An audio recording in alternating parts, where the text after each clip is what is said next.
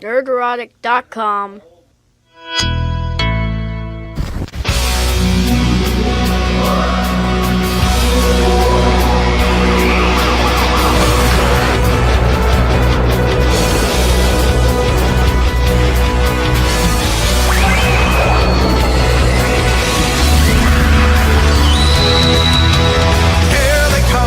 Crowd cannot wait. Oh, hail Friday Night Tights. I apologize cause I'm probably late. Oh, hail Friday Night Tights.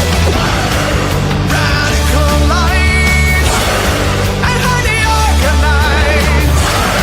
It's Friday Night Tights, Friday Night Tights.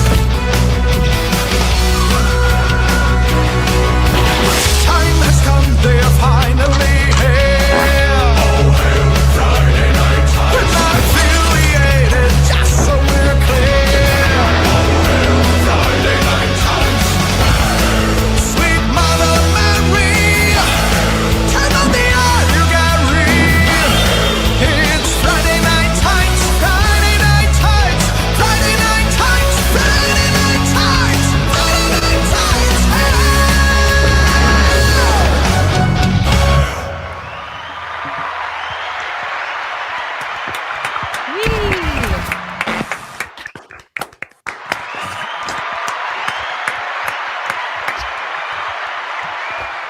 The stream's going. It's working. It's working. It's just clapping for That's 3 hours. Are you talking about urinating at 56, Gary? I mean, maybe. A little bit. 3 in the morning. It's going.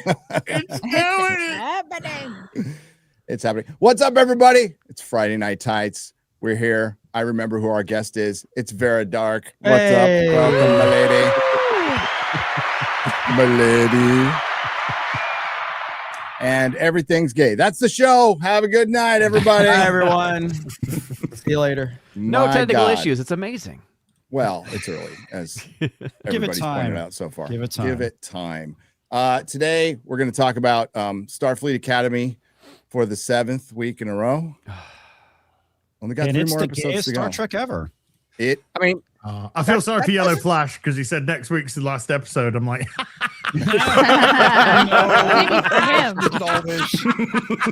no. Can we Maybe just he's point just gonna something stop. out? Like, saying this is the gayest Star Trek ever doesn't really encapsulate just how gay this last episode was. This is reaching levels of gayness I thought heretofore impossible at this point.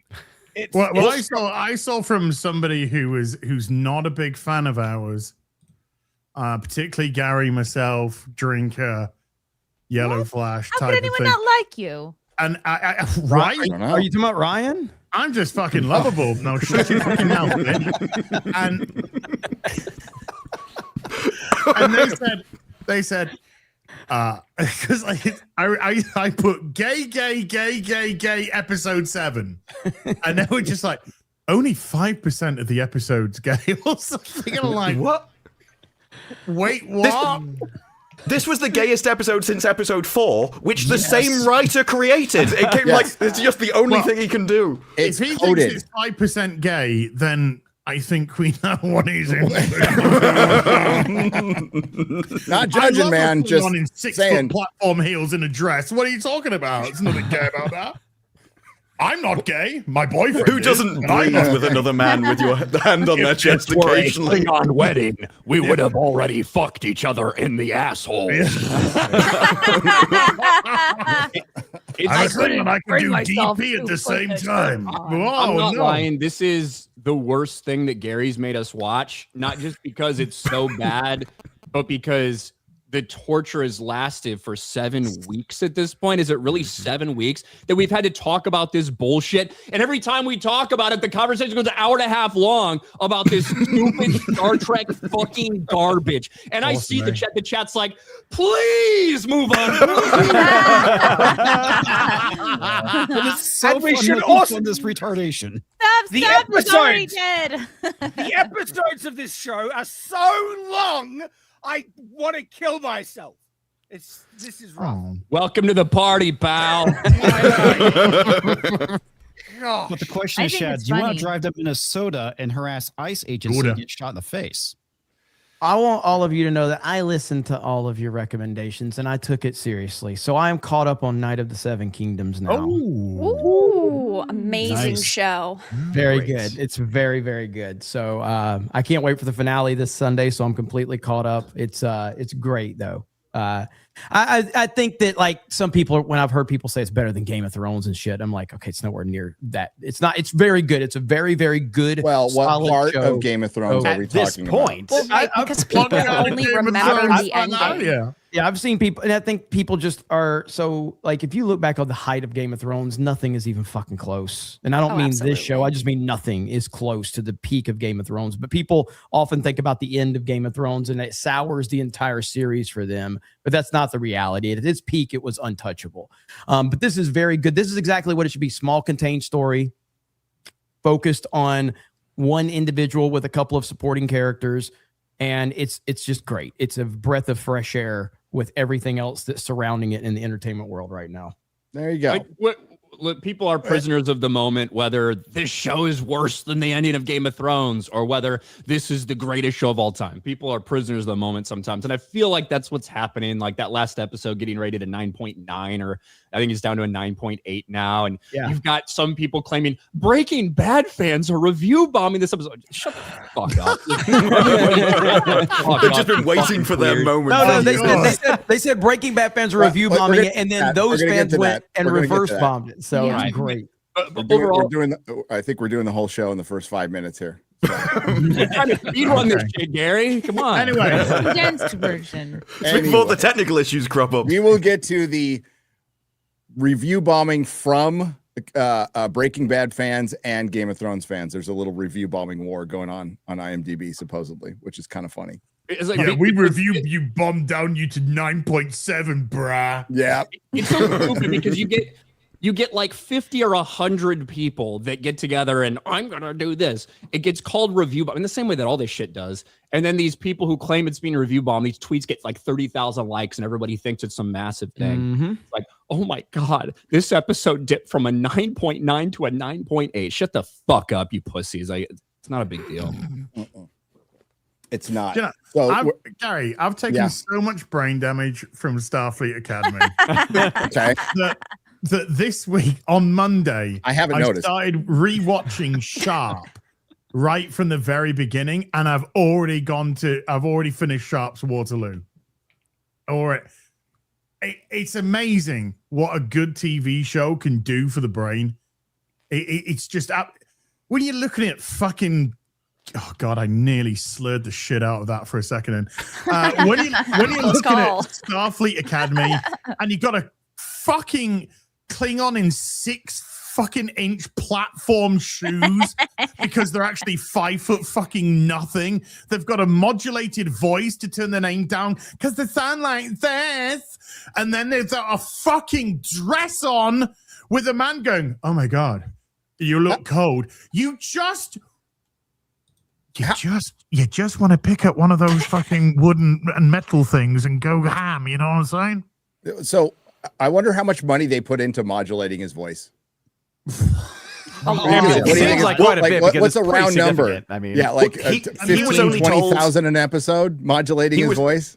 He was only told they were going to change it 2 weeks before filming. He said it was like sprung on me, and I had to change my voice just before we started filming very quickly. Sent me to some voice coach to drop his voice, and he said a few octaves. That's what you're going to have to drop your voice a few octaves, which is insane. It reminded me of like Dark Knight Rises level of like voice modulation when it went from like him just doing the voice to like brr, brr, brr, brr, brr. Like that's the level that this show has done for his voice. There was a much easier way to do it. All they had to do was put him under anesthesia and then wait. As soon as he woke up, speak to him, because for the first couple of minutes before the game you're actually you are so discombobulated. You speak it. The femme guys speak in their regular voices because their brain hasn't twigged in how they want to speak. So he would have woken up and go, "All right, dude, how you fucking? Oh my God, I love cock." No, that's genuinely happened to amnesia victims. Yeah. Yes. Because that's not how they actually talk. Well, I told the story of my old friend Jeremy Niemer, who has since passed. Yes. Was gay, He also suffered from seizures, but yeah, he got into a car accident, bumped his head, came out straight. I used to talk to in high school. He'd be all, "Oh my God, I love The Cure and Robert Smith," and that's like I talked to him like 10 years later or 15 years later. He's like, "What's up, bro? How's it going, bro?" And I'm like, "Who the fuck is this?" Wait a second. Are you saying that gay people need the shit slapped out of them to make them straight, Gary? No, I'm they not just need to be saying in a that. car accident. Or that boxers switch all the time. Like every time they go in a fight, it's like Russian roulette. Might be on your Breaking side when it comes news: to that, Elijah so. Schaefer's been in a car crash. He's been in a few in his time by the sounds of it. And he said he's going to keep on trying. What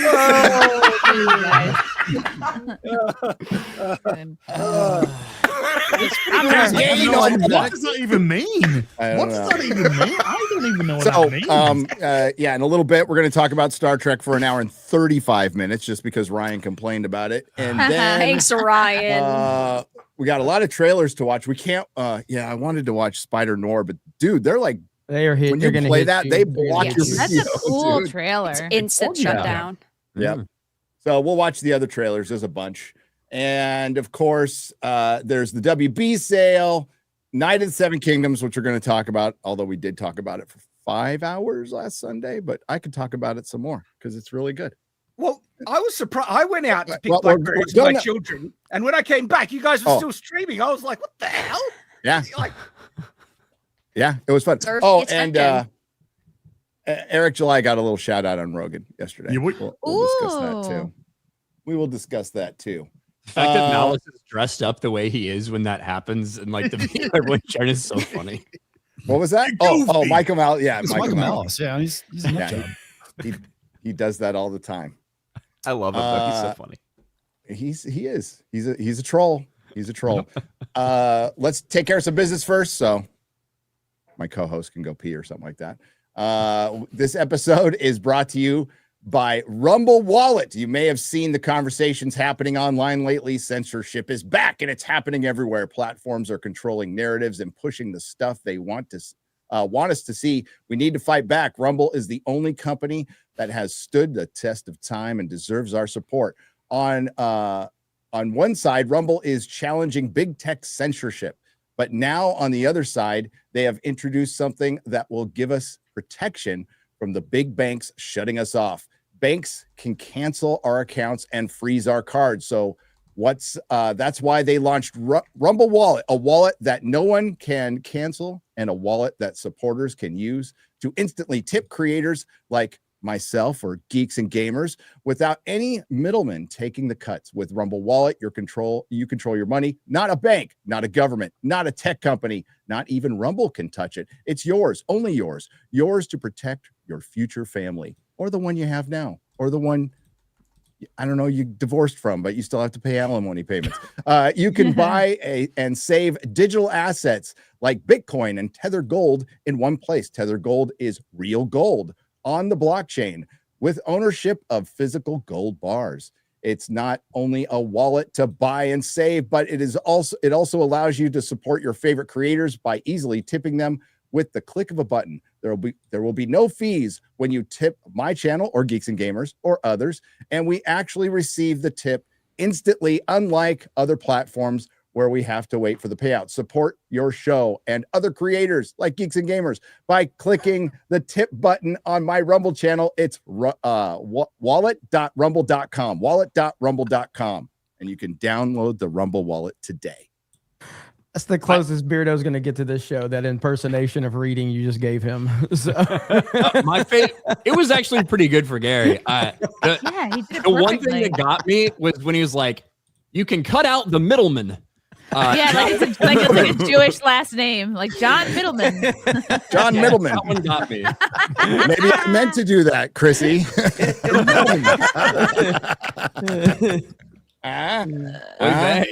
Oy vey. Moisture. Shekels everywhere.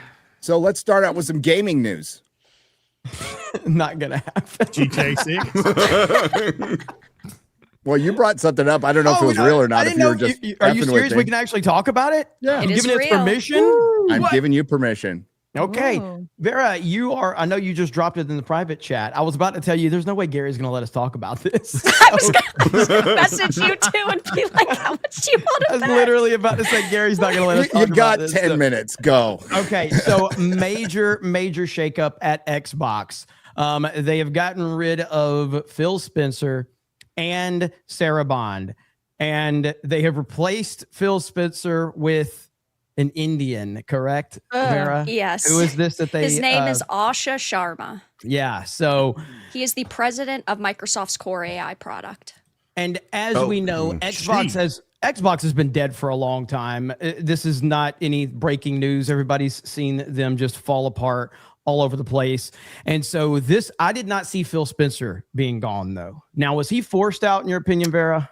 So he is retiring and she is resigning. So 2 different sort of statements. But I ultimately do believe that, yes, I think that Xbox has been struggling for years. Obviously, last quarter, they reported a $113 million decline because there was a 2% decrease, 29% drop in Xbox hardware sales. But I think with the reveals of Xbox Magnus, they want to go into the new generation with a completely different team because Sarah's been there for 9 years, Phil's been there for a very long time, and it just hasn't gone the way that they expected. They have lost a lot of money and upset a lot of people. Yeah, and they're just they can't keep up in the console, world right now. They are a distant third, and they have not really competed since that famous E3 moment of, their "Don't you guys have phones" moment with the Xbox One. Was that them? No. I'm saying it was that moment. So that was Diablo, right? Blizzard, yeah, it was Blizzard. Yeah, so which is still Microsoft. But at least here, what is interesting about this is they are just replacing him with a female still. So you had made a joke about how black women are so like 2015 before. Now it's an Indian woman. So yeah. So those fucking Indian woman gamers, they fucking know shit, If you go back to the E3, I can't remember what year it was, where they presented the Xbox One. That was them coming off of the generation where the Xbox 360 was massively successful. That was 2015, by the way. They lost every bit of their momentum at that point in time, every single bit of it, and they have not recovered. And then, of course, we've seen Halo just completely be destroyed over the years, which was once the top gaming franchise in the entire industry. With everything that's happened with that. So I think this is a terrible move for them. Phil Spencer, for all of his faults, has been a good public face for them. And that's something that we haven't really had for any of these gaming companies since Reggie at Nintendo. Sony doesn't really have a public face. Huh? Gabe? Yeah. Gabe is the only guy that's the head of any gaming studio that people actually like. Yeah, that's true. That is true. One of the big companies. Do anything? Yeah, he does. He's retired on his boat. Themselves. Yeah. And so I'm very interested to see how this plays out. But this is a major shakeup right now. Phil Spencer is effective immediately, right, Vera? Yes, he is retiring on Monday. Yeah, so he's not going to get a tour of celebration or anything like that. Yeah. This tells me that I think Xbox consoles are doomed into the future. I mean, I know they've got stuff in the works, but they're going to phase out of the console market. They've already moved over to PC. Yeah. They're putting things on different platforms. The Xbox brand is essentially, it's been dead for a long time, but this just confirms that it's over, Xbox fanboys. Jeremy, what was that announcement? Was it Halo that they're offering on on PlayStation now? Because that. Yep. They got a Halo. To me, signaled that it's dead at that point. Yes, yeah. So Halo, it still feels weird too to have Halo on a PlayStation console. It just it doesn't feel flagship game. It's the definitive. I mean, it's like their Mario. It's crazy. Yeah, and absolutely crazy. So that was a moment where everybody realized, and it's been long rumored that we're going to get the Master Chief Collection to release on like the Switch and all of that. So that's probably going to happen into the future. But yeah, the Master Chief reveal collection, the Master Chief ass reveal collection. Are we going to get that? That was on Paramount. That's already been done. But I mean, you could play it in a game. Like you could, I don't know, Stick his ass But out. you know, I think a very This is what Gary adds to the gaming. This is what's watching Starfleet Academy does to you, folks. Halo. Oh, Gary. We're all brain damaged. But I think with Xbox, you know, we're definitely seeing a major shift because Xbox Magnus, we've been getting a lot of information on that. That's their new hybrid system. It's part console and part PC. So they're definitely shifting a lot at the company. And I know, you know, they just had basically made this statement about how, they want to go back to like catering to fans. They said, we will recommit to our core Xbox fans and players. I don't believe that at this point with all of these different people that are at the higher ups at the actual developer studios, because just because you replace one person doesn't mean the entire mindset across all of their studios totally changes. I mean, it's Microsoft Gaming, but Xbox has these different sort of guidelines for developers to follow. Like, is your female character appropriately dressed? Does she have a similar power level to the male characters? You know, is there any sort of sexism in your dialogue? So are they going to get rid of that? Probably not. I hope so. No, well, I'd hope so, but I don't believe it. Yeah, at this point, you can't put the toothpaste back into the tube. Xbox is done. Right. There's outside of something absolutely catastrophic and shifting them back in there's no way you can't do it. And they have too many DEI initiatives in place. They have all this crap going on. You just can't fix it. They have done this for over a decade now. They have pushed people away for over a decade. Yeah, it's since 2013 when Don Matrick came out and went, well, essentially told people you just keep hold of your 360, you know, which was the most retarded thing to ever fucking say. Oh, so we don't actually need an Xbox One because you want this to be online only, and everyone else have got oh my god, that was it.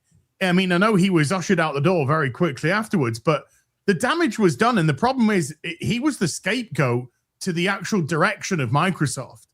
It's when consoles stopped being consoles and started to become entertainment systems, that's when it all went to shit, because they looked past the gamer, they looked past their core audience, and they were just like, how are we going to get mums and grandmas to buy an Xbox? So it's an women ruined entertainment system. Yes, You can put your yes, CD, as usual. and of course they don't give a fuck. They're not interested at all. Oh yeah, no. The same issue has happened with Windows, so they probably think they've still got the Windows gaming market and everything. But there's been recent stories about how Notepad has been getting hacked because it's gone online with AI, and that's opened up a load of vulnerabilities to system errors in Notepad. And so now gamers are getting annoyed over Windows. Steam seems to see this coming a long way off. They're now working on Linux gaming, getting Proton, everything. That's all improving. All their stuff is running on Linux and Windows. They may actually end up in a system where they've added in so much crap that no gamers are in touch with them on any platform, not just Xbox. They lose everything. Well, I know there's like a large revolt of a lot of like Windows users. People are actually switching to Linux or maybe switching to Mac as well. But you can go to YouTube and find all sorts of videos of people just massively pissed off at Windows 11 with all the crap that they've been filling it. And it's no longer just an operating system. It's basically an ad delivery system. Yeah. The AI. There's every time I turn my PC on at the minute, it's set my speakers to a different device. Every fucking time I turn it on, I have to go and change it to the correct. Oh, it's too much. Trash. Yeah. And the funny thing is, horrible. Screw those starving kids in Africa. Ask us to go change a sound system. The real fucking problems here. Okay.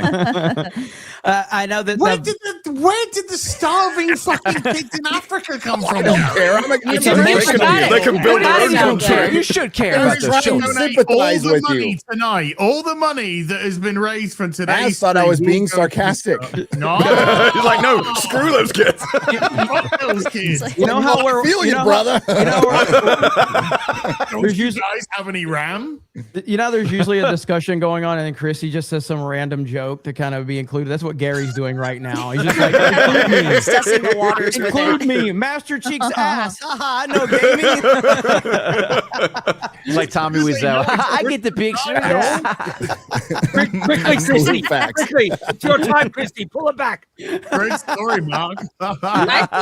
I still should I pull out my old Sega Genesis? Probably better off at this point.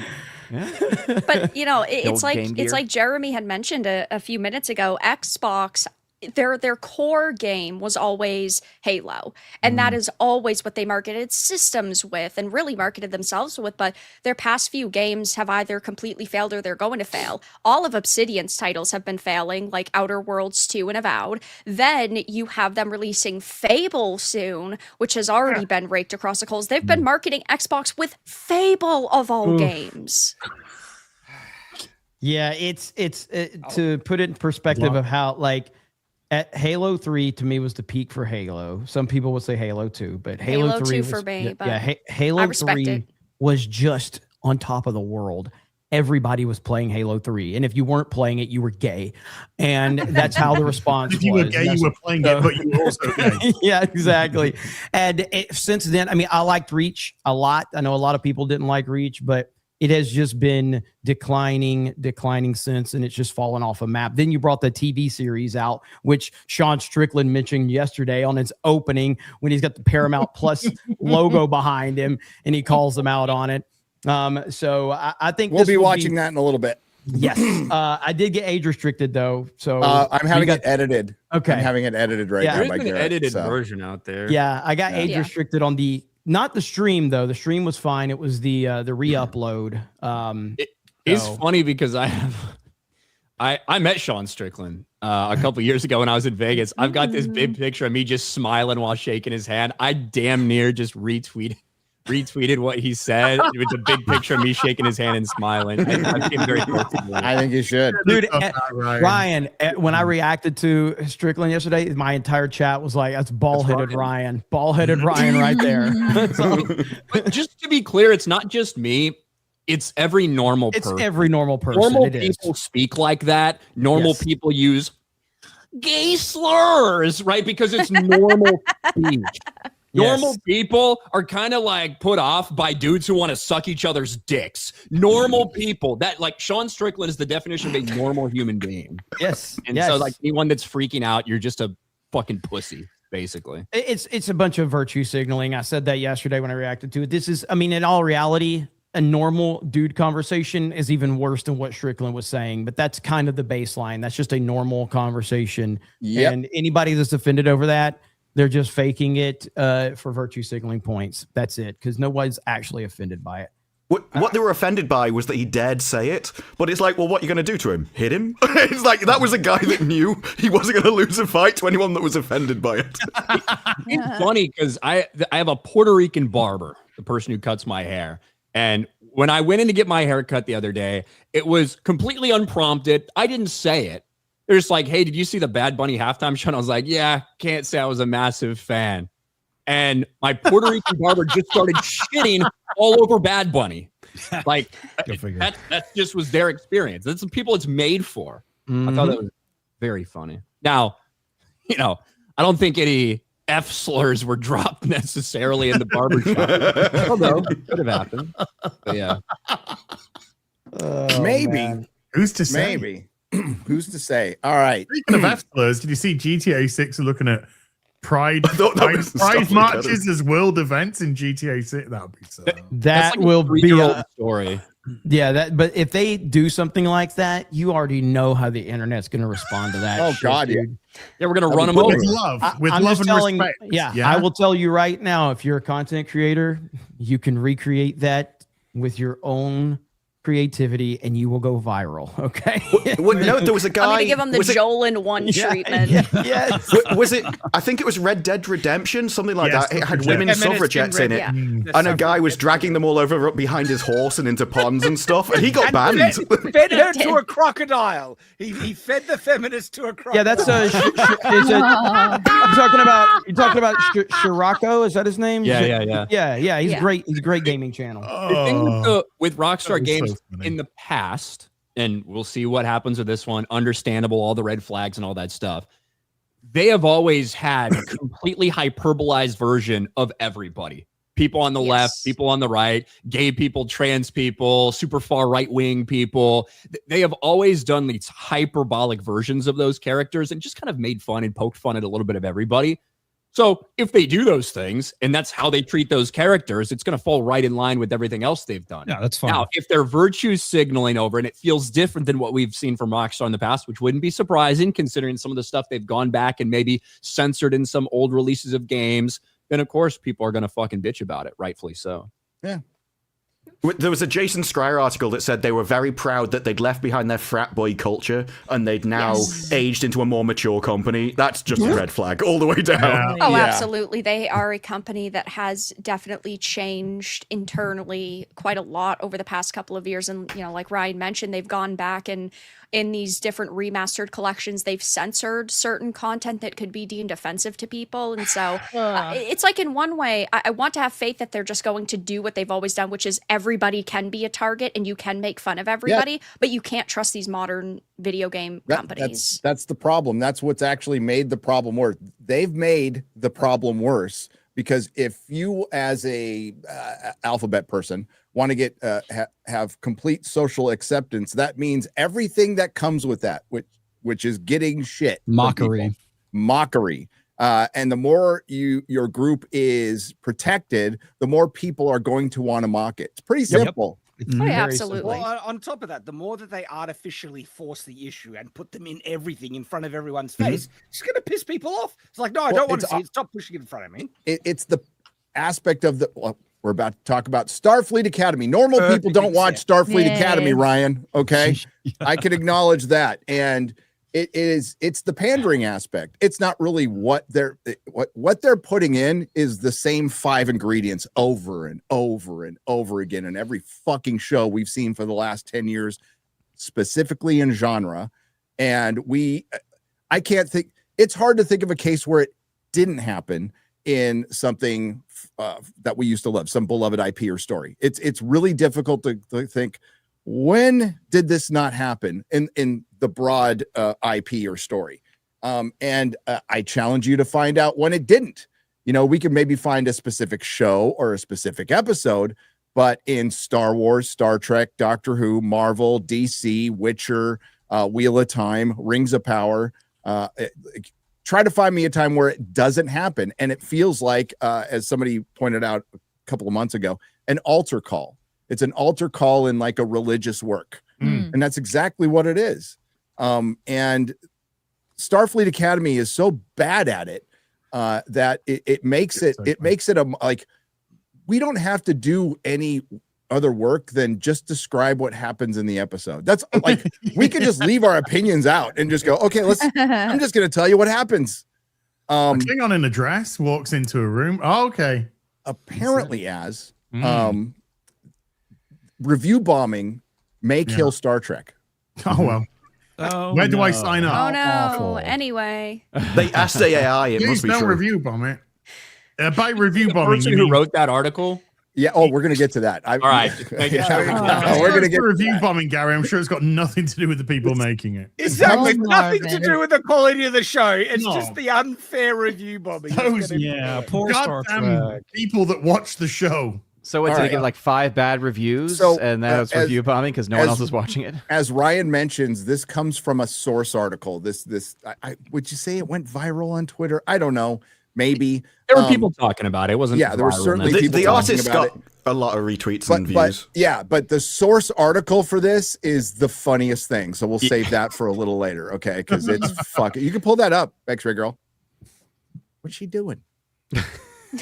Like the artist says no because you asked, I won't. From geeksandgamers.com, everybody. Our buddy Marvin. Shout out to Marvin. What's up, Marvin? I've never seen it this zoomed in before. It's incredible. Isn't it cool? This is actually the mobile view. You can tell by the menu. No, it's got it all jacked up because she zoomed in to like 250%. Yeah, he thinks it's a mobile phone when it's this zoomed in. They're making fun of my handicap, man. Look at these. That's not fucking blind. Everyone's ability. We were just people. What do you think we do here, Gary? Look, as long as you can still drive, Gary, you're doing great. Thanks, Chrissy. Oh, the day I can't drive anymore. Well, that's gonna be a sad day. I'm gonna hate that day. I'm gonna fight it as long as possible. If I have like, I don't know, cataracts or glaucoma, and all I can see is like this little pin through my eyes, I'm just gonna lie about it and say I'm fine. I'm good. Yeah. That's what they all do. I'm gonna be complaining about you so soon, Gary. Like when I talk about old people on the road. You complain about me now. When you can't figure out the fucking auto checkout at Walmart or Target or the grocery store. Can I write a check? Dude, I wish I would have seen Ryan behind like those 3 like old people for Redbox. Remember that shit when people would be at Redbox and it would take them an hour and a half, dude? Oh my God, that was the worst shit ever. So it'd be Redbox and they would take like 30 minutes to search for a movie, and you're like, you son of a bitch. Like, just hurry up. I just need to return my shit. And you knew who it was. You looked at him and you're like, oh, I bet you're going to use a prepaid credit card that only has $3 on it, aren't you? I get it. I see what you're doing. Yeah. Well, as most of us know, because I guess all of us have worked in retail at some point, maybe most of us. Not me. It's pretty easy to profile people after you worked in retail for a year. Especially selling movie tickets. Literally, it's all you do is profile people in retail. And in the real world too, that's all you do. Oh yeah, somebody walks in the comic store, it's like that guy's gonna try to steal something. That was 100% of the time. That's how we met as. Yeah, if you work no, retail, that was at the gay bar. Wait, if you're saying that you go to gay bars, Gary? Gay bar. Gay bar. Gay bar. Whoa. In retail, Actually, all you do is song. profile the criminals, and then you talk about the attractive women. That's pretty much all you do in retail. Nobody gives a fuck about anything else. The best story you tell is so fucking true. Is a hot woman comes in and everybody's just like, hello, ma'am. Hello, ma'am. Do you need any help? Is there anything I can help you with? They'll actually go in the back and find something for her. Oh no, we're out of it, ma'am. But if you'll give me 10 minutes, I'll drive across town and go get it from you. And then go in there as a dude, and they're like, "Hey, man, do you have like these? I don't know, like mayonnaise in the back?" No, fuck, no, we're out. We don't have anything in the back. Sorry, bro, nothing in the back. We don't keep anything in the back. Like, fuck you. So welcome to the world. Geeksandgamers.com. Star Trek artist claims fans review bombing Starfleet Academy could kill the franchise. Don't give me hope. Oh no! It also tells me that we're not trying hard enough. Is that all it takes? I think that face is a thing that can kill Star. The debate over Starfleet Academy review bombing continues to rage, with Star Trek insiders and the mainstream media railing against fans of the 60-year-old franchise. It's not 60 years old. It's not. What has been happening since Enterprise is not official Star Trek. So you could say, I guess the original brand is 60, but it has been going for 60 years. 60-year-old franchise who are less than enthusiastic about the latest Alex Kurtzman disaster to hit the final frontier. The finger isn't being pointed at bots, trolls, or some shadowy cabal of angry YouTubers. Hello. Oh, no. It's being pointed directly at the fans. Let's freaking go. So what fans, by the way? like what fans are left? 5s and 10s of them. Well, this artist, at no point does he say it's going to like get good. It might get good, but he doesn't say it's going to get good. It doesn't even say it's going to be popular or care. And he's been making all of the Star Trek. He's been making Star Trek calendars and stuff. I think for him, it is just, if it continues, I might still have a job. I might still get work from them. He has me blocked, by the way, on Twitter. Surprise. I'm going straight there now to look for negative review bombing of Academy likely to end the possibility of shows like Legacy. We'll get to that. Okay, we'll get to that. As well as put Trek into 10 to 15 years of hiatus, which it honestly needs. Yes. Honestly, with much of the negative rhetoric coming out before the airing of the first episode based on the trailer and stills. It's the point of a trailer, jackass. It's so infuriating to hear this narrative constantly pushed. The reason why companies release teasers and trailers is in order to try to sell you a product. Sure, they want you to react positively to it, but it's perfectly fine if people react negatively to it. Well, yeah, and especially when it's supposed to be the best of the best. And as you remember in the first trailer, they put in the clip, is anybody listening? Listening. It's like one of the most cringe scenes in there. And I'm like, oh, this is your best. And it turns out we were right. So as usual, any fan who saw that, like, wow, this is your commercial that shows the best of your series. Let's be honest. And it looks really gay. And now that we've watched 7 episodes, it's really gay. It's because it's pretty gay fetish now. It's not a Star Trek. It's just gay fetish. That's all it is. It is. We got fucking foot fetish going on. We got all this fucking gay shit going on. There's zero sci-fi whatsoever. There's zero story. Last episode had no story. No zero story. It was their spring break. I don't know how you got a 50-minute review out of it. I'm like, what are you doing? But there was a warp slug. That's sci-fi. Yeah, there was a warp. Yeah, excuse me. No, they went full Harry Potter on that one. Said about Star Trek, there was a warp slug which couldn't even fucking exist. But they probably stick up their ass. Oh, I mean, they had the warp slug, and what happens? Tig Notaro comes in, gets her fucking manky ass feet out, and then because we only saw a little bit the nail. The fucking Holly Hunter's feet this week. They are fucking degenerates. It's just a fucking weirdo freak. You saw Caleb's feet. Fucking oh yeah. But Caleb did a lot. His whole torso. The fact is, they probably got some data. Like, people are really into feet right now, so we need to have bare feet in twice in every episode. Yeah, it turns out Quentin Tarantino and Dan Schneider are the ones consulting on this show. Joss Whedon a little bit. When the 1992 space movie has better sci-fi than fucking Star Trek, and you're less gay. Yeah, and less gay. Bottom line. Okay. This is AI from a really long question. So scroll up a little bit. ChatGPT, if they asked, hey, what would happen if fans intentionally essentially sabotage Star Trek Starfleet Academy and no one was watching it? They asked it a long thing in order to get this answer. Bottom line, if fans actually succeeded in tanking Starfleet Academy, the most likely outcomes would be legacy becomes less likely. Trek TV enters a cooling off period. Executives grow wary of the audience. The franchise loses momentum and budget. Good. Well, that's already happened. All of that's already happened. Notice none of that says improves. Like, you might get good Star Trek at some time in the future.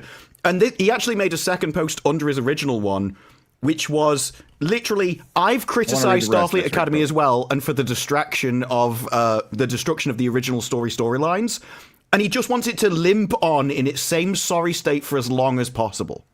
Like, if you click on that tweet, like his tweet, I think you'll see his second tweet, which that he does say that I've criticized things as well, but only when it comes to destruction of the original storyline. This is 1,000 years in the future, so there's no worry about that. If you don't like, don't watch, and essentially stay silent. But the more impactful line, if you go down, is the first one right there. No. If Trek fails, fans will have an equal share in that outcome. So basically putting half of the onus on Star Trek failing as an IP because of fans, because fans are voicing their opinions. And this is a dude who does like technical art, like ship diagrams and random things like that. He has worked for the franchise as well as others in the past. But what an obtuse statement to make. To say that fans complaining about shit being shoveled down their throats, it's their fault because there's a chance that we might get slightly better flavored shit in the future. Like, what are we talking about? It's emotional blackmail, and they put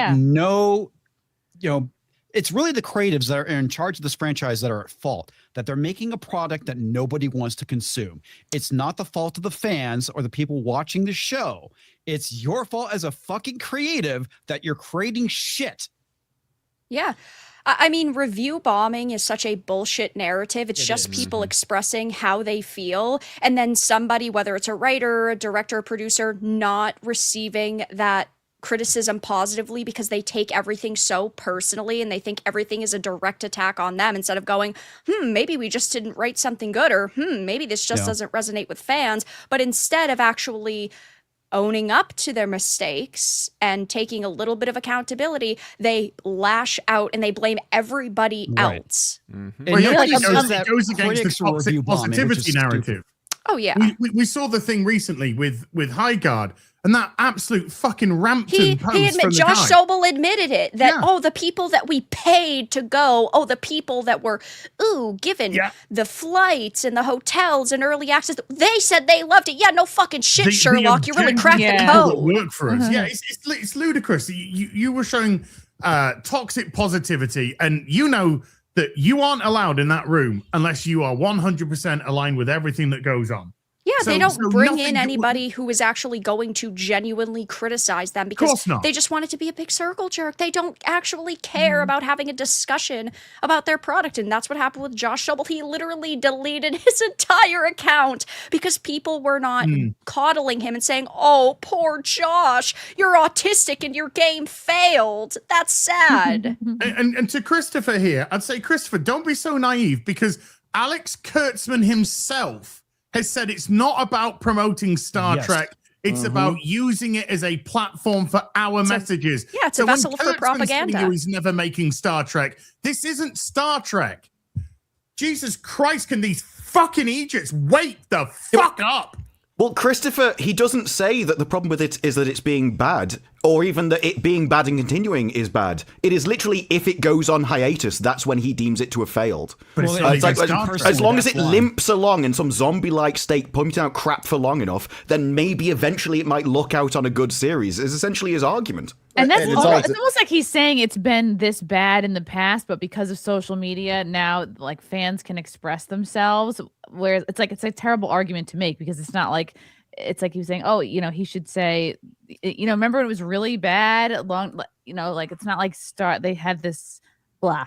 I'm doing brain fart. The issue is they're blaming social media because it's his job, his ability to create, because he's a Star Trek creator. So yes, if Star Trek fails, he's affected personally, and therefore he'll lose. Yeah, money. this is all to save his job. He if you're an actual Star Trek fan, nobody likes this shit. And believe me, I've heard from plenty of people who work on the fucking show who know it's shit.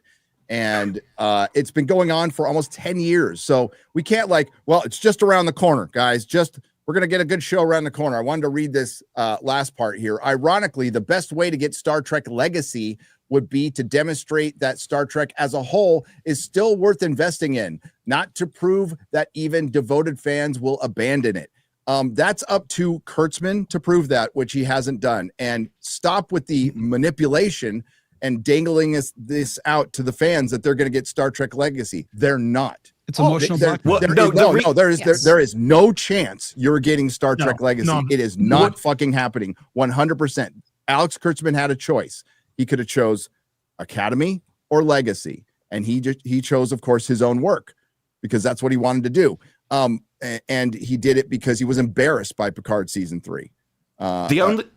The only reason the AI says that is because it was led down that garden path by the question. Yes, it's by his manipulative question. Yes. Yeah, the question basically said, if it continues, you will get Star Trek Legacy. It fed it the answer it wanted. It did, but it's also from the source article that we're going to get to that they're going out there. If you guys want Legacy, you can't. Yeah, you can't review bomb Starfleet Academy. You're not getting it. You're not ever getting it. There was a chance, but Kurtzman said no.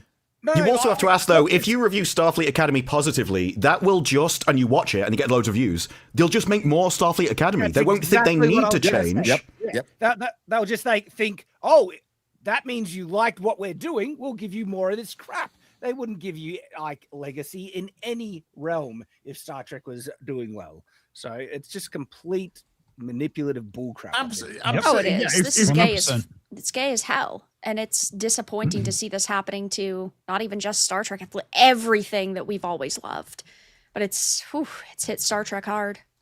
So get the source article. Not as hard as Gaiden.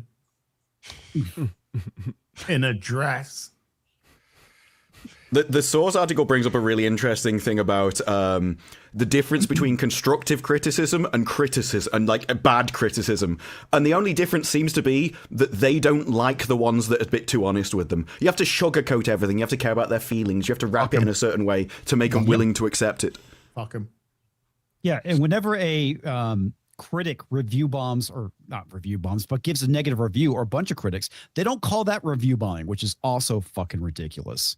There's no such It's not thing. about the narrative. because- It's just about the narrative. Yes, Yeah, indeed. Even Go if ahead, the Odin. perception is that there is some sort of review bombing, guess what? That means that you'll now have another group of people that are going to put the 100% score, and it's gonna even out. So basically, what you have in front of you is likely what the actual score actually represents. Vera said it best. It's simply just people giving their opinions, and if you're invested enough one way or the other, if you're invested enough to go positively review bomb something, more power to you. If you're passionate about it that much to go and give it good reviews because you care about it, fine. If you're invested enough to go give it negative reviews, the same applies, and it ultimately works itself out. This is Right, there's and no the such thing problem- as review bombing. There's no and such thing. Go Yeah, ahead. and the problem that they face is that there's not enough people on their side that are watching it in order to go and positively review bomb it. There's not enough people that actually support this. Right. And so that's why they're so mad about it. Because if it was positive, they'd be happy. They would be tickled over that. But it's not happening. Yep. So it's just a made up thing that they use for their advantage when they can, when it applies, when they can build the victim narrative around it. Well, But it's so they could dismiss criticism. yes, but there is no such thing as review bombing. No, I agree. Not 100%. so. In the fact of like any targeted thing, I mean, ultimately it still works itself out, like Odin said. So, fuck these clowns. Pretty sure Odin didn't say that. No, he didn't, but I did. Not for that him, part, so. but it was implied. I suppose. Wow. Is this the one you pulled up, Ryan, where it says one smart fan asked Yes. ChatGPT? Yes. That's the one. One Yes. smart But what I fan. would- But what I would really truly appreciate, X-Ray Girl, is to click on the picture of Janet Nance, to click on the author. Yeah, click on that. Oy. Click on that. Oh This my is- God. This is nightmare fuel. Janet. Hello, no. Janet. Sure it's not you do Ads, look like don't the whip target it out on demographic screen. of Target Ads, don't whip Elite it out on Academy. screen. All right. No, Don't- I look could like a have done it fucking from another vulture. planet, but this is This looks like something else, trans you know. penguin. Doesn't it look like trans penguin? Kind Well, of. also, like you can tell by the Wow. blurriness, that is after the most severe filters have been applied on the Yes. face of the planet. Oh my Look at the woman God. behind The him. woman behind her all is the better children looking. of Gotham. No, what's the dude that jerks off a lot on the Holy. cartoon? What's his name? Mrs. Tuttle. Which cartoon was you watching? Yeah. What? Cartoon. Take it. I don't have the habit of looking at people that are. This is hard to look How am at, I the man. only one that knows that guy? He's like a meme legend. People Good are gonna. question. Wait, the guy like from the news media? No, Quagmire. Fuck. Quagmire. Jesus Christ. Wow. What cartoon are you watching? I've never heard him described that way before. What? PSP. Yeah, it's a TSP. DSP. But I'm saying, look at his arm and look at that woman's arm back there. That's what I'm saying. Go back to the profile picture for Janet. No. We've seen it. Um, Oh my god! Ma'am. That lady does what to do? Fucking I'm a professional wanker. by the way, Oh, no it's one Popeye's should no one mom. should say anything to this person. No one should go comment on their profile. No one. We're not encouraging that at all. We're just making No, they're going just to eat making you some- if you do. Yes. Don't do that. Don't do Yeah. that. For your own safety, please Yeah. don't. Yeah. Don't do Have that. you seen weapons? That's the fucking witch. Yes, right. Jeez. Nobody even wants to talk anymore. I can No. imagine. Okay. Well, you brought it Fleet back. Academy I thought gets that was the reviewed. most relevant part of the entire article. It because pretty much, puts I mean, entire that tells the article into whole fucking perspective. story. It really does. Pretty difficult wank later. It's someone with mental illness writing Janet the Nance article. review bombed to her own face. Yes, Starfleet Academy gets review bombed, and no, tearing down this series won't get us Star Trek Legacy any faster. Which No, is that's that's okay. her Who fucking It's- cares? his manipulation. And again, it was never going to happen. Well, this it is also where- assumes that everyone does their actions because they want some kind of grand purpose. They've got some master plan to get something they want. It's a very manipulative point of view. It's like Machiavellian, rather than just, I'm going to be honest about what I'm watching. This is where Star Trek fandom is now. It seems people, let's call them the usual suspects, began review bombing Star Trek Starfleet Academy almost as soon as it premiered a few weeks ago because they saw it. There weren't thoughtful critiques. These were folks just reflectively and maliciously slapping the new series with minimal 1-star ratings on review aggregation sites like IMDb and Rotten Tomatoes. I mean, I think that's because they can't give it 0 stars. Yeah. Half star. Although this is intellectual vandalism. Oh, fuck off. Intellectual vandalism is what we're getting out of Star Trek. The show is vandalism. This is coming from somebody who literally belongs in a fucking asylum. Yep. So, what's that saying? Also, I have not abated. It hasn't abated in recent weeks. It hasn't gone unnoticed, and that includes social media. Is Starfleet Academy perfect? Nope. It's too cheesy at times. Absolutely. Notes one user on Reddit. Great platform. But we listen to Reddit, okay. One dude on Reddit. Yep, I can write an article on that. One guy that was brave enough to ask ChatGPT. Oh. If we keep complaining and tank its ratings, 1 star on IMDb, talking about you, just because it's not how we think Star Trek should be. No, we know Star Trek shouldn't be like this. We absolutely fucking know. The only outcome is that it gets canceled and we get nothing else. Good. I'll fucking tell you. Yeah. Oh, enjoy your slop. That is our goal. Get the slop or get nothing at all. I'll take nothing at all. Good and fair criticism is correct and welcome and can help a new series leave its growing pains behind. Review bombing just damages us and Star Trek. These fucking gatekeepers, these fucking wanky gatekeepers that are coming in now, and their new tactic is to, if we give a little bit, if we say, yes, it's not perfect, it's not, there is room for improvement, but see, now just fuck off. It's absolute fucking dog shit. It's some weird fucking sex freak fetish gay crap. It's got nothing to do with fucking Star Trek. Kurtzman's admitted it's got nothing to do with fucking Star Trek anymore. When it comes out of the fucking horse's mouth, there you go. So fuck off, you pink fucking freak.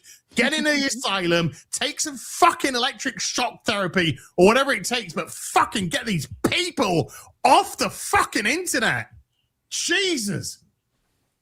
I like how it sounds like a threat. Discover more from the subspace chat. I don't want to discover more. We saw fucking plenty. Thank you. Fucking Fruit Loop. Photos sent to your email.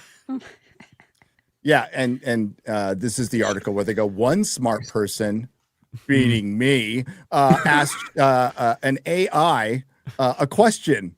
And as Ryan pointed out, if you're a smart person, you don't need to ask an AI a question. Nope, not at all. But we're not dealing with these are the same people that will call like you guys Nazis. Like they're okay exaggerating, but they need sugar-coated reviews. They need the viewers to be like, oh, so nice when they write their reviews. It makes no sense. You've been called a Nazi just as much as us, to be fair, though, Chris. I'll go a little bit further. Yeah, she's like, you Probably guys. more. It's like I've been saying about I get called Nazi plenty, but for my jokes. Kill him. These are the people that shoot a man in his neck and fucking kill him. These are the people that pick up a gun and go to a fucking school and kill him. These are the people that have done mass shootings recently. And yet we're the ones who go, oh no, well, you got to be fucking pleasant. You got to be fucking nice. You got to be fucking tolerant. Turn down the temperature. You have to be, but they don't have to be. No. Look, you know, they'll That's be their as mindset. loving and accepting. They'll kill as many people as they need to until you accept them. But they were the victim. Yeah, always. Of course. That's the reason why they're doing it. That's why we need to get back to treating the fucking root cause of the problem as opposed to pandering to it. Make Arkham Asylum great again. A bunch of fucking cowards and pathetic fucking effeminate losers running all of our fucking countries, fucking Starmer and shit like that. Absolute pieces of dog shit, tearing everything down, pulling apart fucking communities, stealing everyone's fucking tax money to fucking fund a bunch of freeloaders that come fucking over all the time. And then they pick up guns and shoot people that want to fucking talk to you. Because you don't want conversation, you want fucking capitulation. Well, people are getting fucking sick and tired of this shite. And it all starts in every single facet. And it's in entertainment, and it's in education, and it's in government, and it's fucking everywhere. And this is just another fucking freak coming out going, oh, please, you got to be nice to our fucking piece of dog shit, to our fucking edutainment, to our fucking indoctrination fucking thing. Because who's this meant to be targeted towards at Academy, Gary? Who's this meant to be for? 0.00004% of the population. It's meant to be for the fucking young'uns. Yeah, teenagers. Yeah. That's what it's meant Just to be. like- The audience is teenagers. Thankfully, there's absolutely no danger of that happening at all. Yeah. No, but Yeah. Russell T Davis had the same opinion. He made shows for kids as well. Like Yeah. it's always very. My favorite thing about Russell T Davis is when he said, "Well, before I didn't want the kids to be scared because I thought it'd be really bad to tell them that the Earth is dying, but now they need to know. Now they need to be the activists. It's their new tactic. They've lost power everywhere else, so go after the people that they still might have a chance with." The Earth is dying. Look, I know it's just. that was legitimately what he said. Remember when we were supposed to have been like massively flooded at this point?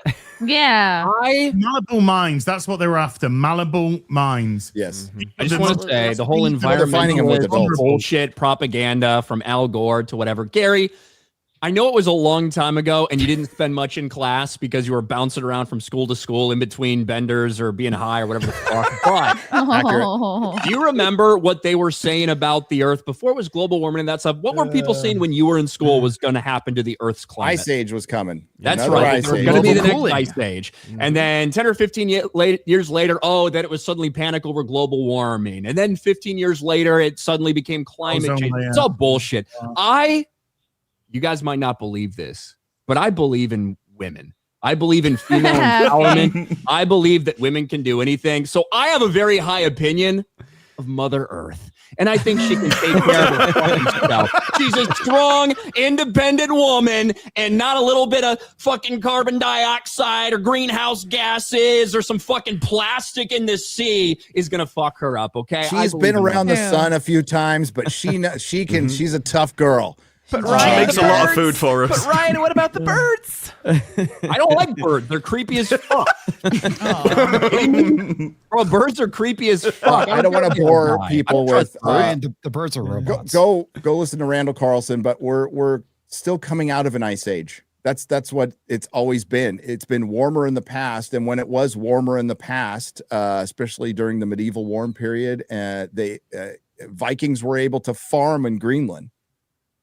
And that's why it was called Greenland. The population went up. And then in what was it, the 1300s, when it got warmer, they started building cathedrals because they had people and food and surplus, and they had time to sit around and design things and have engineers. It was prosperous.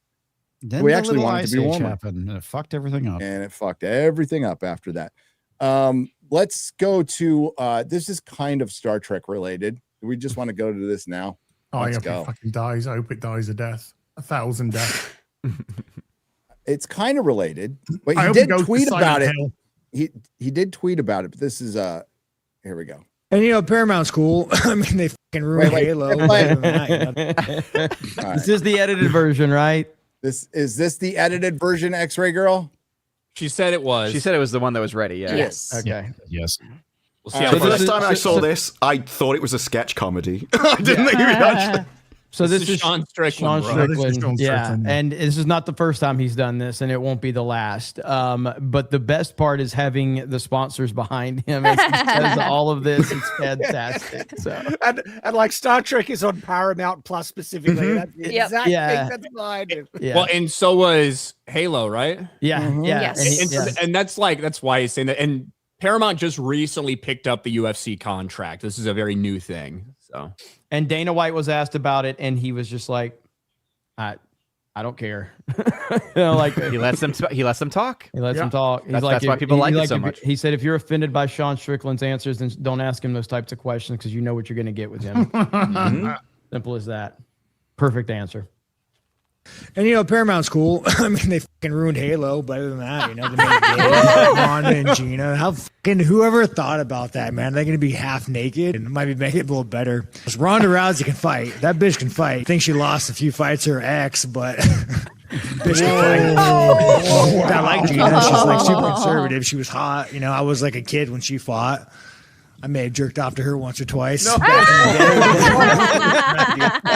Oh, look what one of his ears is jacked I don't up. think Garrett, I don't think Garrett Oh, edited this right. He was supposed to bleep out some of the slurs and stuff. I don't know if he did that or A couple of the F-bombs have been edited out from Yeah. what I heard. So okay, good, Yeah. good. That's fine. You It's can say really jerking it's off. just the F slur when you get. I think that's the main thing that got us hit. Is all get, it was. get to the Bad Bunny stuff. Like that's the, I'm looking forward to the Gina Carano Ronda Rousey fight. A lot of Gina people have been looks talking so about good. the matchup there in that face off. Looks like Gina might have an edge. Just a lot of people have been pointing that out. She's got a couple of She's edges. taller. Taller. That's it. Sure. I was like, what, like 12? You know, I was jerking off when I was 12. Wow. Oh god. You know what he gives a maybe you put some oil on it, you know, do some dollar What? bills. People might give no one gives a about women's sports. You take the weakest, softest motherfucker here, and you guys would beat up Amanda Nunez, like fucking the fat guy in the Hawaiian shirt. No offense, and there's nothing wrong with women. I mean, they do great things. You know, they cook, they clean. There are no women in prison, right? Like that's why I didn't go to fucking prison, knowing I'm gonna have to go be surrounded by a bunch of fucking dudes for 30 years. I'm not doing that. Problem is, we've empowered them too much to ruin society. Look at the NFL. I didn't want to see it. I'm so No lies distracted by his detected. ear. That's a common. That's a common thing with fighters. Yeah, cauliflower. Yep. Yeah. Its name because, like, you know, I'm talking about the halftime show guy, the Puerto Rican, right? Puerto Rican. Bad Bunny. Bro, yeah, that fucking like, dude, it is so crazy. This is America now. Like back in the day, dude, the NFL was the fucking standard of being a fucking man. I think they all get together around a table and say, you know what, guys, how do we fucking ruin this sport? How do we gay it up? How do we fucking ruin it? Why don't we bring a gay foreigner who doesn't speak fucking English and have him perform it? Man, hockey is like the last man sport. An NHL So player came out as true. gay. Wow. Oh no shit! Well, that guy's definitely gonna beat him in the locker room. Mental illness is real, and you know if you can like the way I feel about gays is very simple. If you're fucking gay, dude, go suck cock. Like, dude, I want to know what it's like, man.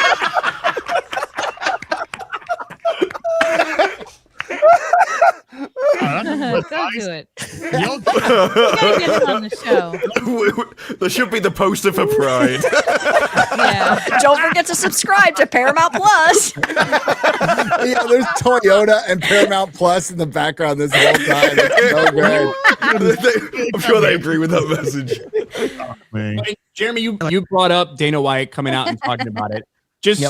Just to be clear, I don't know if Dana has actually commented on this Sean Strickland press conference. The one that people are throwing around is a response from Dana from a while ago. Okay. Not about this specific one. Because when I saw it, he did address Sean Strickland. So I assumed it was this one. So it could have been a previous one because Strickland has done this. First time Sean Strickland Yeah. has So yeah, just so the audience knows, things in front of a mic, this is probably like the 7th or 8th kind of viral moment that Strickland has had just in these types of settings right here. He's done this a lot. So so that's good context, Ryan, because I didn't know that if that was so we're not sure if that's an updated one or not.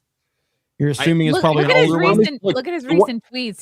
He's totally responding to this now. That's his Who, tweets are Dana funny. or Strickland? Sean Strickland. Okay, yeah. Oh, yeah, he's coming about Dana Star White Trek. that's floating around. You don't even need to be a fucking genius to realize it's not in response to this because it's like the UFC fight from January 20th is the background for what he's saying there. You know what I mean? Right. So, Yeah. At the very least, it was a month ago. It could have been way before that. But yeah. I don't believe Dana. I mean, Dana has a history of not bending when these types of things blow up. I mean, he's usually pretty good about it. For the most part, Dana's like, hey, fighters can say whatever they want. Now, there's been times where people have said something. I think you had one dude who started talking about Jews and the Holocaust. Yes. And a lot of people called for that guy to be banned from fighting and stuff. And he's like, look, I think he's a fucking dumbass. I think he's an idiot for saying this shit. But that's right. Now people can call him a dumbass for saying that shit and somebody can go in the ring and beat the shit out of him. That's what we do. That was kind of his approach for that as well. Yep. So, yeah, he lets his fighters talk. A pussy. Like, I have no idea what it's like. I actually feel bad for the gays. Can you imagine being a dude waking up and be like, hey, I want to fuck the dudes? I don't know what that's like. It's clearly mental illness, but I support it. You know, sometimes you got to just, let your retarded flag fly. You know, trans is too far though. If you wanna cut your dick off and fucking call yourself fucking Susie, and yeah, I don't fuck with that. This might be a really bad segue, but I saw some pictures of you training with a little boy. How'd that happen? What was that like? What the Relax, Epstein. Training. This ain't the White House card. Relax. I don't know if this makes me racist. But whenever you start with that quote, you know it's gonna be good. That is a great intro. This is a great thought, by the way. This is a great stuff. Big black man shows up to the gym, especially on a boxing day. I just assume that you know how to box. Weird, man. So when you're talking about Shemaev going to the White House, you know he's best friends with like a fucking warlord dictator that murders people. So yeah, it wouldn't surprise me if this administration puts a fucking terrorist on the White House card. Fine ass ESPN reporter. I mean, you know, dude, the ones that's like, how did you get this job? I could probably connect some dots. You want people to give make it an attractive blonde girl, and like everybody gives a. You get little LaQuisha down in Compton gets kidnapped, or fucking Detroit. No one gives a. I think him and Ryan. And you know, Paramount's cool. So Ryan, does he? So he's fighting Hernandez. Yeah. So is he equally matched? I don't think he's the favorite in that fight. He lost. Did he lose his last match? Sean Strickland. I forget when the last time he fought was. It's not when he dropped the belt, right? Because he's a few fights removed from that. So yeah, I think he's a slight underdog in his next fight against Hernandez, but I don't know. I like Sean Strickland. He's fun, man. Yeah, he's great. He's great. He's fun. And yeah, like I've seen so many people tweeting. I'll find this is the clip, like right here. This is Dana White, and this doesn't exactly apply to this. What we just saw. Yeah, I know. I'll show why in a second, but share screen. But this is pretty consistent with what Dana has said across the board with his fighters, because they've post-millennial Dana White delivers savage response to leftists calling for the UFC to drop Sean Strickland for calling Bad Bunny an F-word. But you can see right here, January 20th, Saturday on pay-per-view, Trades College. It's not the Paramount logo, right? This is from a different Sean Strickland event or instance. I don't tell anybody to do anything. I don't try to control any other human beings in any way, shape, or form. They do it this way. I say it all the time. We're in the fight business, and you know, if you get your feelings hurt that bad, you probably shouldn't ask the type of questions when you know the answer you're going to get from Strickland. Let's start there. You know what I mean? If you ask him, you know who he is, and if you ask him a certain question, he was baited in that question. I don't give anybody a leash. Well, I'm saying a leash. I'm like free speech. Yeah. Control what people say. Going to tell people what to believe. Going to tell people. I don't fucking tell any other human being what to say, what to think, and there's no leashes. So that's what he said about Sean Strickland in the past. I see even a lot of people in the chat saying, no, Dana White specifically said he didn't put him on a leash. It's like, yeah, this is from a different time. Sean Strickland went viral for saying something. But I wouldn't be surprised if the comments are the same, right? So 100%, yeah. Sean, he's also been following up any last night when I was streaming with Jeremy, I was like, I wish he'd mentioned Star Trek. Oh. Listen, I got rage baited by an MMA reporter, but let's be honest, after Paramount Plus did what they did to Halo TV show and Star Trek, they should probably hire me as director.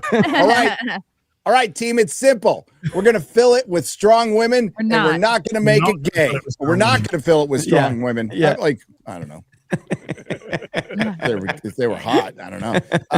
We're not going to fill it with strong women, and we're not going to make it gay. So he did chime in on Star Trek. Thank you. Thank you, Sean. We appreciate you. Thank you. I also love the statements about Halo because nobody wanted the Master Chief show. It was abysmal. Yeah, man, it was bad. People have been asking for that Halo. Well, they wanted a Halo movie for the longest time. And then we got the armor was perfect on Master Chief. Was. And then everything else was horrible. It was crazy, man. Yep. Let me take my helmet off in the first episode.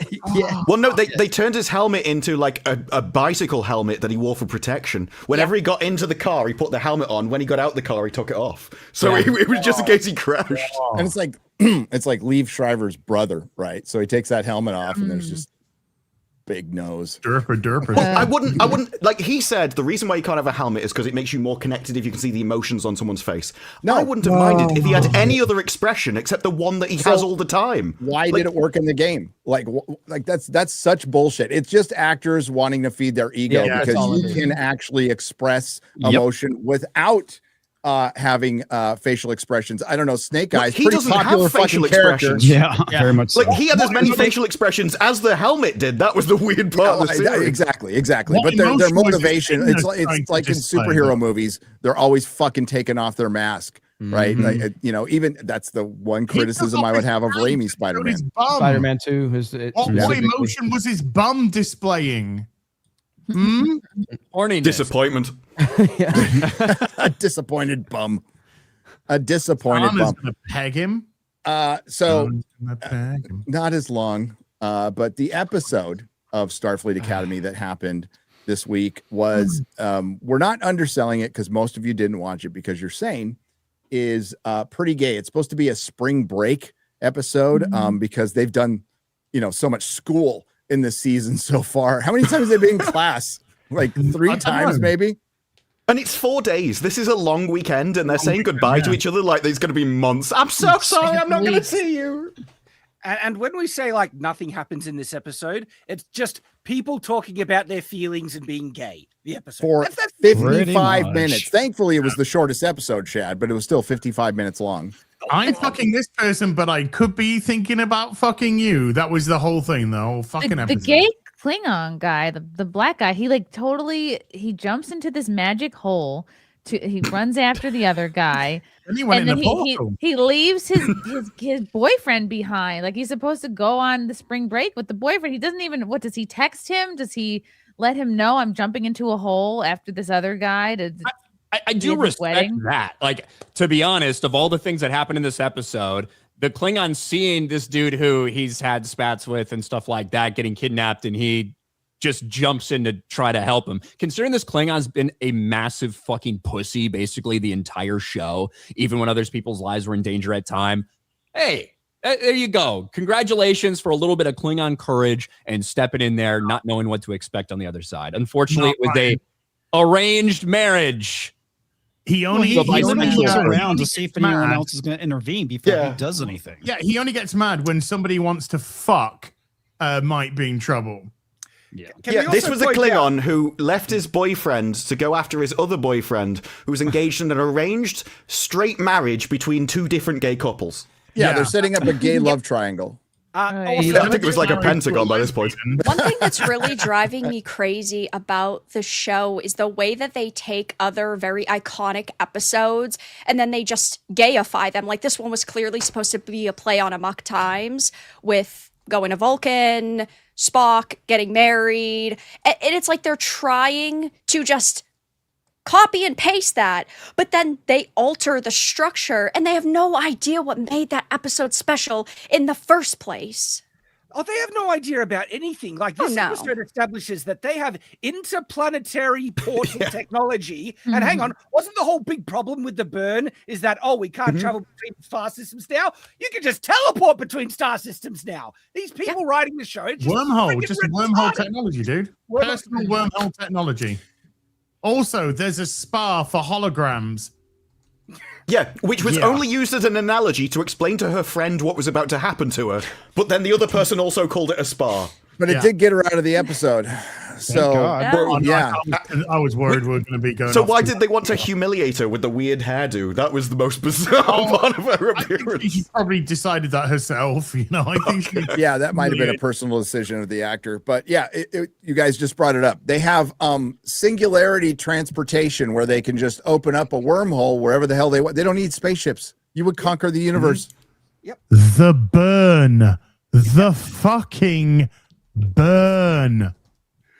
That's the premise of all the problems in the galaxy, that they couldn't travel from star systems. Oh, And guys, now they I've got a introduced the portable small hole technology. here. I'm gonna put. Do you want it? Let's build some technology. We could just zap anywhere we want to. Fuck it. We don't even need warp anymore. We don't need spaceships. We don't need nothing. No, but okay, so old Star Trek writers would think about what are the consequences of having portal technology on the rest of our series, since they take place on spaceships and now they are irrelevant. We might want to make it dangerous. No, we just have it. They just throw stuff in, and this is women writing. So this was something. This was an issue that Stargate faced. They introduced the Zat, which was first shot stunned you, second shot killed, third shot eradicated you from the universe. And then they realized it was too overpowered and would destroy any story they could possibly want to create. And so they just forgot various different abilities of it because they knew they couldn't write around it. This one doesn't care. And I think the writers aren't communicating because you're seeing characters go through an arc like this one. So in episode 4, this same writer, the arc for the Klingon was, I won't get nervous if I talk in front of people. He's now reset that in his own thing to this one. And every character changes episode on episode. And now he brings up things that happened in the last episode that didn't happen, that were already sorted out. Caleb is not annoyed with his girlfriend because that was sorted out. The whole point of You Touch My Mind, they solved that at the end of the previous episode. And I think because they're all written by separate writers, they're not telling each other the state of the characters at the end of the episode. And so we're ping-ponging back and forth across character arcs. I don't think they know how, Disbrew. He's been doing it long enough to know what a character arc is. And you're absolutely right. All of a sudden they revert or they completely change. But there's no other way to interpret that this is a gay love triangle between Darum Fishboy and other gay guy. I don't know fucking what his name is. I don't care. And Gay Den. And he goes to follow Darum Fishboy to an arranged marriage where he will become king of the world or something. And where he marries a lesbian. So kind of a big political wedding with 5 people. There's like 5 people at this big political wedding. A close family. That was the excuse to not have to pay for extras.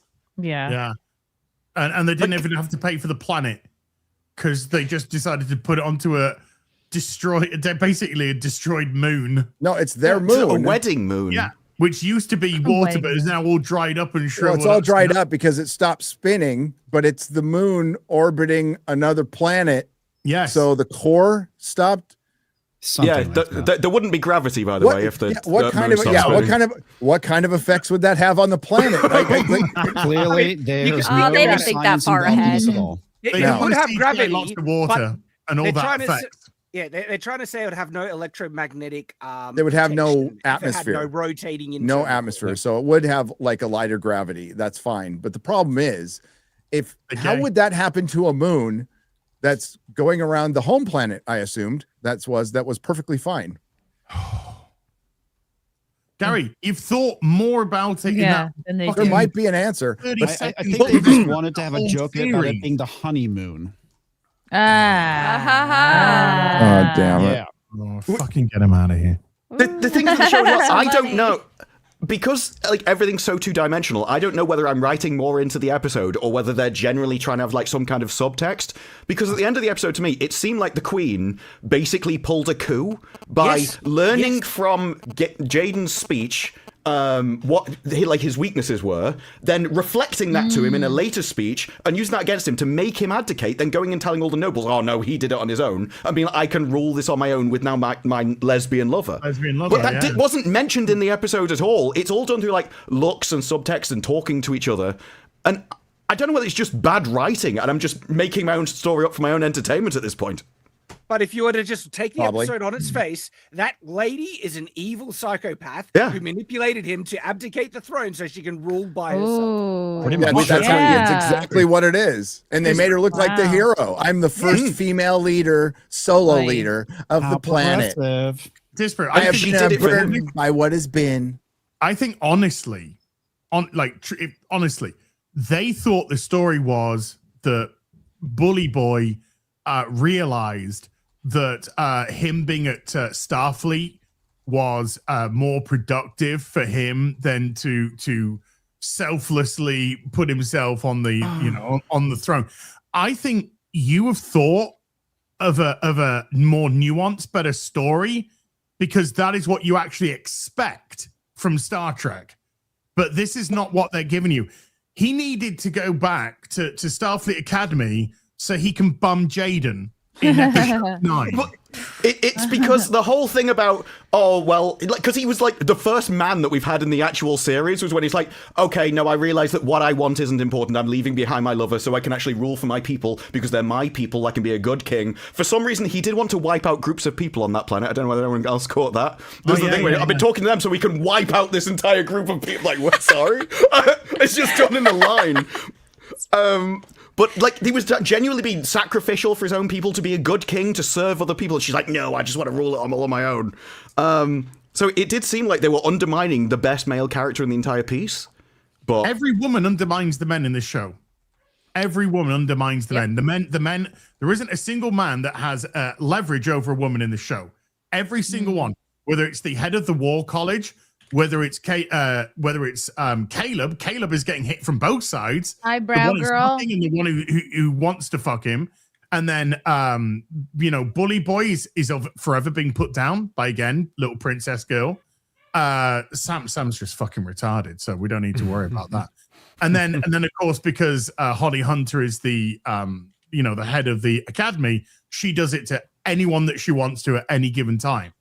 There isn't a single man that has any control of his own destiny in this show. None. Oh yeah, because this show is written by male feminists, so of course they're not going to show a competent man in a competent of power. They're going to show him sunbathing in artificial light. I didn't hate that part. Of course not. It is a case though, if she isn't like subverting him and like trying to rule through just like greed. The lesson of this story is that you shouldn't act like a man who's sacrificing himself for other people. You should just be greedy and selfish and go and bang whoever you want to. I was going to say that's the life lesson. The overall kind of messages that you see throughout so much woke media is about living your truth, be selfish, screw everyone else. You, your own selfish hedonistic desires, because that's, the true meaning of life is essentially what doesn't matter the consequences on anybody else. All that matters is your personal happiness. Yep. Or just never better yourself. Never try to become better. You just need to accept yourself for the fucking piece of shit that you are right now. And if anyone else doesn't accept you, then it's their fault. Exactly. It's all about self-validation and accepting you for who you are, which goes into, the whole woke movement about all that stuff. Mm. Right. I wish I could share something, but I can't. You guys carry on for a second. I'm going to come Well, in addition to what we're talking about, that's the exact same thing about like the short girl who was trying to break into the bridge with whatever the guy, right? Genesis. And she's trying to We've been watching this for 2 months and you still can't remember their names, Chad. I only learned to name this episode. Show, though, honestly. They're so unmemorable. I hate this show so much. But like the thing was that there was something that she was trying to hide from her application because she was getting recommended to her references. I think the most stupid thing of all time. And it was like so inconsequential. Because the chancellor's just like, if you had come to me, I could have looked the other way. Like, shut up. You're a strong, powerful woman, Jen. Right. Yes. We would have done anything we wanted. Right. Women need to stick together. We could have put our feet out together. The negative thing that was in her record is that she's basically insecure. That's all it was.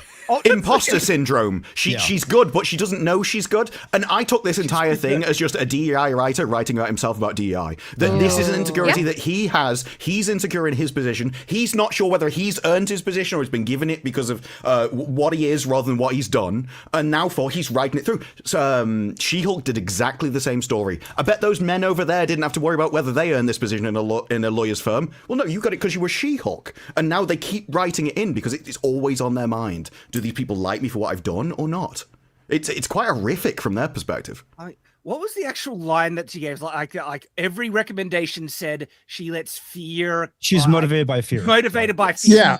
Like she's too perfect and she's that's exactly what I got out of it. She is too great, and she's afraid that she's not getting this captainship based on her merits. So she wants to go fuck with the letters of recommendation. So she'll prove her greatness on her own. Risk herself. No, and guess what? No consequences ultimately, because even though like she obviously gets punished, the friend, the Jade or whatever, I don't even know the main guy's Caleb, right? Caleb. So even Caleb is like, oh yeah, whatever. Like, oh yeah, It wasn't even really a punishment. It was just, hey, She you've been got a kicked little out. probation and don't do this again. And that was basically it. Yeah. It wasn't that she was too good, it's that her father was an admiral and she thought they were just nepotism, essentially, was the thing. Right. She was getting given it for her father's thing rather than having earned it herself. Yeah, but the ultimate theme was like, okay, it was nepotism, but they didn't really get into, does she feel like she's not good enough? Or well, yeah, that was what the fear was in the letters. But the issue, she's not good enough for her greatness. Yeah, they Well, weren't. the point was she that is she was totally good enough to fucking earn- competent, though. So she's afraid she didn't earn it because of nepotism, right? Which is pretty much Hollywood. She's not sure whether she's earning things on her own merit, even despite everyone going, "You are amazing. So we love you." they're setting up that she was great anyway. All along. Yeah. All that's along. what they've been saying. But the she thing doesn't is, know it. it's Just to she's realize not, the thing is, they've already spoiled it because they when they were describing it on the red carpet, they said, well, some people are going to find out they their dream was to be a captain, but they didn't really want to be a captain. So she's going to be a great captain, but she doesn't want to be a captain. She'll end up doing something else, but she'll end up being fucking great. Right. And she just needed to believe in herself because that's the hero's journey. It's the patriarchal systems that are keeping her down from believing in herself and knowing how great just she like is. Captain Marvel, right? It was the man keeping her back, repressing her powers. It's exactly what's going on. Also, none of this is how you become a captain in the first place. You go on as an ensign and you work your way up through your deeds. Like, there is no captain in Starfleet that just gets it. That's not how Starfleet worked. I don't know, Michael Burnham. Oh, sorry, yeah, I forgot. There was one throughout all of history. This made Az's thumbnail, which was genius, by the way, my friend. Thank you. Yeah, I'm suing for emotional damage here. Emotional damage. I tell tearing you, the back. That's like my I nearly did that thumbnail, the one on the right. I nearly The made Naughty that. I nearly made that and did it and put it up. I thought, no, I thought, That's the I perfect. thought the show just did it perfectly. It was you were right. It's a thumbnail machine. I could use them for just the rest of the series. God, but most of the episode, like nothing fucking happens. Like it is absolutely nothing, and it's just there for the kids can believe in themselves, and they're all great, and they're on this spring break. And I think it probably would have been more interesting to see Sam go to the fucking hologram spa. God, no.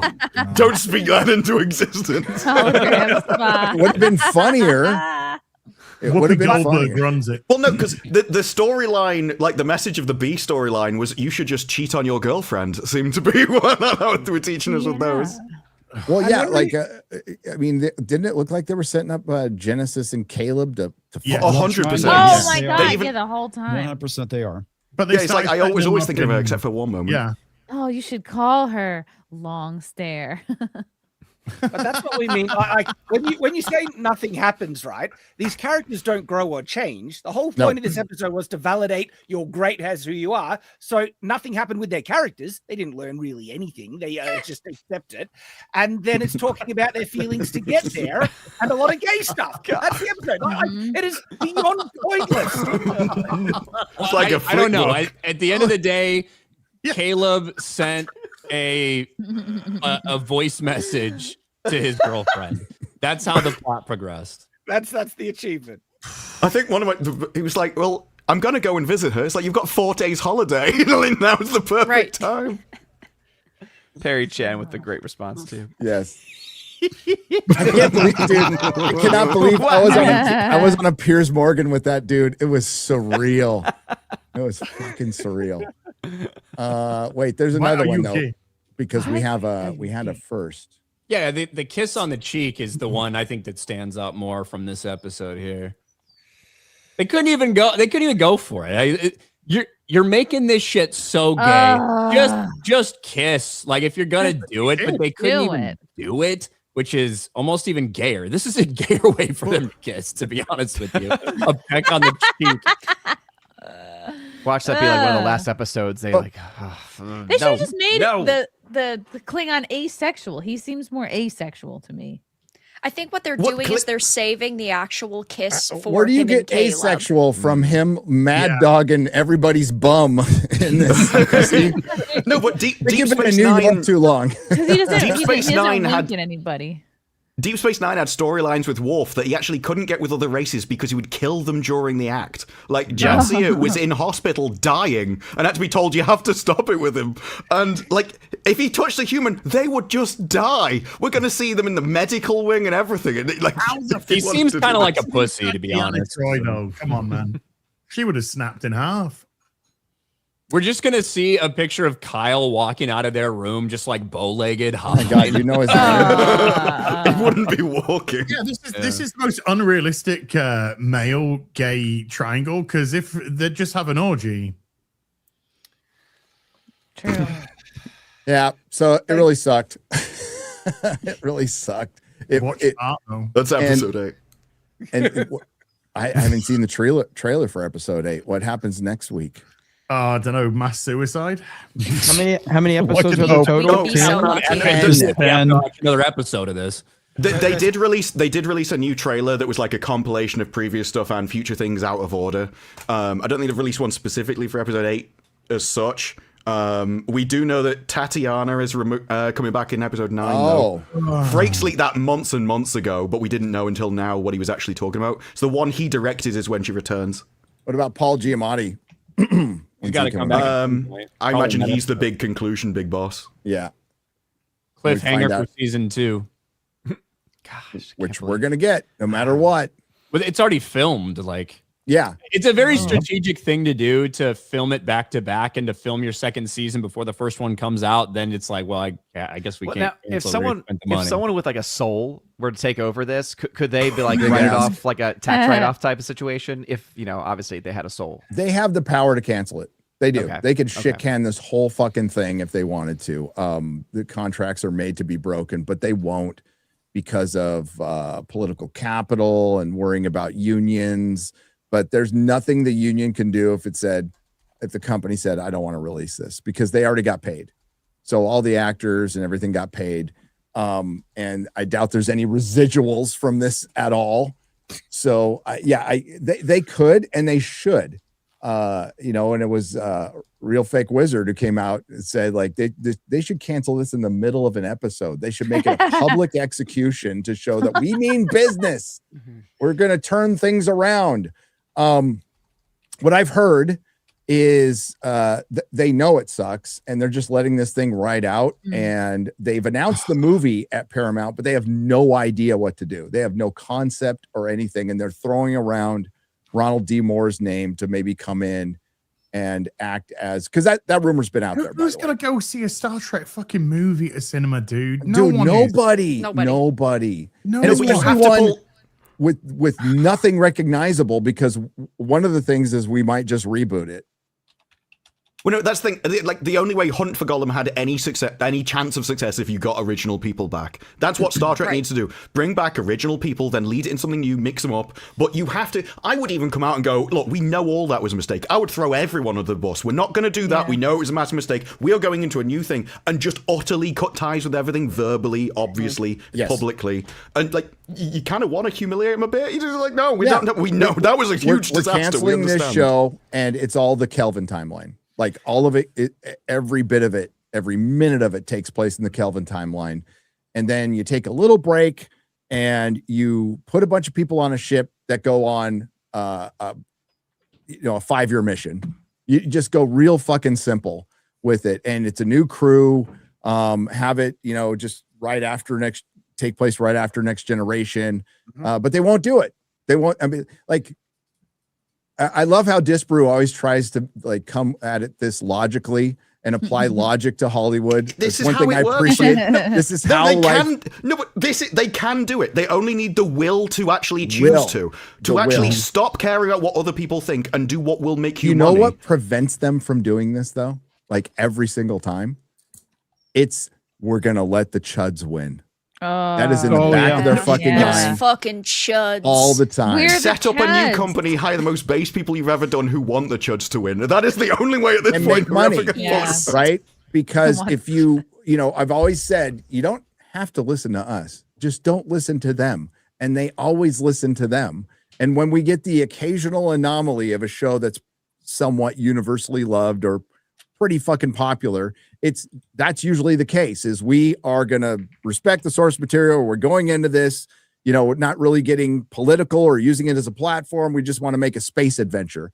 And especially with Star Trek's a space adventure. They like to make it, it's always been political and allegorical. And yeah, but it's a space adventure. Why did I watch it when I was a kid? I wasn't catching all that shit with Sharon's. It's like, I was just Plus, fun. it was told in a very enjoyable. timeless way. Yeah. Now it just beats you over the head that you obviously know what it references that happened fucking yesterday. And it ages it. That's the thing. If you want neutrality, you have to support one side because only one side will allow you to be neutral. The other side will always hate you for not agreeing with silence is violence. They will always hate you for that. So yeah, you don't have to agree with me, but you do have to hate them. You do have to want them to lose. If you want to be neutral, you can't be on their side. And so you can't care about what they think. You can't care about what names they call you because they will call them you anyway. If a bitch is going to bitch, just say no to them now and get it over with while making money rather than drag this out for another decade. They put it's collectivism versus individualism. Yes. Yeah, they put they put a trans actor in the Hogwarts game, and they put it in the audiobook. Does every person who hated J.K. Rowling still hate J.K. Rowling? Yes. It's never enough. It's like, why fucking bother? You know what? You know what brings people together? Good entertainment. Making something that's, again, you're never going to get 100% universally loved by anything, but I think A Night of the Seven Kingdoms is a pretty fucking popular show that nobody's arguing, nobody's really arguing about the shit we're arguing about with Star Trek or even previous Game of Thrones. Good entertainment, gay jokes, and talking about attractive women. That's what brings people together. Yeah, it does. And racism. There's a wee bit of updated Xbox news, by the way. And it was found that just 3 hours ago on Sarah Bond's LinkedIn or some... Yeah, on her LinkedIn, she had posted, "We'd love to learn more about how you play so we can continue improving Xbox accessibility features. When everybody plays, we all win." Does that sound like the post of somebody that was going to be leaving in 3 hours? Nope. She wouldn't have posted that if she knew what was happening. It sounds she got like fucking Ross. fired the fuck out the door with a cannon. But again, it makes sense. Like Like it must have been pressure from Satya Nadella. Yeah.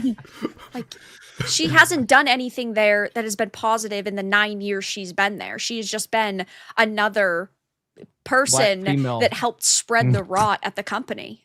Yeah. But gaming for everyone. Heart. Indeed. Accessibility. Stunning and brave. Accessibility. Brown hands, by the way.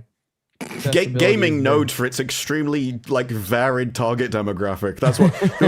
Whenever they talk about, whenever I go into voice chat, I feel like a victim because I'm the only one. And it's like, yeah, okay. Like if that's what the gamers feel like themselves, maybe The it's a day bit a more time targeted. machine is made, I'm going straight back to Modern Warfare 2 lobbies. I just need to breathe it in. I'm gonna go and teach all. I'm gonna say all the words that Ryan taught me since I've got to know him, and I'm like, I'm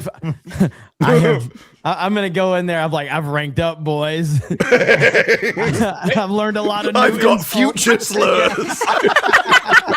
I don't know if I taught you any new slurs, Jeremy, but I will say this. This is years ago at this point, but at one point, Jeremy's like, Ryan, it really pisses me off because we're on the internet. I have stopped myself. I've trained myself to stop saying some of these words that could get me banned if I say them. But you say them every fucking day on the phone, and now all I want to do is say them. So I know I'm going to. I say them now. I say them all the time, and I'm like on the internet. Like I've slipped up a couple times. There was a couple of gaming streams where I dropped the F slur. I was like, damn it. No, I'm not saying that. I'm not saying that I dropped it by accident in the middle of a Silent Hill 2 playthrough. But all I'm saying is, if you watch that video, there's a second which is miraculously vanished. I have the opposite concept. I think that they build up, right? The desperate need to scream the N-word and the F-word. I think it builds up inside you as you experience day-to-day life. And if you don't let it out, if you don't let it fly, eventually that's the reason I've never said it on stream is not only my incredible impulse control, but careful, right? You might get clipped and put in montage, dude. I guess I'm gonna go nuclear someday. I don't know. It's like building up a resentment. You just got. We are professional racists. Yes. White supremacists. Like well known, certified. I'm not very good at it. I'll get better, guys. I'll get better. But one of these days, Gary. One of these days. Apparently, we are all. I'm going to say we. I'm not going to say I because we are a disease on pop culture too, guys. Because you ruin the gaming community, Gary, single-handedly, just ruining everything. Yeah. Think of myself as more of a virus. Those damn fascists. No, whenever I said the N-word, I didn't edit that shit out. I left it. I was like, fuck it. I mean, they already accused me of saying it anyway. They accuse me of it every day. I might as well just, make their wishes come true on a stream. So yeah, I just left it. Fuck it. What did they do anyway? Oh, the thing that we keep saying you did. Yeah, exactly. Well, apparently we're a disease because we don't like the Mandalorian and Grogu trailer.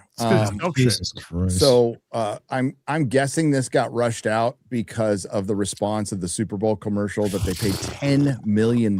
Is it 10 million, Ryan? $10 million? $8 to $10 million. That's the going rate for the NFL. Yep. Ad. So around $10 million for a commercial that I think, special effects people worked on, but it still looked AI. There's actually a House of the Dragon promo that they were sure to tell you, like, we had an effects company work on this. And I'm like, this shit looks like AI. Rings of Power had the same thing with their slow motion water forging one that they first did. Yeah, that they had to show you them actually doing that because I remember. Fake. I think this movie looks fucking horrendous. The Super Bowl trailer was really bad in a lot of different ways. This trailer it just does nothing. I don't even know how it gets the normies worked up. It doesn't seem like they're falling for the Baby Yoda bullshit anymore. Hard to tell, obviously, because the normies are, not on the internet and they're not getting involved with stuff, but it just doesn't feel like that is something they can utilize and maximize to the level that they were before. I think if consumer confidence was a little bit higher, that Super Bowl commercial would have went over better because it would just be something cute, something short, sweet, to the point. But nobody trusts Lucasfilm, obviously, anymore. Nobody trusts Disney. Point. And so, unfortunately, we can't view it as just being some like cute little, almost holiday special type of trailer. We view that as them taking themselves seriously because, unfortunately, they are. I think that if they had released this trailer on Super Bowl Sunday and they had done what virtually every other company did, which was do a 25 second short little highlights from the trailer and then finish it with, go watch the full trailer on YouTube right now. Mandalorian and Grogu in theaters, May, whatever. Some people would have been like, it doesn't look great, whatever. But there wouldn't have been a backlash like there was to their stupid, idiotic idea of paying homage to like, beer commercial of the past, because it's your opportunity to sell something to the audience, 100 million people watching, for you to get it in front of their eyes and make them excited to go see a movie. And their Super Bowl ad was one of the dumbest things that they've done in recent and that shows the rot of Disney. Like that had to get made by a lot of people. It was approved by a lot of people. And then they made a statement later going, we thought it was a really neat idea, guys. You're just wrong. Retarded. In less than 24 hours after you spend $10 million to run a 30-second ad in the Super Bowl and you have to explain your commercial. Right. That's bad. It means it probably wasn't money well spent. No. But this is the trailer. Remember Apocalypse Now? Remember when we did this in another Star Wars movie, Force Awakens? Hey, kids, do you remember Apocalypse Now? No. I know. I really want this. I did watch it. Really want this movie to fail miserably so badly. I can't imagine it's going to do well because, well, you'll see. You'll see.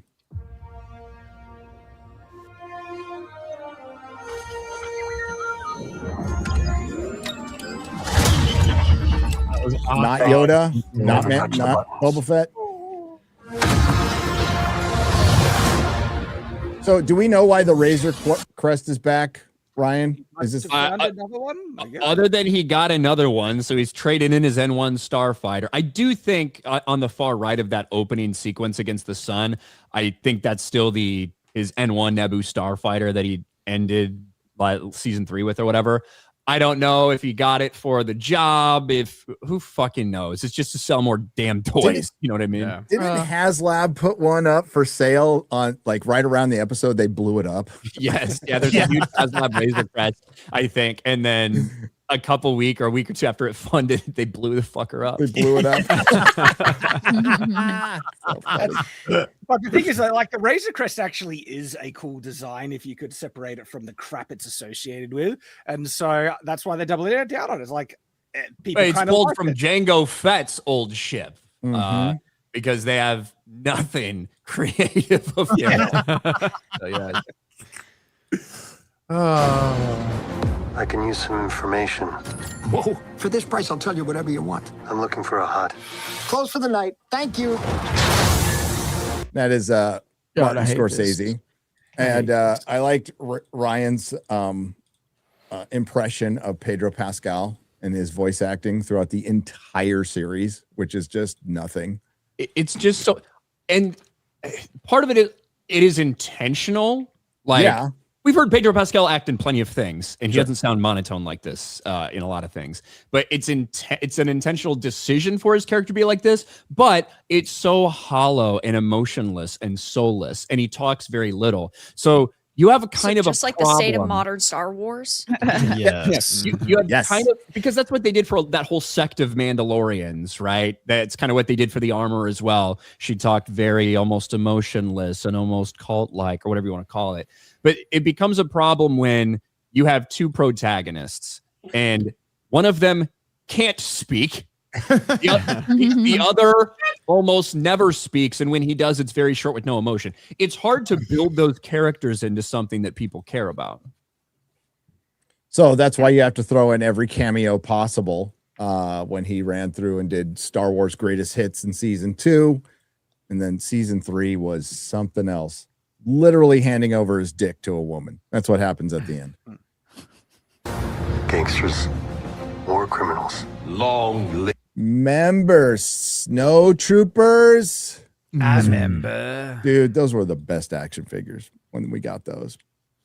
They're cool. That's fucking awesome. It was Stormtroopers in general are cool. Yep. Especially the Nazi ones. What about the gay ones though? What about the rainbow flag? They could be both. I've got one, yeah. What about the Yeah, you do. Nothing says pride like a Nazi stormtrooper. If the Empire. We'll take out every bad guy in your deck of cards. That's a really well delivered line. Yeah. God, I just fucking fired up for hate that. his delivery. I hate everything about this. Star Wars, the flamethrower. This is just too late. I don't think. No, this is the safest thing they've ever fucking done, right? We keep this is also seeing the same shot because this is also the Luke Skywalker shot. So they just keep repeating.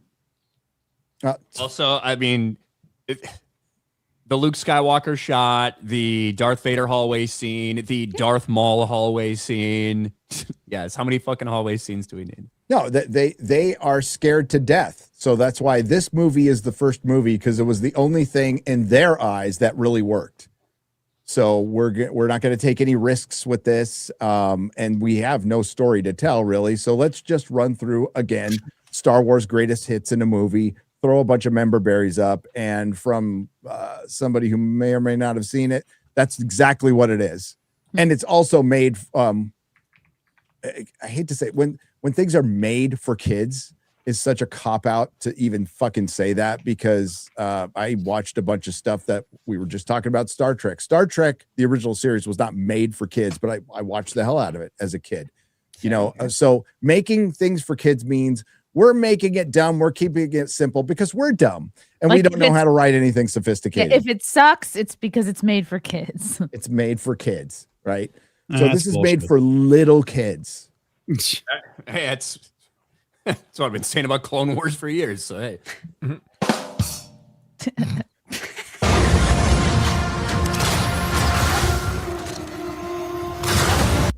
He shot him in the knee or the balls. I would have had way more respect if he shot him in the dick.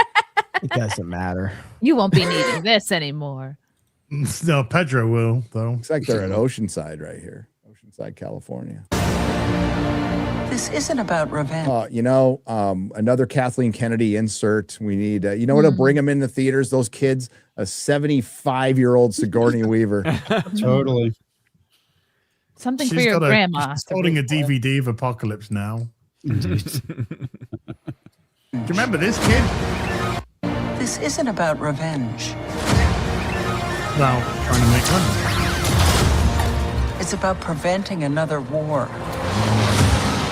Strap in. Surprised he didn't say strap on. Yeah. It took him so many takes to say strap in instead of strap on. One teeny round. You will suffer. Yes, we will. Right? To Mortal Kombat. This is Jeremy. I'm sure you recognize this character. This is Embo from the Clone Wars. Yeah, at first I was thinking Cad Bane just because I don't know where they're you know what I mean, but yes. Yeah. Well, I think Cad Bane died, but actually, I know. Back to life. So yeah. You never know who the fuck's alive in the Star Wars universe. Ever really gone. Nobody's ever really gone. Jeremy. Mm-hmm. Somehow they can make him a buck. They'll bring him back. I will say in that first shot though, like it's Embo and he has his dog with him, and that's like a thing. However, in the aftermath, you guys remember Chuck Wendig and the Aftermath books from my boy Chuck Wendig. One of the first Star Wars people to block me on Twitter. Ryan, how bad was that fucking book? It was so fucking bad. It was horrific, but the only reason I'm bringing it up is because Embo's dog was killed in the Aftermath series. So either he got a new dog or they're just saying, yeah, fuck that. It's the same dog. That never happened in the book. Dude, Chuck Wendig was a lunatic. And the reason I bring it up is I don't mind. I think Chuck Wendig's terrible. And I think the Aftermath series was stupid. I think it set up a lot of bad scenarios and situations and things that followed. But with that being said, what were we told about every single one of these books under the new Disney thing? They were all going to be in line. They were all going to be in continuity. They were all going to be canon. That's what they told us. Yet time and time again, especially projects that Dave Filoni's involved in, he will overwrite and retcon comic books and novels and things like that, especially when it's about any character that he cares about. So, yeah, I remember Aftermath specifically. They were pointing to that one during the sequel trilogy. Is like, this is a big deal. So yeah, I know it came out right before TFA, and they were putting a big deal around that one. Mm-hmm. So I ran out and bought it. Holy shit, was it bad? And then we got to know Chuck Wendig, and we understood. I went wibbly wobbly. It cruised herkily-jerkily around the board. Oh god, dude! So he was so bad, even in the height of the fucking like woke era. Disney got rid of him because he was that bad. Yeah. Well, I mean, he was literally like threatening Republicans to murder them with like an axe or something. Yes. Yeah. It's like they had to do something. He was a liability. No? I wish I'd had a YouTube channel back then. His Twitter account is protected right now, Chuck. Wow. He's still posting on his website though. His recent post from the 19th has 14 comments. Whoa, steady on that. That's crazy. And it's him having a conversation on AI. One time, please.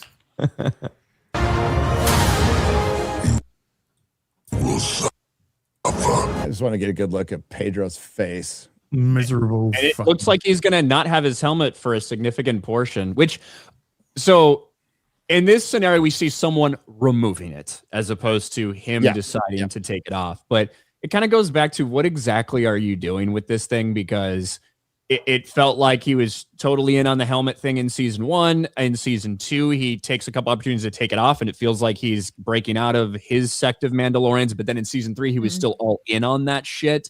So he had like committed to that way. He doesn't remove it. It is taken off, but they're doing it so you can see Pedro Pascal specifically. Right. This is what they did with the Halo show as well. You know, Master Chief never used to take his helmet off, and suddenly he is, because they want to give more screen time to the actor themselves. And of course, the actor who played Master Chief Pablo Schreier, he's not the same level, but in the case of Pedro Pascal, they want to get the best bang for their buck. Yep. That is a good fucking closed caption right there to represent the audience. We know it. Yep. We know.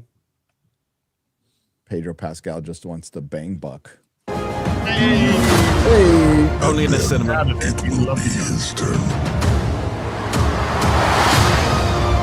Before going into harm's way, check your armor. Oh, little cutesy ball. Look at that little cutesy little things. And Bro, how retarded does that look?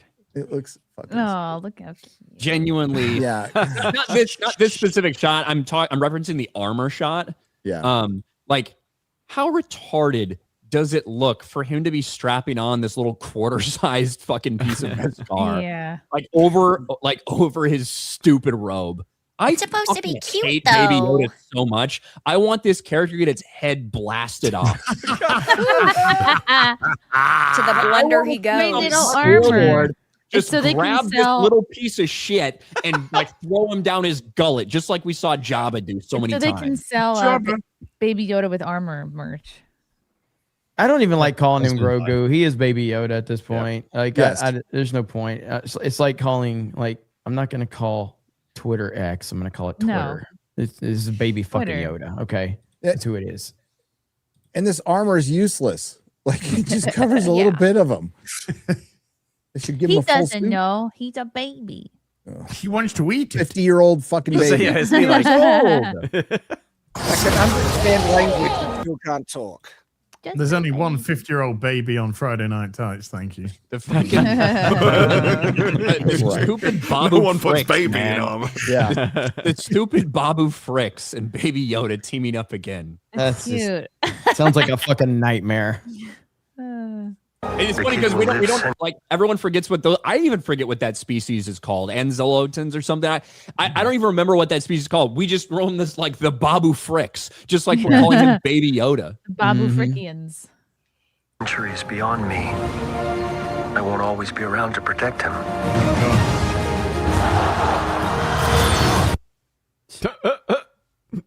So we got like yoked Jabba.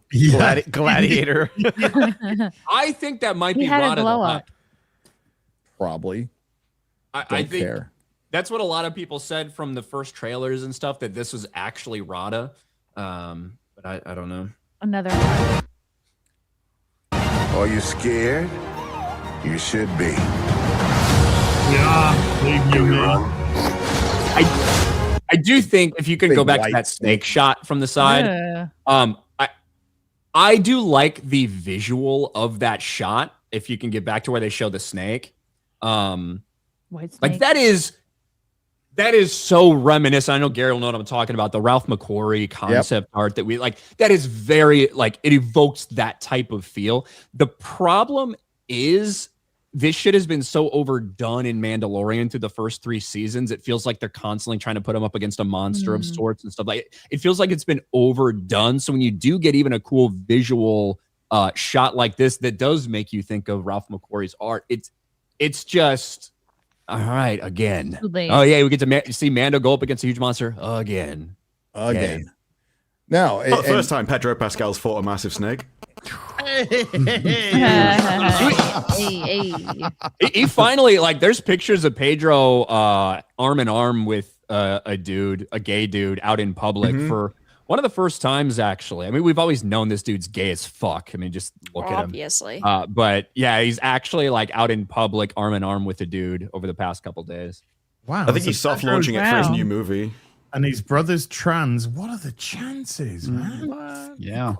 It's not the parents at all. You just need to push him a little further. And we could have had Almost there. Tartakovsky working for Star Wars instead of Dave Filoni. That like hurts the soul a little bit. Well, 'cause- everything they're doing hurts the soul. Yeah. It's like the rumors about them doing the Old Republic. That would be abysmal if they did it. Maybe if that had been announced, I don't know, 15 years ago, I'd be like, oh, that's cool. But now, No. God, who knows what they do? They'd make Revan non-binary. It'd be bullshit. Yeah, there's always an argument of whether it's male or female. They just go, nah, neither. Right. There is no argument, though. No, I know, by canon standards, yes, but Well, from yeah. the game. But they don't give a fuck about the canon. So. When have they ever cared about canon? Yeah. I just can't believe how much I don't care.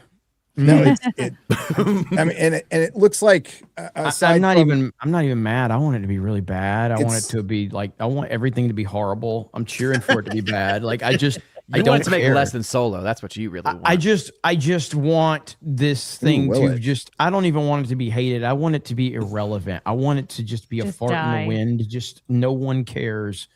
Well, Like, Jeremy, it's getting there. It is. I think you're looking getting at there. Brave New World numbers. I think that's what you get. It's like an IP that people recognize to get enough to go, but no one actually cares to push it above that. Yeah. 400 to 500 is kind of stuck to what my prediction has been, somewhere in that range. I wouldn't be surprised if it's a little lower. I wouldn't be surprised if it's a little higher. If this makes Fantastic Four numbers, would that like be crazy to anybody? If it makes 550 million? No, the baby Yoda thing can pull, you know, the women and the gays in. So I don't know, dude. I think it's over. Yeah, it is over. It's not as strong of a pull as it used to be. I think 550 is a disaster for them still. Like, I think that's bad. Oh, I mean, yeah. For Star Wars movie? Yes. Yes. Yeah. For the first Star Wars movie in theater in 7 years, it would be a disaster. Yes. Monetary wise, because they did come out with the reported budget, which, what was it, 160, 170 million? I thought you said 170. Yeah. Which is, you know, for a Star Wars movie, that's very, very low. And it's one of the things I talked about when making this film. And one of the things they would have to do, maybe they utilize the volume a lot to keep costs down potentially. And how is that going to look on a big screen? All of these things, but you can't keep the cost down that way. So if this is 160, 170 million, and they're being honest about that, and it's a normal size marketing budget, you know, 550 might be the break-even point for them. But the optics of your flagship Disney Plus show, your flagship Disney Star Wars franchise going to the theaters and making 550 million, that would be embarrassing. And that's the only thing I'm looking forward to with this movie is the box office. I'm happy that it's not a TV or a Disney Plus show or something like I'm happy it's a movie that's widely released, that they cannot spin these numbers. They can't. It'll be, I mean, you know, You're just happy the scope of their failure will be even larger. Correct. And I'm happy that I can make videos with the down arrow and Pedro Pascal crying. With the circle, like all what of went that. wrong. Like, that's what I'm looking forward to. Nothing about this. I have zero faith that this will be anything other than irrelevant dog shit. And they'll do what they typically do, which is blame the audience for this movie's failure. Yep. Sure. Instead of you know, it's clearly in the apathy phase, and there isn't a ton of excitement outside of whatever you see on X for this movie. And if it is watched by the normies, they'll go in, forget about it, leave. That's probably the best you can hope for at this point. Well, now, you know, we have the actual images of Pedro Pascal out with a man. And so even though we all kind of knew he was gay as fuck, they are going to be able to, and in this case, Disney and the media will be able to use his sexuality as a shield. More than they previously did. When did they start making this movie? Is it like a pandemic? 2017. It was announced in 2024. Yeah. Okay. Yeah. And so they proved that they can get. They proved they can get. Thank you. They proved that they can get movies out pretty quick after they announce them. This once. And I think that when you do have Favreau who's making it, you could say that about him at least. He knows how to do that. He knows how to actually get the movies made and is competent in terms of getting them out on schedule, which you can't say for everybody.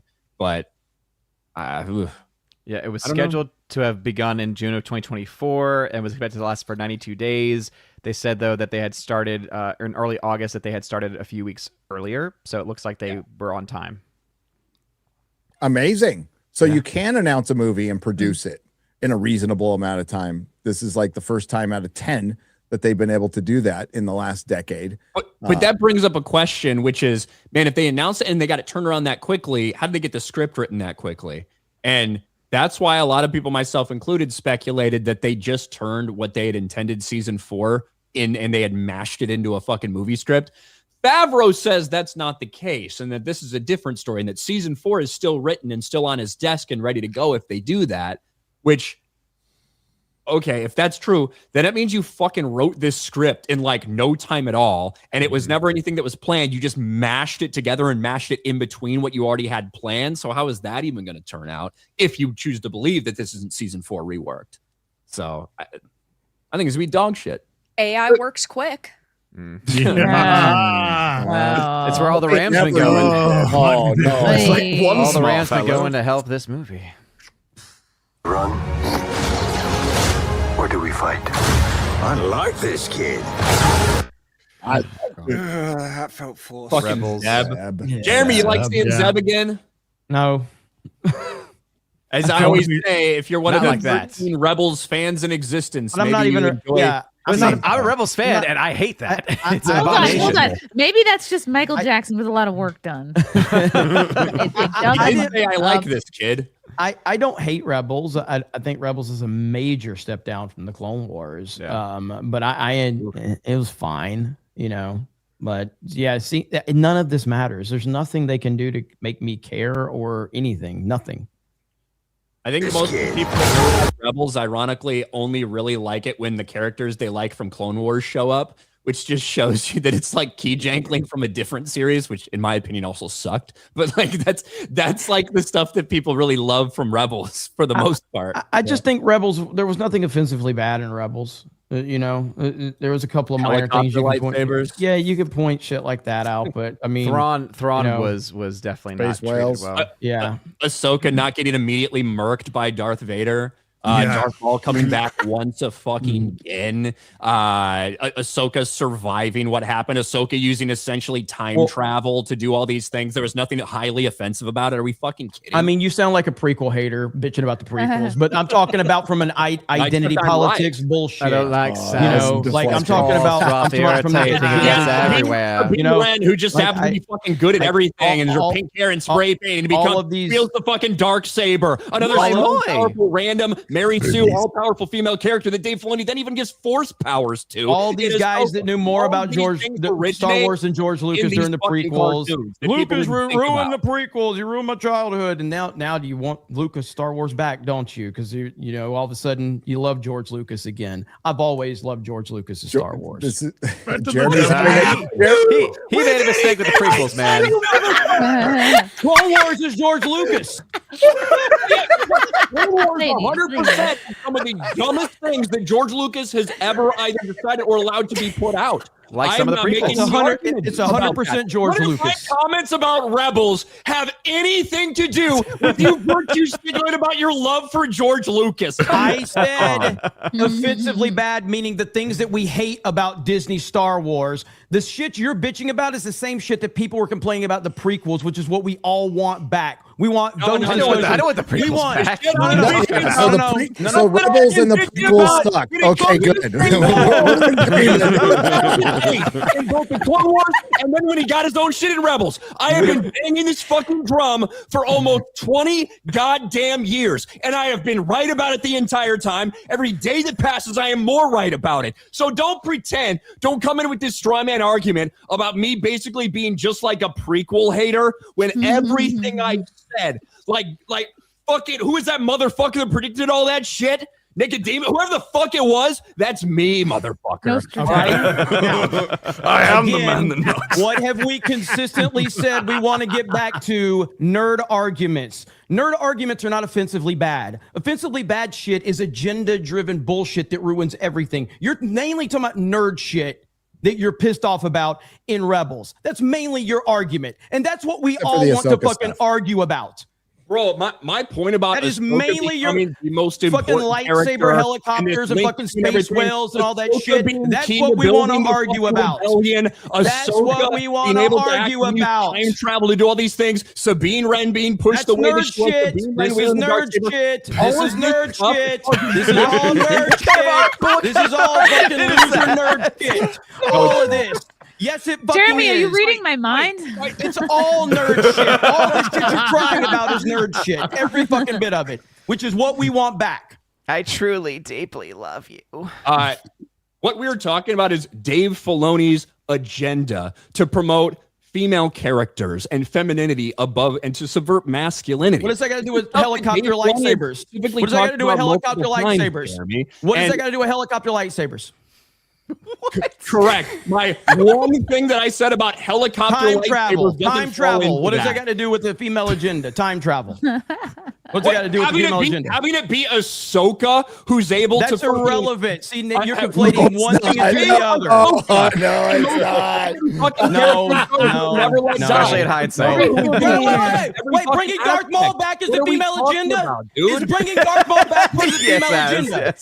Is bringing Darth Maul back part of the female agenda? No, bringing Darth Maul back is not part of the female agenda. The female agenda, not nerd shit. So which is it?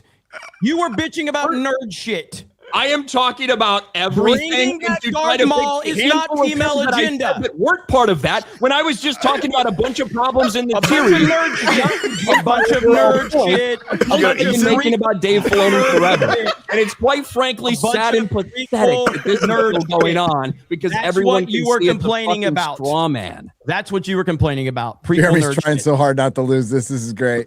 I'm not. We've already heard about a slur filter. That's like maximum. My point stands.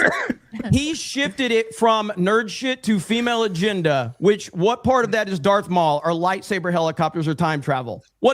I would say he discussed all of the problems. You've been crying about Darth Maul returning for as long as I've fucking known you. That's a George Lucas decision, not a Dave Filoni decision. 100%. And when have I ever said that that's totally on Dave Filoni? I've said I think that's one of the worst decisions George Lucas has ever made. But you can't pick and choose just a handful of things I've said and negate all the other shit I've said and pretend like every single thing we're talking about is just like nerd shit. Please tell me where you have pointed to that being a George Lucas decision, not a Filoni problem. Darth Maul coming back. You have always applied that to Dave Filoni. You sound like a person in the chat when they're like, you probably love Dave Filoni. You want, Jeremy, I'll find you in a video or a fucking live stream one of the many times I've said that, and I will fucking timestamp it for you, and I will fucking DM it to you, and I will make sure that you fucking... You need to publicly post that, Ryan. That's what you need to do at this point. Me and you have had this argument 100 times, and you have never applied that to Lucas. That is so untrue. That is not true. Jeremy. That is not true. What is Lucas? Sign up on that, and it's one of the worst things he fucking could have done. The last fucking video I think I made, the culmination thing about Dave Filoni, I think I even mentioned it in that video. Every time we've argued about it, I always bring George up, and you never want to apply it to him until I force you to. It's always Filoni. Filoni pissed in my cereal this morning. Filoni didn't talking about the Mandalorian, and then we're talking about everything I've ever done in my life. Filoni. Because he wasn't there. Filoni ruined everything that's ever happened. He moved to Chicago, He did everything wrong in your life. What? You say that again? I missed that straw man. Can you repeat it? He moved the Bears out of the Chicago now. It's Filoni's fault. I don't care about that. I have no problem with the Bears leaving Chicago, you stupid fuck. I grew up 15 minutes away from Hammond, Indiana. You the Democrats in Chicago and Illinois, they couldn't get the fucking funding for the Bears. I'm Did you good say with you it. want them out of Soldier Field? What are you talking about? You want them out of Soldier Field? What? You want them out of Soldier Field? Hell no. But if they're going to move somewhere, might as well be Indiana. Welcome to Sports Wars. Again, this has nothing to do with George Lucas. Dave Filoni did everything wrong when it comes to Star Wars. That's Ryan's. And who hired him? George fucking Lucas. There you go.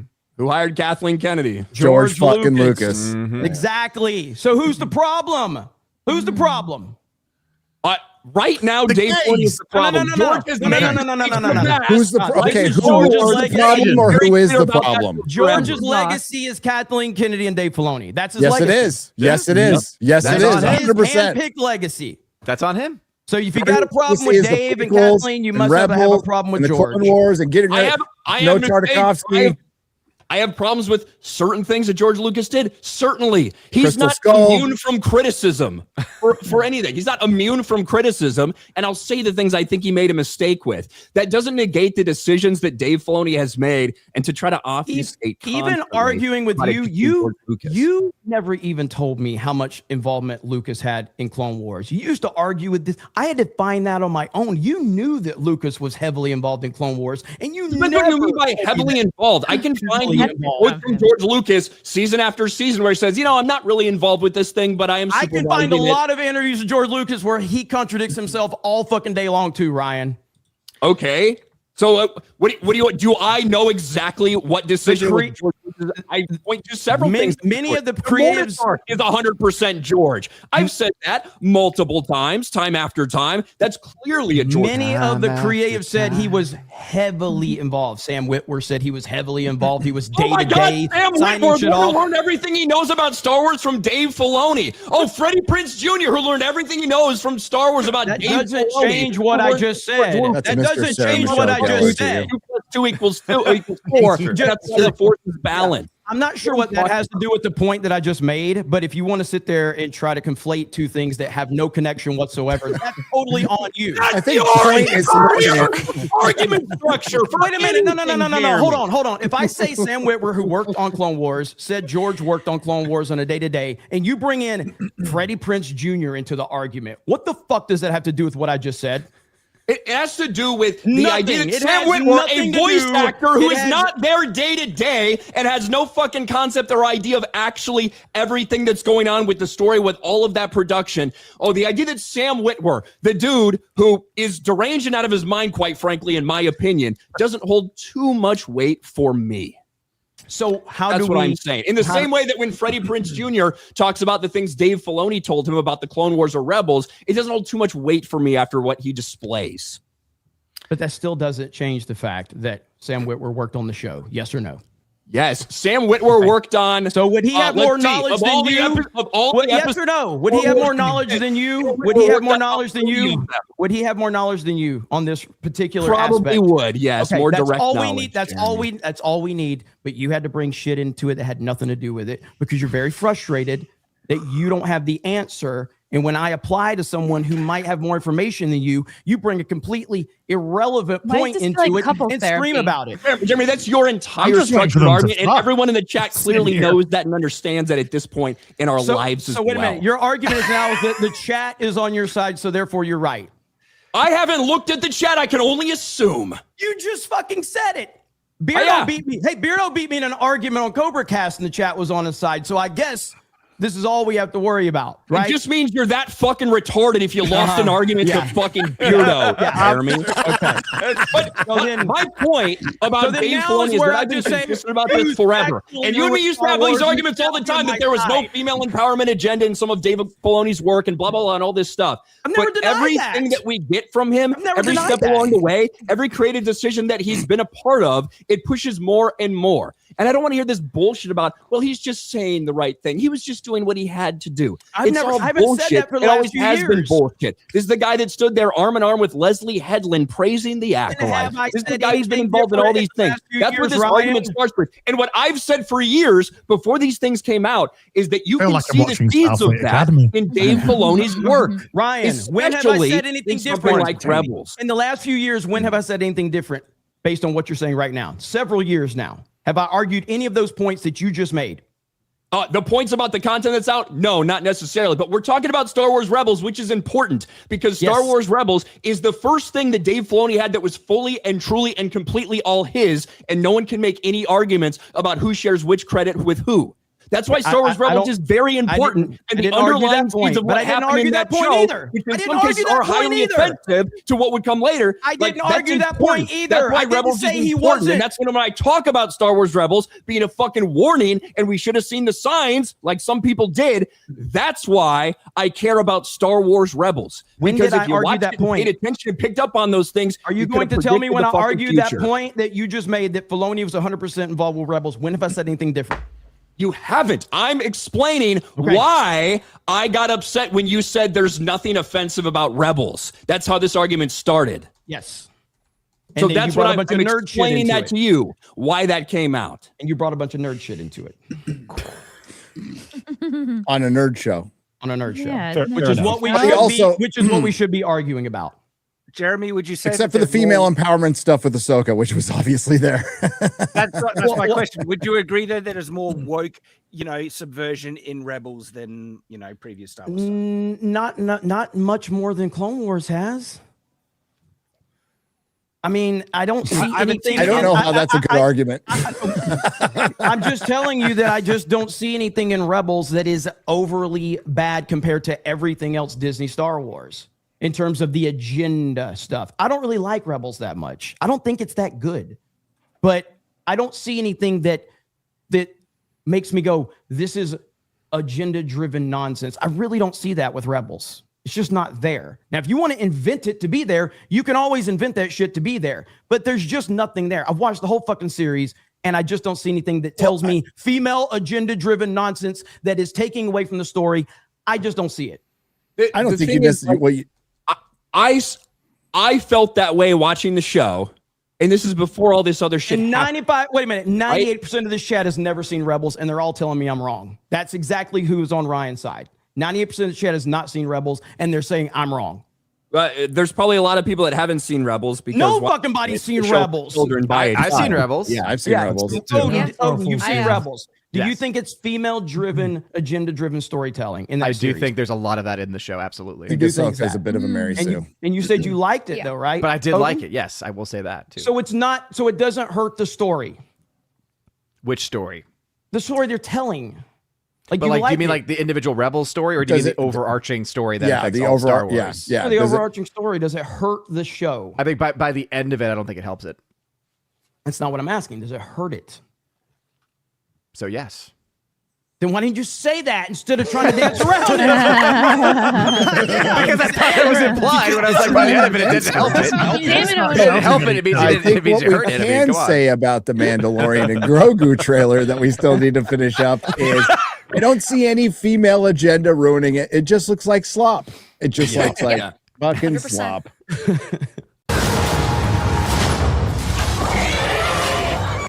Oh Jesus! Who's that? A toy. It's another toy. That's what it is.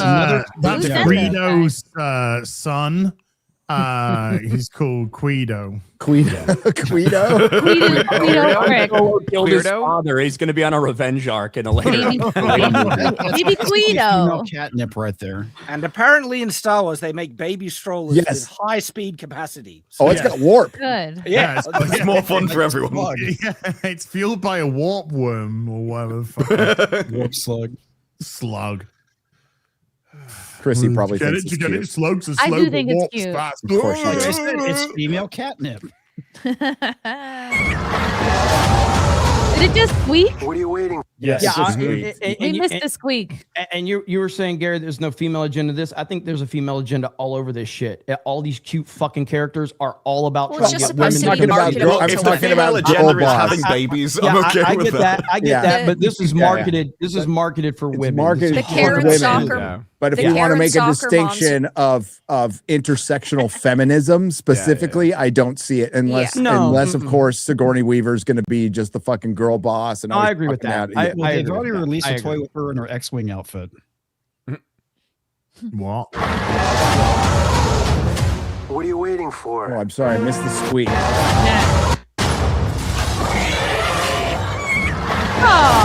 What are you waiting for?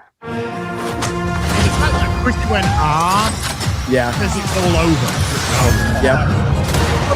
That's exactly what they're shooting for.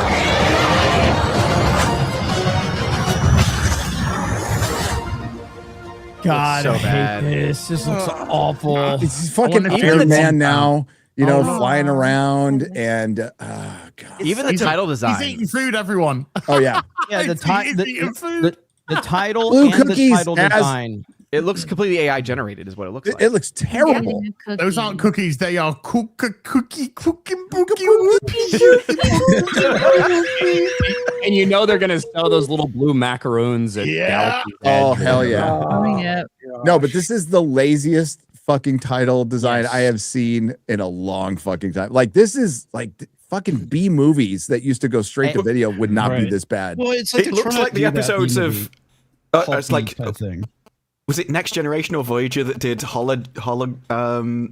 of the 1950s black and white sci-fi, and their titles look just like this? You know what this looks like? This looks like if Saturday Night Live was going to do a skit about the Mandalorian. Absolutely. This would be the title. This is what the title that they would look use. like it. You remember what was that fucking Kylo Ren thing they did all those years ago that was a massive success? Undercover Boss. Yeah. So like this is like they would use this for a fucking Saturday Night Live run. That's what this looks like. This looks cheap, uninspired, and lazy, and the title itself is just bad. Yeah, it's meant to be like Flash Gordon. You know, it's meant to be like that, isn't it? Pulp. Yeah. Do you hear that Katy Perry got Justin Trudeau pregnant? Was it last Friday night?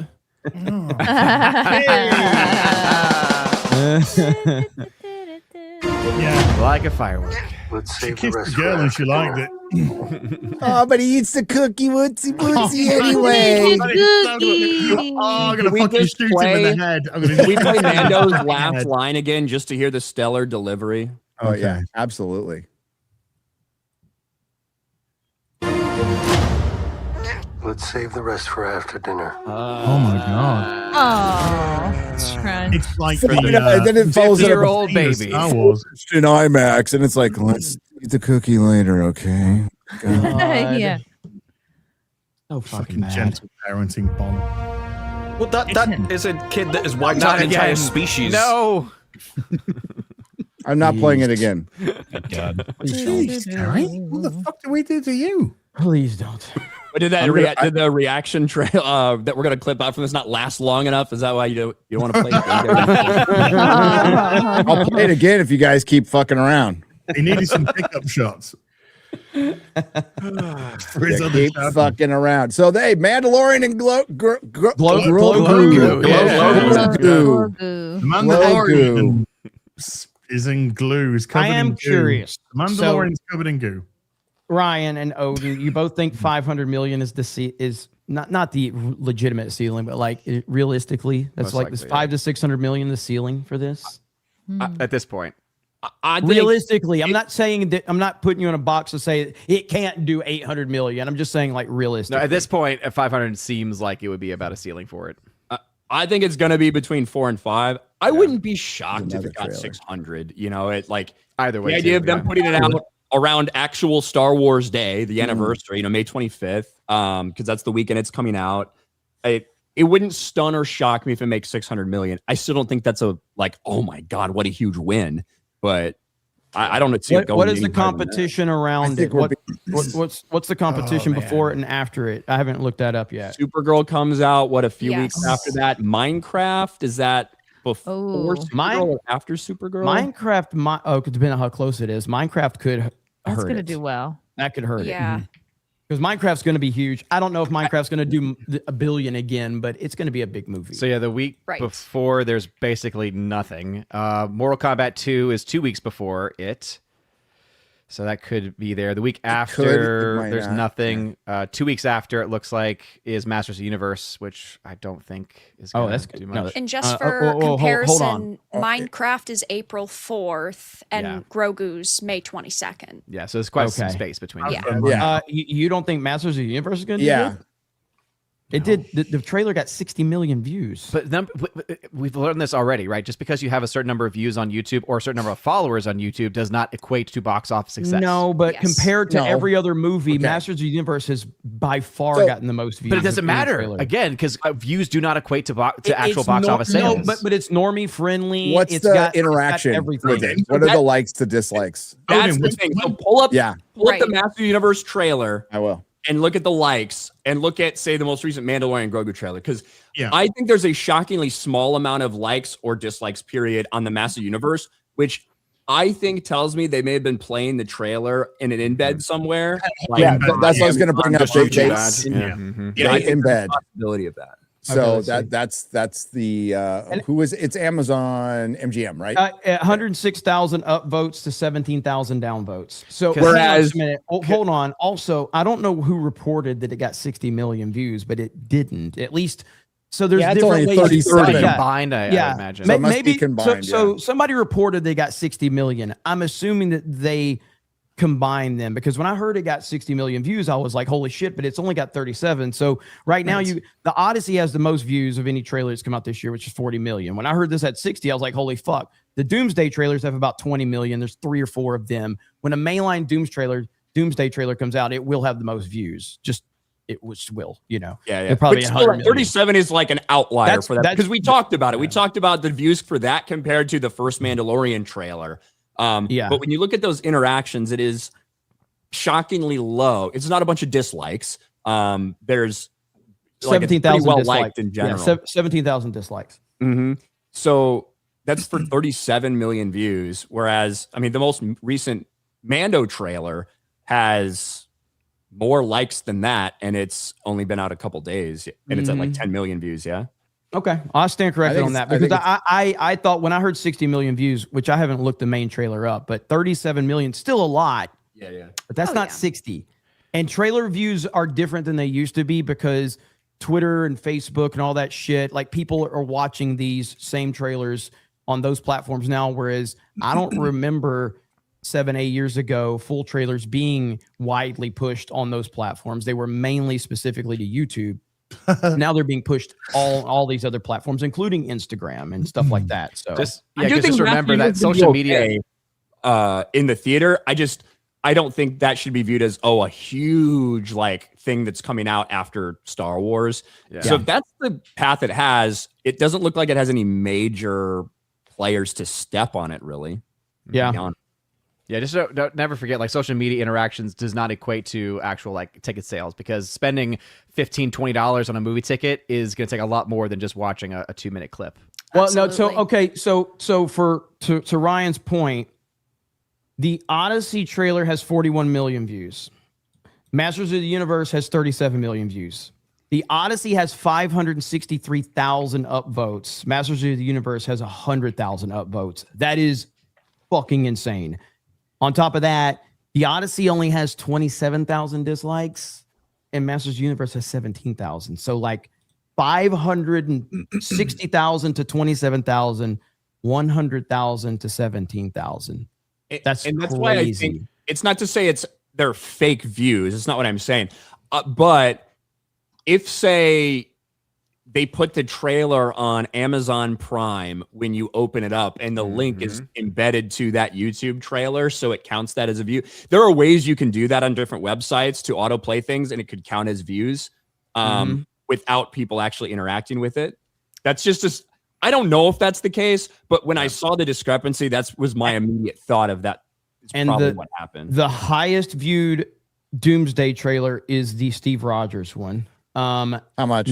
19 million views, but it has 931,000 likes. Yeah. Almost 1 million likes. So that's your difference. Yes. That is the way you can tell, because Yes. like, embedding absolutely happens. Plus, you can advertise on YouTube, which can boost your numbers. There's a lot of things you can do to game the system, like legally, right? Yeah. Yep. But if you go out there, like CNN and airports, they pull it off all the time. Exactly. Keep in mind though, like for anybody who's like tried to like genuinely bought their own shit, they get fucking nuked on YouTube pretty fast.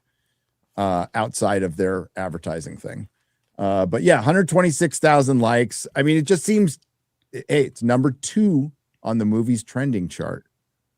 But for some reason, I don't think so anymore. My reaction on Nerdrotic Daily was like number 23 on the movies. I've never had a video from the main channel trend ever on YouTube, but Nerdrotic Daily sneaks in there for some reason. I have no explanation why. Well, it's because your main channel is Nerdrotic is toxic. Oh, that went away though. It went away again. Yeah, it did. It did. Interesting.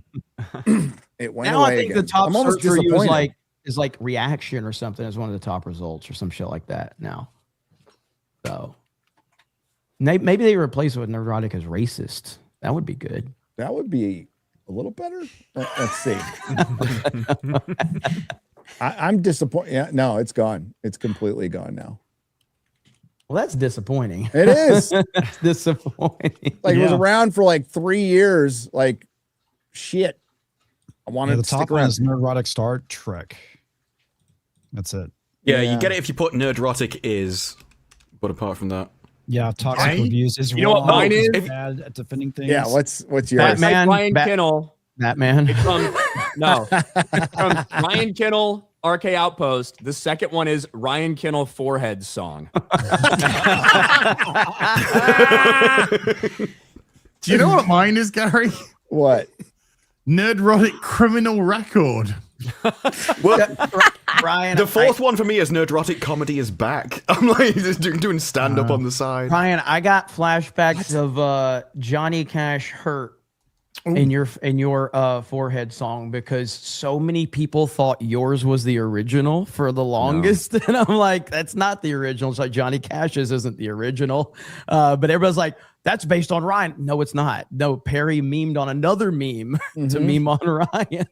But that got like a lot of fucking views. Your forehead song got a lot of fucking views. Yeah, it did. It was catchy. I mean, it's a good song that was originally created. Hilarious. Sniper's really Ryan get more parodies bald for jokes me. than I do. Yeah, you're fucking bald, and I got a bigger forehead somehow. I know. I'm like going all the way. The real estate's going all the way back to the fucking hair. We could do a couple more trailers real quick. I do want to talk about Warner Brothers being for sale. Yeah, we will in just a second. Hey, I want to kind of do that. Fuck off. Well, like Paramount was back in the news for buying Warner Brothers, and I don't know how real or like it's still so up in the air. Warner Brothers is going to sell to somebody, and it won't be good.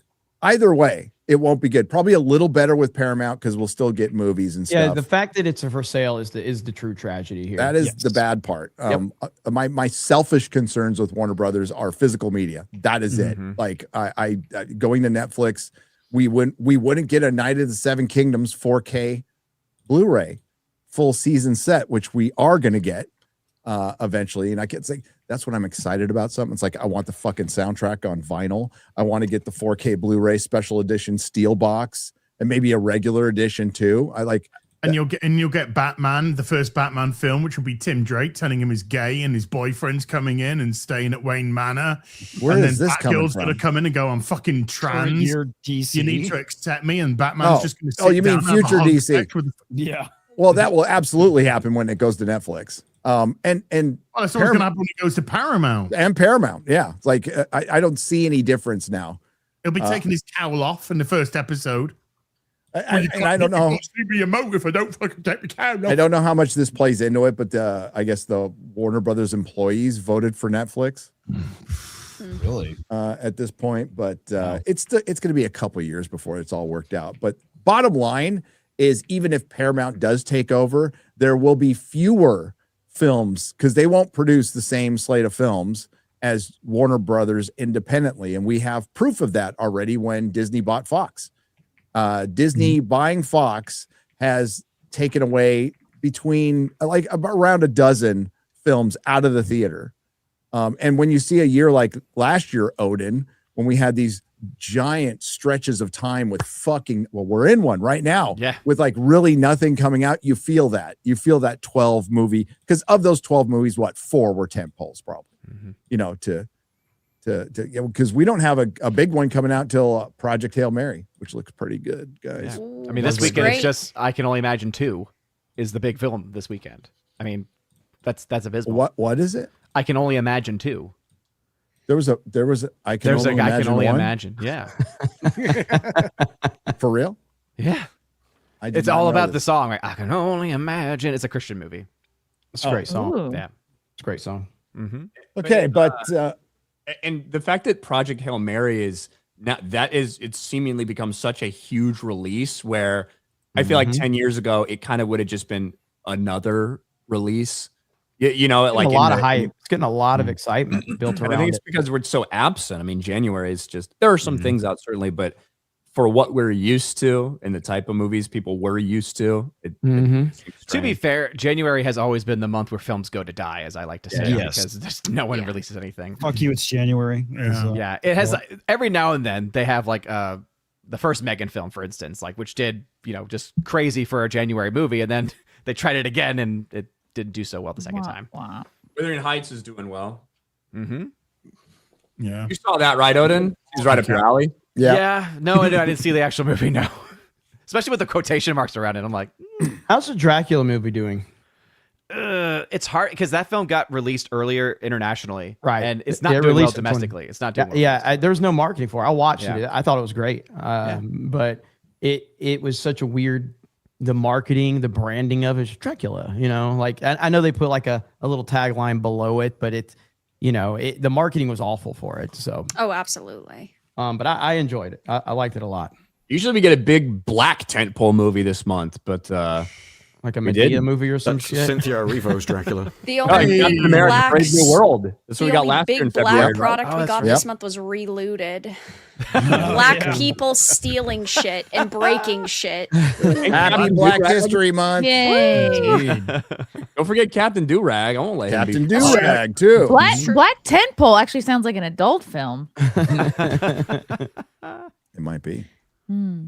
Might be. Let's watch this one real I want quick. to see how many people are playing Relooted right now. Probably 0. like 17. 30. I was gonna say 20. That's my guess. So I mean, all-time peak's 57, right? So- 11 Wow. Wow. Zero. I'd rather Great. play Arc Raiders, which is That's 11 so much people fun. who can vote, operate heavy machinery, eat with Hey, things I sharper did than play a spork. it, so fuck my life.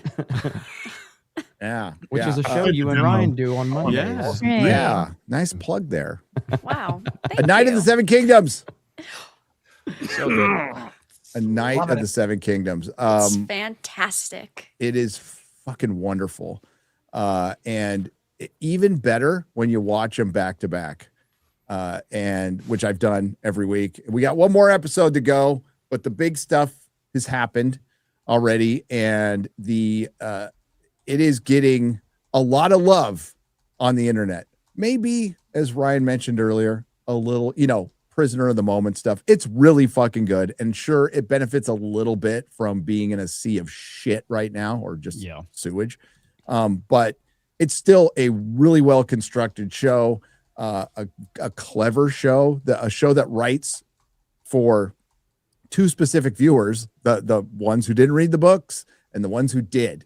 And keeping that in mind, when Ira Parker went into that, really makes it an enjoyable experience for both, even for those of us who knew what was going to happen. And it's faithful, but it's not a perfect adaptation of the books. It changes a lot of the orders of things, and it adds a lot. And I think the only controversial thing from the last episode was, with some people, was the flashback. Yeah, I didn't care for it. I was fine with the flashback. Like I said, it was jarring when it happened in the moment because you're so built up for that battle. But once you get on the other side of it, because I was worried, I was like, is this whole episode going to be a fucking flashback? That's what I thought they were off. doing based on the promotional images they were sharing. So I was convinced that it was just going to be 90% flashback. Yes, that's what was worrying. But once you get on the other side of it, and the annoying character gets killed, so once you get on the other side of the flashback and we get back to it, it's totally fine and totally worked. I want to know where Arlen learned to sing Dothraki. That's what I'm interested in. Let's get a Sir Arlen and his meaty sword spin-off series. That's what they should call it. A knight with the meaty sword. Lords would love him. He's hung Arlen like a the horse. Impaler. Well, he probably went over there. He's a hedge knight, so maybe he fought with them for maybe Pentos, some one of the free cities, like brought him in with some Dothraki who don't usually fight for people. But, maybe he was with some Dothraki who were kind of, exiled, which happens a lot. I think that would be an interesting story. But with the flashback, I think the arguments of it went on a little bit too long. I mean, that's fine. That's a fair assessment. Criticism. But as far as having the girl Rafe in there, the whole point of her was to die. That was like, so the girl boss arguments where the girl boss gets her throat opened up at the end, it was the whole point of like, there's two paths here you're going to go on. Now, both Rafe and Arlen were telling Dunk the same thing. Like, life is shitty it's not going to get any better, and you got to keep going, right? And her response was to be reckless, stupid, and it got her killed because she's just nothing but a gutter rat, and that's how it is in Flea Bottom. And Arlen coming in to save Dunk was fucking hilarious. I loved that fight, that little drunk battle they had in the alley. I thought it was a little bit of great context because days before, Arlen Squire and his nephew were killed. So he is in a very rough mental state. And to see him sort of just stand up for what he believed, even though he is drunk, was very good to see, especially how Dunk internalized it after seeing Rafe die. He's like, oh my gosh, this is the type of person that I want to look up to. Yeah. And the In the Name of the Mother being the name of the show, in Westeros, when knights get knighted, they say certain words, right? In the name of the warrior, I charge you to be brave. In the name of the father, I charge you to be just. In the name of the mother, I charge you to protect the innocent. And we don't actually know the rest of the entire. I think it's in the name of the maid, I charge you to protect women. We don't know the rest of it because we've never. I think they have to name 5 cereals. Yeah. Exactly. We'll get punched in the arm. But the fact that defending the innocent, protecting the innocent that's what Arlen did in that situation. That's what Dunk did when he intervened to save Tanzel. And after seeing that, it kind of makes a little more sense maybe why he would have been so quick to jump in that situation. It's what Dunk, with his kind of humble nature, inspired a lot of other people to do, to jump in to protect him, including Baelor fucking Targaryen, the Hand of the King. These are all people who remembered what they spoke during those vows to defend the innocent, and Dunk is innocent. And yeah, I think we said this on stream, if the flashback had been Rafe fights off a bunch of gold cloaks and slashes their throats and sacrifices her life to save Dunk, and tells him, I need you to be a brave knight so no more women like me can. I would have hated it, right? But that's all it was. Exactly. I think it really paid off. And could they have cut a couple of minutes out of it? I think so.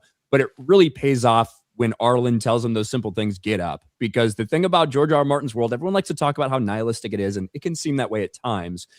But the thing is, there are a lot of characters in the series, even when they are disillusioned with the world, even when everything is shit, because guess what? Life is shit sometimes. They have no choice but to keep going or get up and try to make the most out of it and try to do all you can. And that's what Dunk was doing. And I just like the way it paid off. Yeah. Agreed. Yeah. Well, especially again, to go back on the accusations of that being a girl boss, what Ryan just stated, you had a possibly race and gender swap character. And normally if it's a girl boss, plot armor, she ain't gonna die. And she isn't gonna die like a gutter rat. And opening up her throat like that really does flip that on its head. And maybe, who knows, but maybe that's why they made the decision. But also, you can't blame people for seeing that going fucking rolling their eyes, going not again. Right. Well, yeah, we've been burned too many times. Yep. Yeah, and also we've had 10 years of this nonsense, and that's all I fucking saw in that scene, unfortunately. Yeah, and that's my thing is context, but we've had 10 years of damage at this point. Yeah, I would rather no girl boss be in it and just tell the story. Well, she wasn't a girl boss. No. She didn't achieve anything. But what I'm saying is that it would have been more powerful, in my opinion, if it was a genuine girl that he had an interaction with in relation, and she died, and we all feel his pain. That a girl that we cared about, that he cared about, that we feel his pain, but we, the audience, basically said, "Yeah, we want this bitch dead." Hell yeah! It would have been better from a story standpoint if she was a girl that was a real girl that we, as the audience, felt the connection and felt his pain when he lost her. But instead we're like, yeah, the bitch died. She needed to die. That would have been better is all I'm saying. I agree. So. And I also like it because Vera brought up the great point, which I think it's very subtle and you would have had to really pay attention, or you would have had to maybe read the book to have some extra knowledge. But the idea that Arlen Squire had just died, had been killed in the Battle of the Red Grass Field. You see the mound, the burial mound, where it's not laid out explicitly in this episode, but you can put the clues together if you had listened earlier. But I can understand if people didn't catch it. But the fact that his nephew is sitting there buried, he's just buried his nephew. He's lost his nephew and his squire. And that's probably part of the reason Arlen is so wild and crazy and drunk off his ass, because he's in mourning. And who knows, maybe in that moment he sees Dunk and he kind of sees his squire, his nephew in a way. And as Dunk is going through all this loss and Arlen is going through all this loss, they kind of need each other and they find each other. And that's how they continue the next several years. And you pair that with the way that Egg follows Dunk early on. And Egg is trying to achieve something, trying to get out of his status in life and wants something so desperately just to be a squire for a good night instead of a shit night like his brother. And Dunk is going through a grieving process of his own at the time, and they come together that way. I think it really just echoes and fits extraordinarily well. Yeah, I thought it was fantastic. It was very nice. I wish they laid it out a little bit more explicitly for the people who hadn't read the novella, but I still think that it ties in so well to the core themes. Oh, on multiple levels. The fact that Dunk saw, a girl that he did profess his love to die in front of him, that bookends very strongly with his reaction when he's seeing Tenzel getting abused, right? The flashback help inform and contextualize a lot of good storytelling elements overall. Yeah, and listen, I love the fact that they rely on you to see these subtle little things instead of telling you for secondary viewing. I think that's one of the biggest things about this show is it is not made for secondary viewing. It's made like an old school HBO show where they expect you to pay attention and everybody gets it, right? So when the fight happens, I know like it being delayed and it might feel different for other people, but when I went back and rewatched the episodes, it works great. It works great. And the fight, again, way longer than it is in the book. So they made the fight longer. They did. Yeah. And they didn't fill it out with just like useless stuff. It was actually good, engaging, medievally grounded historical combat that you really felt it. Like it was really well done overall. Yeah. And they were all setting up his Rocky moment, right? When he get up, Sir Duncan. I fucking love that scene. So good. Watched it like 20 times already. How much do you think you miss out on from not reading the books? Not really a lot. I think it's very faithful to the novella. I think they do a really good job. And in some cases, they do expand upon it. But I still think the novella is fantastic because there are some scenes that are missing that I personally would have loved to see, like the a knight who remembers his vows line for anyone who's read it. That would have been phenomenal. And I know in the next episode with the crowd cheering, get up, get up, get up, along with Egg, it felt very reminiscent of that. But I think that the way that it was laid out in the novella, even though it was half a page, was really, really fantastic. And, that's one thing that I loved also about this is Ira Parker apologized. How often do showrunners come out and say, I admit my fault. We should have done this. We didn't think about it. We're sorry. That never happens anymore. Well, yeah, and he said that specifically about that missing line, a knight who remembers his vows. He's like, yeah, we should have added it in. That is a really important line. And he apologized. When I saw that, I was like, oh, okay. It's pretty endearing. It's pretty endearing when you hear some humility from people going, you know what, you're right. And you know what, we have general enthusiasm around a show, admittedly in a franchise that's not in the best state. That's with the book fans, with Game of Thrones fans, even with House of the Dragon, and you're still able to generate this enthusiasm to where it's like encouraging lore crafting again, and like that's what everybody aims for when that's what Kurtzman wants with Starfleet Academy. That's what every Disney streaming show, this is what they want. They just don't know how to get it or are unwilling to do what it takes to get there. Yeah, I mean, that's because I haven't watched House of the Dragon. I watched the first episode and I don't know, maybe there were too many good women in it. I don't know, but I just didn't want to watch it. And but this show they all turned out to be a bunch of fucking horrible people, by the way.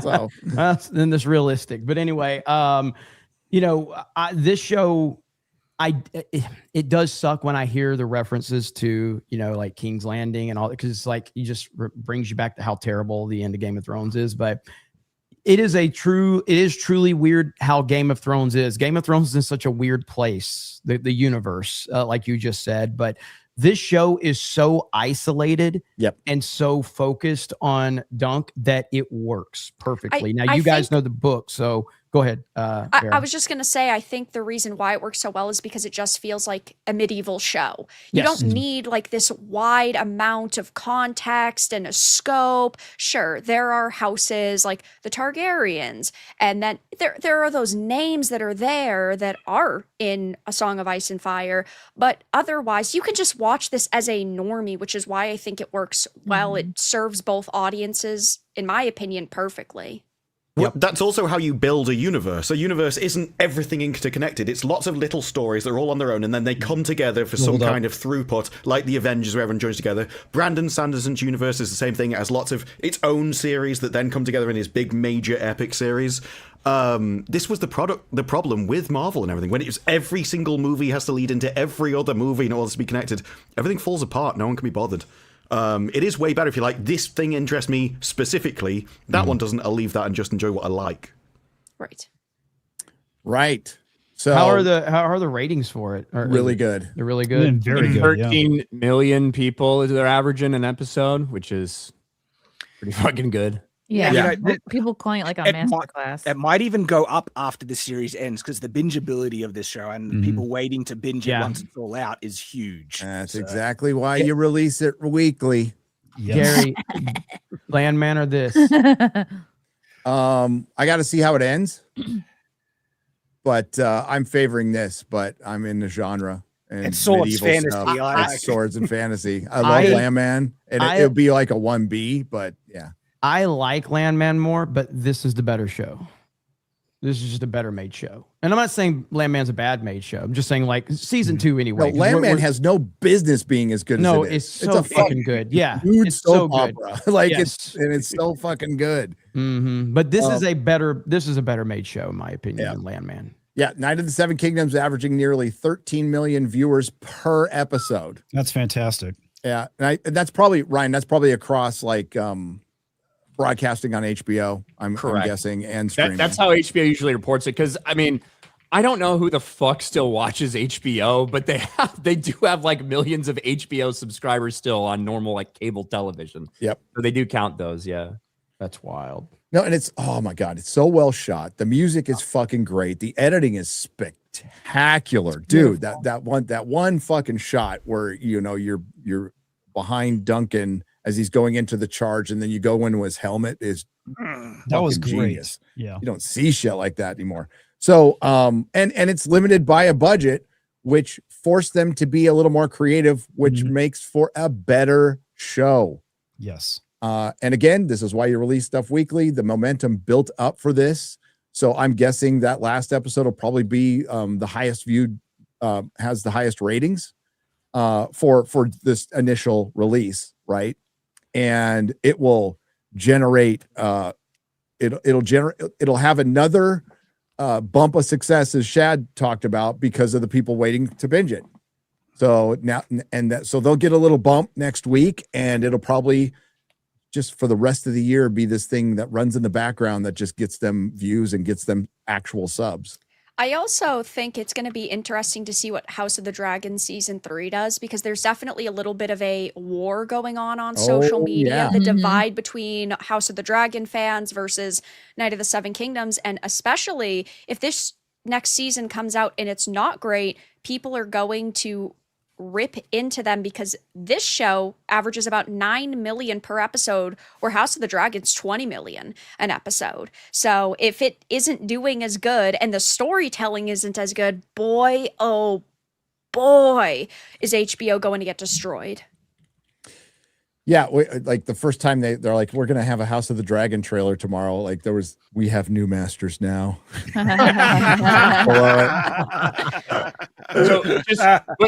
But I think it also is worth putting in perspective. We're talking about 13 million viewers, and I think that's fantastic for what A Night of the Seven Kingdoms is. Yeah, House of the Dragon was much higher for season 2.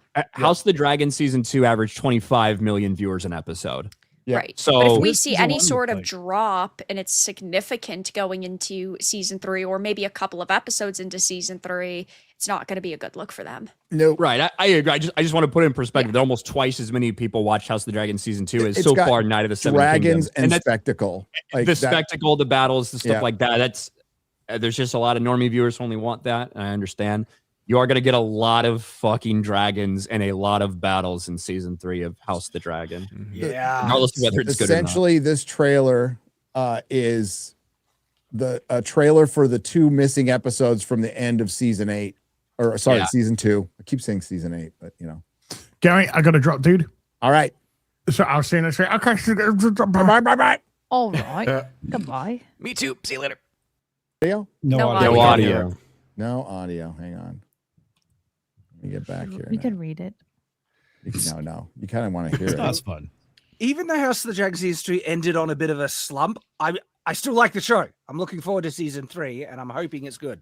So I haven't seen the trailer. It sucks we got Blue Ball in season 2, and it sucks like kind of the reasons behind it, which all you can judge is what's out. But when you find out that it was during the writer's strike and they said, okay, you can only have 8 episodes, but they couldn't rewrite anything. It's a shit show, but all you can do is judge what's out for what's out. And it sucks that we had to wait to get the actual season finale until season 3, which is retarded. Yeah. And I mean, is it going to be front loaded? That's the question too, right? Are they going to kind of blow their wad with the Battle of the Gullet? And I think that's good for a series. I think you want your start and your end to be your biggest things. Right? A lot of things, they start slow, don't get the viewers, nobody gives them more of a chance, and then it gets best at the end. It's the wrong way to do a series. But yeah, it's like when we went from season 1 to season 2, a lot of people thought season 1 was going to start off pretty, or season 2 was going to start off pretty intense, because in the end of season 1, you get the Rhaenyra shot where it's like, oh shit, she's going to go completely unhinged, and then they lost that momentum in season 2. I think it would be viewed in a different perspective if you did have the Battle of the Gullet to cap off the season. Yes. But because we don't get that, you get nothing that seemed to be promised to you at the end of season 1, which is understandable why people feel let down. Before you guys start this trailer, I'm gonna bounce. I gotta get ready for my stream. I will be talking about how Donald Trump is the most perfect president that's ever existed, and he's never made a mistake. And I love everything he's ever said, done, and every decision he's ever made because he is perfect. So anyway, you guys have a good night. Fuck you, Ryan. Bye.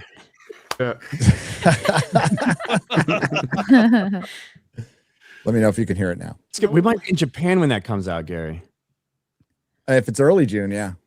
It said June 1st, right? Or did it say June 1st? It said June. Oh, just June. Okay. Yeah. Watch it on the plane. Yeah, I mean, obviously there's a lot of snippets there with some very interesting shit. Looks like Vagar burning a bunch of people at Harrenhal, which sets up some really interesting things that we know is going to happen. Bro, getting to see Tessarian. And Allison's reaction. I'm pretty sure I know what that's from. Probably. Yeah. The Battle of the Gullet, so the sea battle that you kind of saw going on there, that is a massive, massive battle that has huge implications. It does, yeah. And I think we're going to be seeing that in the first or second episode. Like, that is going to kick off this thing and kickstart this thing. And there's going to be a lot of battle. There's going to be a lot of dragons. There's going to be a lot of death. I think we saw some of Corliss's reaction looking into the sea, maybe looking at somebody or looking for someone that he thinks may have died. That could be pretty big. Overall, I mean, I don't think it's a great trailer. I think it's a fine trailer. It's fine. Mm-hmm. Yeah, it's fine. I definitely don't think that it was like earth-shattering, momentous, amazing. And the people on social media who are saying that, I think, are just, in part, very tired of a lot of the slop we've gotten, so they're giving it more of a chance and like more of an opportunity and almost trying to convince themselves that they're more excited for it. But I guess we'll have to see when the season actually comes out, because there might still be that major divide between the fan base. Well, Kristen Cole looks like he's going through it right now in that his portions of the trailer. It certainly doesn't help that George R. Martin said, "This isn't my show anymore." right that does before not help it. comes out. Oh no. Oh, dude. Wow. We've talked about this before. George has had. Eventually, this will happen with Ira Parker. Probably. I hear a static from somebody. Is that I don't you guys don't hear hear that? it. Nah, I I don't hear it either. Oh shit! It's fucking bugs outside my window. I'm like, what the fuck is that? Bugs. But look, George will eventually have a falling out with Ira Parker, and he'll say the same thing. George has had falling outs with basically anyone he's had professional relationships with that just don't do everything he says or does. That's just the way George works. Exactly. Obviously, there are way bigger changes in House of the Dragon than we're seeing in the Dunk and Egg stories. At the same time, I think adapting Dunk and Egg is a way easier thing to do than to adapt 25 pages from Fire and Blood. Right, because it's just a very small novella where they can basically fill the episodes with just one-to-one recreations, whereas And they dialogue. definitely can't do that in House of the Dragon because there's so much to adapt. Yeah, there's no real dialogue, and the people who provided dialogue, they left one like leaving Mushroom out is a fucking huge mistake. It is. Like, and the reason they left him out is because they thought he would be too much like Tyrion. Who gives a shit? He would have Right. provided levity that would have been genuinely funny, and that's the one thing. The one complaint I'll completely understand and kind of feel the same way as there is no levity. Unless when Damon's just being a complete fucking asshole, which I love. There's no real levity to the show. And if you want to see a bunch of bad people die, there's like, dude, that's Breaking Bad is that show. Like a bunch of hit shows have a bunch of horrible people, you know, arguably Seinfeld, funny show, terrible people. So that's fine. The problem is where you end it. So without giving anything away, it's written like a history, so it goes on and on and on, and the true end doesn't really happen for weeks. And to be clear, the ending of Fire and Blood is not even done yet. So the book is called Fire and Blood. Well, It is a history of the Targaryens in Westeros, and it is only half complete. There's Fire and Blood Part 2 still to come out. This is a 25-page section of it. When it's the Dance of the Dragons. The Dance of Dragons, but the story just kind of goes on and on and on. It just goes into the next part, right? Yes. But there's no like, boom. Right, like, so they are going to have to decide exactly where it ends. oh, they're gonna have to like cut out a bunch of shit. They're going Absolutely. because Alicent isn't really in the fucking story from here on. No. They've just added her as like this filler character to have another woman in a potential position of power. Yep. And Rhaenyra is fat and not really around that much because not in the battles.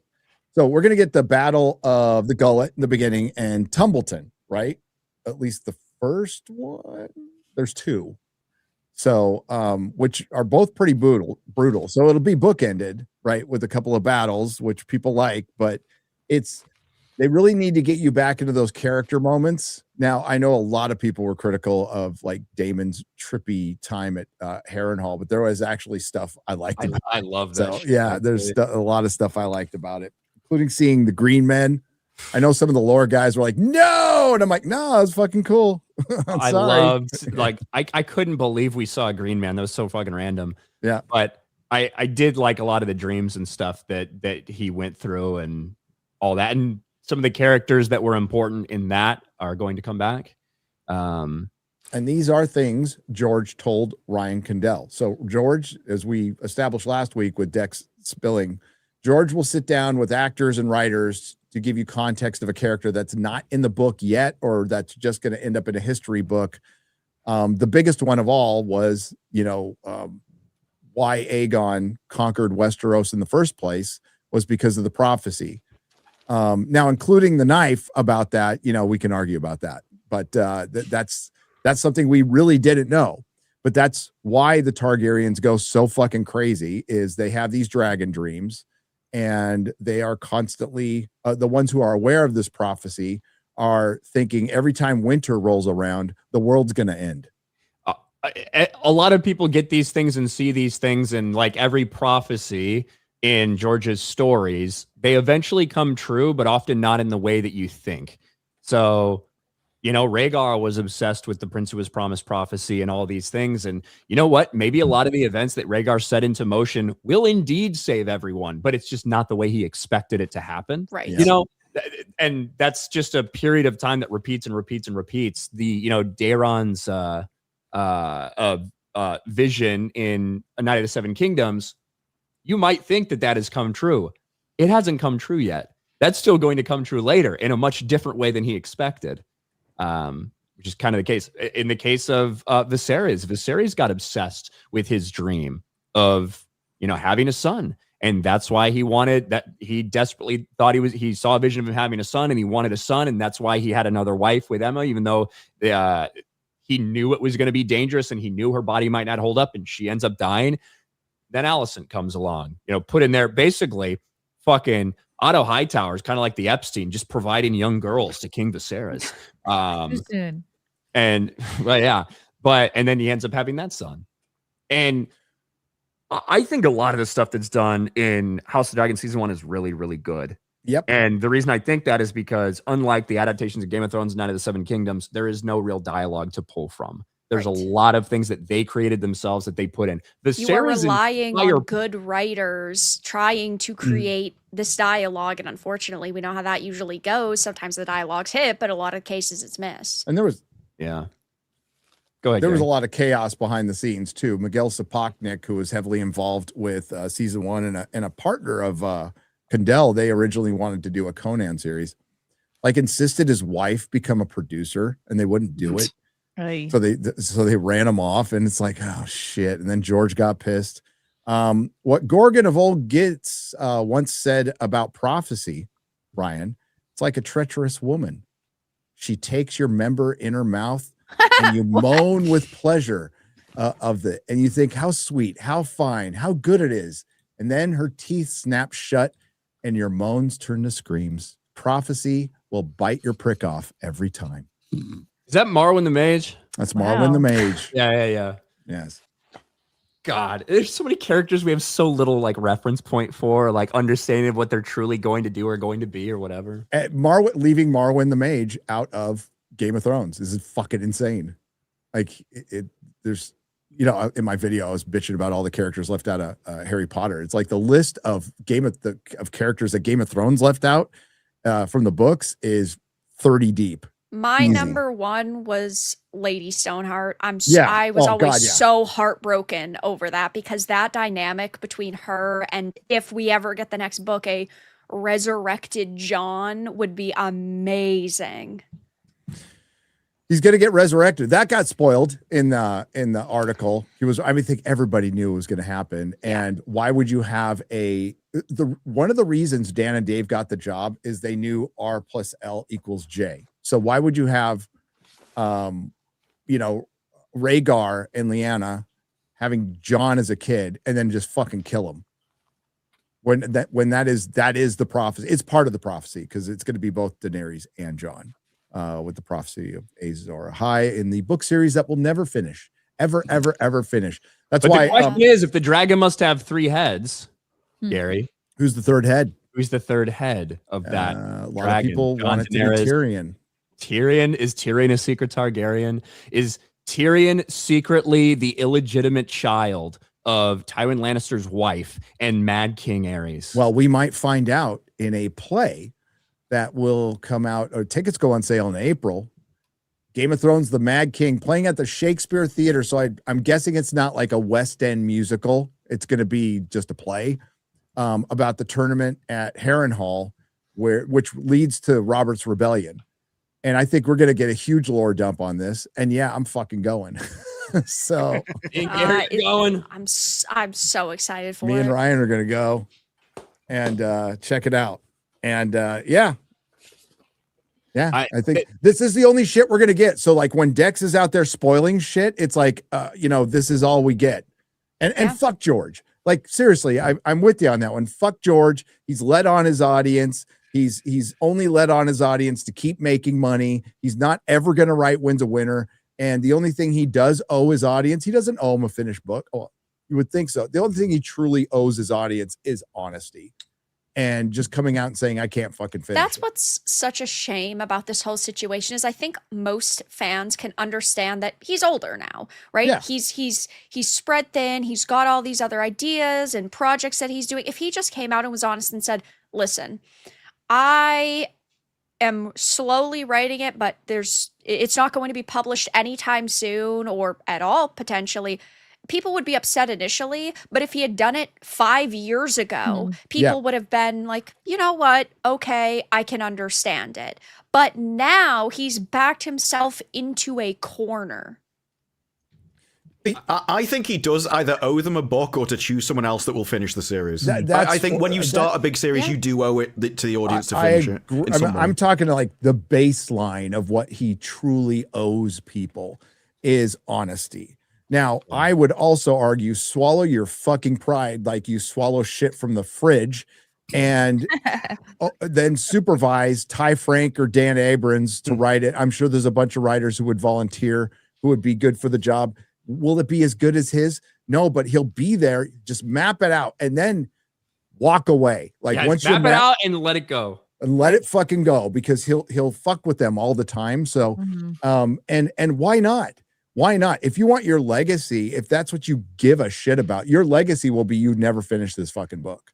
That's what you'll be remembered for. And you wanted to go out there and talk a lot of shit and subvert the tropes of Tolkien, but you fucking lost. You're Tolkien's bitch. You always will be. Just give the fans the story. And like eventually we'll all be dead. So who gives a shit? No, but I think that's the problem. I think that's his attitude. And so he doesn't care about his legacy or the future. He cares about living the best thing he can now. When he's dead, he's just worm food. And who cares about that? So he's just trying to drag it on until he's dead. That's what I think he's going for. No, it's ultimately it's selfish. And I know the George Glazers out there will go, he's a human being. He's a very fucking rich human being from a lot of other human beings who gave him fucking money. And it's not like we're asking him to go into the fucking salt mines. We're asking him to finish a book, dude. Get on your stupid fucking MS-DOS computer and finish this shit. Could someone do it after he dies, or would that not be allowed? Well, if he gave permission, right? and If there was permission, I think of his wife. You know, correct. If the people who control like his what estate, happened with Robert Jordan, right? Yeah. Like Well, he initially did planned it out though. Yeah, he initially didn't want someone to finish Wheel of Time, and he changed his mind close to his death. Yes. Yeah, so George can map stuff out. Fire and Blood was stuff that was there, but he added a ton, and he did it pretty quick. So you can map out some world building pretty quick. I think that one of the great ironies about A Song of Ice and Fire and the amount of theory videos or lore breakdowns or predictive stuff that I watch is obscene. And there are a lot of very healthy channels that still make A Song of Ice and Fire content weekly, daily, all the time. The great irony is that one of the reasons it's so prolific and people are so interested in like discussing so much about it is because so many questions remain unanswered because we don't have the books. It's actually like a really strange phenomenon that one of the reasons it's so interesting to talk about is because we don't have finality, because anything truly could still be possible and nothing's been ruled out. Right. There are some insane theories out there because people have been speculating for so long at this point. Like I see people speculating that, the Mad King wanted to put the wildfire and burn everybody because he had a dragon dream that the walkers were going to be in King's Landing and he was going to blow them up. Chill out, guys. Hold on. I actually love that theory. I like the theory, but is that what he was clearly going for? I don't think there's any. I love the theory. Any basis to that. Bloodraven or Bran or somebody like that in a desperate effort to prepare King's Landing for the coming of the White Walkers, like because hey, we need wildfire, and they tried to go back in time and fucking make somebody do something, just like what happened with Hodor or whatever. Right. They tried to go back and control someone's mind, and it just caused them to go fucking crazy. Yeah. And the Hodor thing happens in the book. Well, So obviously. they'll be doing the time looping in the book. And I think there's something to that. Also that Dunk survived Summerhall. Where'd he go? Did he go to the Cold wall? Hands. Is he Cold Hands? Bro, Scrap One Ron or Scraptron says Hot Pie is the Shrouded Lord. Could be. Let's fucking go. Hot Pie is the Shrouded Lord. The Shrouded Lord he would grant a boon to anybody who made him laugh. I think it's Gary and Lannister. Yep. Would love to laugh. Yes, he did. He did. But either way, looks like we got a good season of TV with the Night of the Seven Kingdoms this year. Yeah. And it's like, remember when the Penguin came out? None of us had any expectations of it whatsoever. And it turned out to be, it's like this side project So good. from a movie that wasn't very good. Fucking, but hey, Robert Pattinson's out there like getting ready for Batman, dressing up like a woman. Casting literally everybody in this freaking movie. The cast is pretty good. Yeah. Pattinson's Batman will be better than James Gunn's if he sticks around long enough to make it. If it happens, yeah. Yeah. So what's a better chance of Gunn sticking around? Paramount buys Warner Brothers or Netflix? I think he's out. I said, what's a better chance? What do you think is a better chance? Yeah. I think Netflix, because Netflix say if they take it over, they're not going to touch anything and they're going to keep it on as its own department with all the original people. Maybe. Yeah. Whereas Paramount's more likely to merge different things together. And fire people. I mean, the firing people is going to happen. I mean, eventually. I don't know about Gunn, but there's so many redundancies. I mean, Netflix wants things to perform poorly in theaters so they can push it to streaming faster. So they want underperformers like James Gunn's Superman. Yeah, then he will definitely stick around. If Netflix wanted to reduce churn, they would release shit weekly. That would be the smart move. Speaking of Night Agent season 3. Yeah, when's that coming out? It's out. I'm 4 episodes in. Oh shit! I didn't even know. It released on Thursday. God damn it! Damn. Maybe that's what I'll watch tonight. Let's fucking go. Little Peter Sutherland Jr. Hell yeah. Hell yeah. It's funny because that's a show that has a lot of stereotypical like modern show tropes. Yep. In terms of like, a strong, powerful woman of color and power or something. But I feel like your lead protagonist is so good. He balances it so well. He balances it out, and there's enough like decent female characters and stuff. Yeah, I really enjoy Night Agent. Yeah, I've enjoyed it too. I haven't started season 3, but It's like I have to. Political action thriller type of show. Yeah. Yeah. But that is part of like the modern trope is that it's not just the strong female character, it's that drag down the men in the same thing. So you know, even in Arnold Schwarzenegger's the big guy holding a sword, there's still another woman barbarian next to him holding the sword. But because you've got Arnold Schwarzenegger there, no one cares. It's like, no, actually, that is hot when it's paired with not dragging everyone else down. Mm-hmm. Yes. Conan's a great film. God damn. And like even in the first season where you get like was Robert Patrick in season 1? Is that and like he shows up and he's kind of a fucking asshole and you're like, oh shit, okay, he is gonna like this guy's obviously the bad dude. And it turns out he was innocent the whole time, and it's the fucking Asian woman who is like actually this fucking spy betraying everyone. You know, like they had twists like that in the first season that I enjoyed. So sorry, spoiler. It was alert. X-Ray Everybody Girl. doesn't watch Whoa. X-Ray Girl, Chinese spy. It came out like 4 years ago. So on a separate note, Stargate end of season 7 is so peak, man. That we finished up season 7 just last night with the family. I'm not there yet. Dude, that's like Stargate SG-1 at its peak. So many things get paid off, and no joke, my boys were like just jumping out of their seats. That's the thing is, I'm in in. season 1, okay. Yeah, and that's good. I'm not going to say like season 1 reminds me of Star Trek: The Next Generation season 1. Not terrible. Yeah. I'm going to keep watching, but it's like it's not great. Isn't that where? Yeah, that's where Atlantis takes off. Exactly. And then having those series. I'm going to say it's really nice being in this 90s sci-fi place. It's like a happy place for me, like with any Star Trek or Babylon 5, which is fucking excellent, especially those first 3 seasons. So that's what's getting me through is like, this is so much better than anything else. Shadow War is so fucking good. Bab 5. Dude, Gary, if it's I were so to ask good. you how old you think Robert Patrick is, what would be your answer? I think he's 7 years older than I am. So I have to do the math now. 63. Oh, shit. He's 67. It like by looking at him, I would have guessed he's like 75 or almost 80. He looks so old. Yeah. Probably had a lot of fun in his life. Yeah, apparently. Never mind. I thought you were going to guess higher than that, but you guessed No, younger. his brothers in, well, I'm closer, so I probably look like that too. His brother was in Filter, who was also in Nine Inch Nails, and I've told the story before. His mom used to come to my video store in San Marcos, California, at the warehouse and rent movies. She's like, "Oh my son is the Terminator." Oh, She was really cute. All right, so you have all right, you have a much different perspective on the entire family then. Okay, fair. Yeah. Fair. Yeah, I met his mom.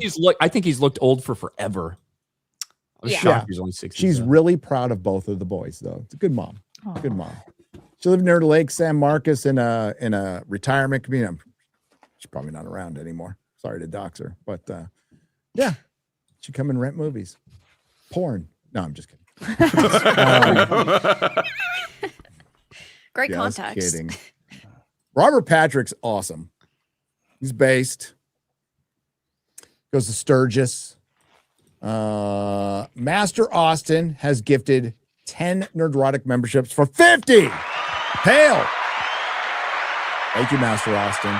Rolling the Wretched is back. Streamlab, 4 parts, $100. $100. What are you doing? What are you going to do when Starfleet Academy is over, Gary? Fucking Be happy. be happy. Yes. The whole point. Okay, so why I'm doing episodic videos is Because you hate yourself. because I hate myself. I thought it was to torture Garrett. I hurt myself to feel. No, it's meant to be made for a full video for the whole season, episodic. So it's going to be a supercut. That's the reason we're doing it. So you're just getting weekly episodes, and then you can stream it, or you can binge it later if you want. If I did that, it'd be like a 10-hour video. It's half a day. It's clocking in at 2.5 right now. So, yeah. But that's the whole point of it. So how am I going to feel? Great. Fucking great. And that's not till middle of next month. I know. How many episodes are left? 3. And then One Piece comes out. Oh, well, that's true. good news. One Piece comes out. Project Hail Mary. What else is coming out in I'm March? hyped for Project Hail Mary. Yeah. Ooh, the book was great. Book I is think Ryan really good. Gosling's a great fit for it. Perfect casting, I think. Yep. I think it's going to be fantastic. Yep. Now, early buzz is good, but it's from Hollywood, so who fucking knows? Oh, yeah. Always be cautiously optimistic. I started reading the book yesterday. So Nice. It's good. How are you going to fill the inevitable void in your life? This will create, just remember, glory days. Well, they'll pass you by, glory days, in the wink of a young girl's eye, glory days. Fuck Bruce Springsteen. Sean Strickland has been making the rounds, setting feminism back 100 years, doing the Lord's work. Saying women don't belong in sports or on YouTube. So Chrissy and X-Ray Girl, get in the kitchen and make a man a sandwich. Make a sandwich. I guess at least I didn't make the cut. Oh, you can make a sandwich too, Vera. Yeah. I believe in you, girl. All 3 of you can make every man here a sandwich. It's fine.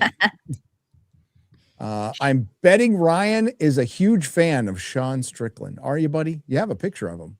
I like Sean Strickland. He's fucking funny, man. Ian will be playing the demo for A Lesbian's Knight's Tale this Saturday, probably about 10 p.m. Eastern. Is that real? 1348 ex voto. Yeah. Somebody on the panel's played it already. I did. I streamed the demo. It was dog shit. Good luck. It is terrible. What? I think I will. Is it a joke or do No, they? it's No. They hired 2 LGBTQ voice actresses. They are making a medieval game where this female knight goes to save her princess lover. Yes. They tried to dog on Knight's Path because Knight's Path was getting so much attention, and they openly admit that, yeah, we have an agenda. Look at our game instead. Right, because Knight's Path had made a post about how they do not want to embrace a modern agenda. They don't want to add politics into their game. They just want to create something for gamers that is going to be fun. And then 1348 Ex Voto's social media manager took to social media and said, mark your calendar on this date and support our modern agenda. The game had a post that had multiple millions of views, had 20,000 likes. Kotaku, Polygon, and The Gamer were writing defense pieces for 1348 Ex Voto, and its demo released yesterday to 102 players. Yeah, I was gonna say it was fucking low. And they posted a thing saying they have 100,000. You don't want them to. Well, I mean, they claim. That was my next question. Are they hot? No, No, these are actually the ugliest they people you've are ever seen. fucking ugly.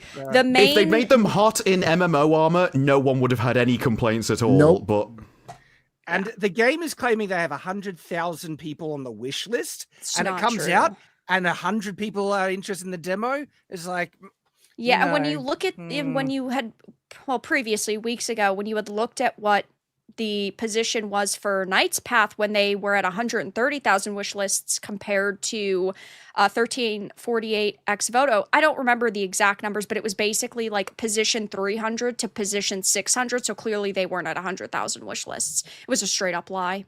Clearly. Oh my God, they lied? Oh Farrah? yeah, absolutely. They never do that. I know. They never would.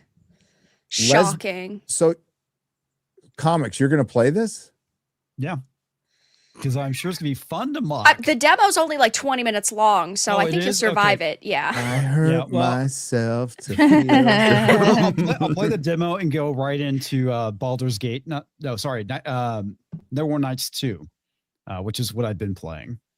So you going to play the Voyager game? The Voyager game? I've heard it's awful. I've tried to play the demo. Really? The demo was awful, so I can't imagine the full game is much better. I didn't even hear about that. It's like a resource game, right? Yes. It's not voice acted, so it's very reedy. But there's also the missions are just choose the highest number to go on the mission. Very shallow. The modern audience didn't show up for it. I mean, it's shocking. They probably did. That was the modern audience. Well, I feel like I'm part of the modern audience. I'm the one playing these fucking games. You know, I'm the idiot who's sitting here supporting these queer Marxists. I can't believe that's the main character you play. Yeah, it those are the looks two worse in the main game. characters. It does look worse in the game. Yeah, there you go, right there. There's the main character. There's the main character. One second, let me pull up this tweet. Play the video. It's awful. Whew. Now, they do some of their due diligence. That's not fair. The world is not fair. Oh, my noble knight Erin, would thou aid this fair damsel to rise?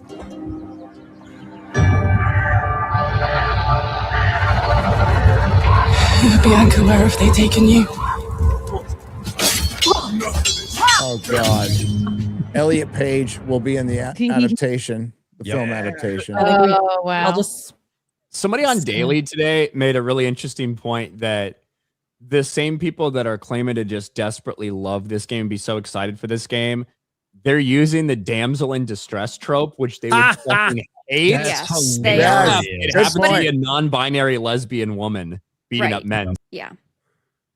The fact that she's non-binary is stupid. Well, then it's not lesbian.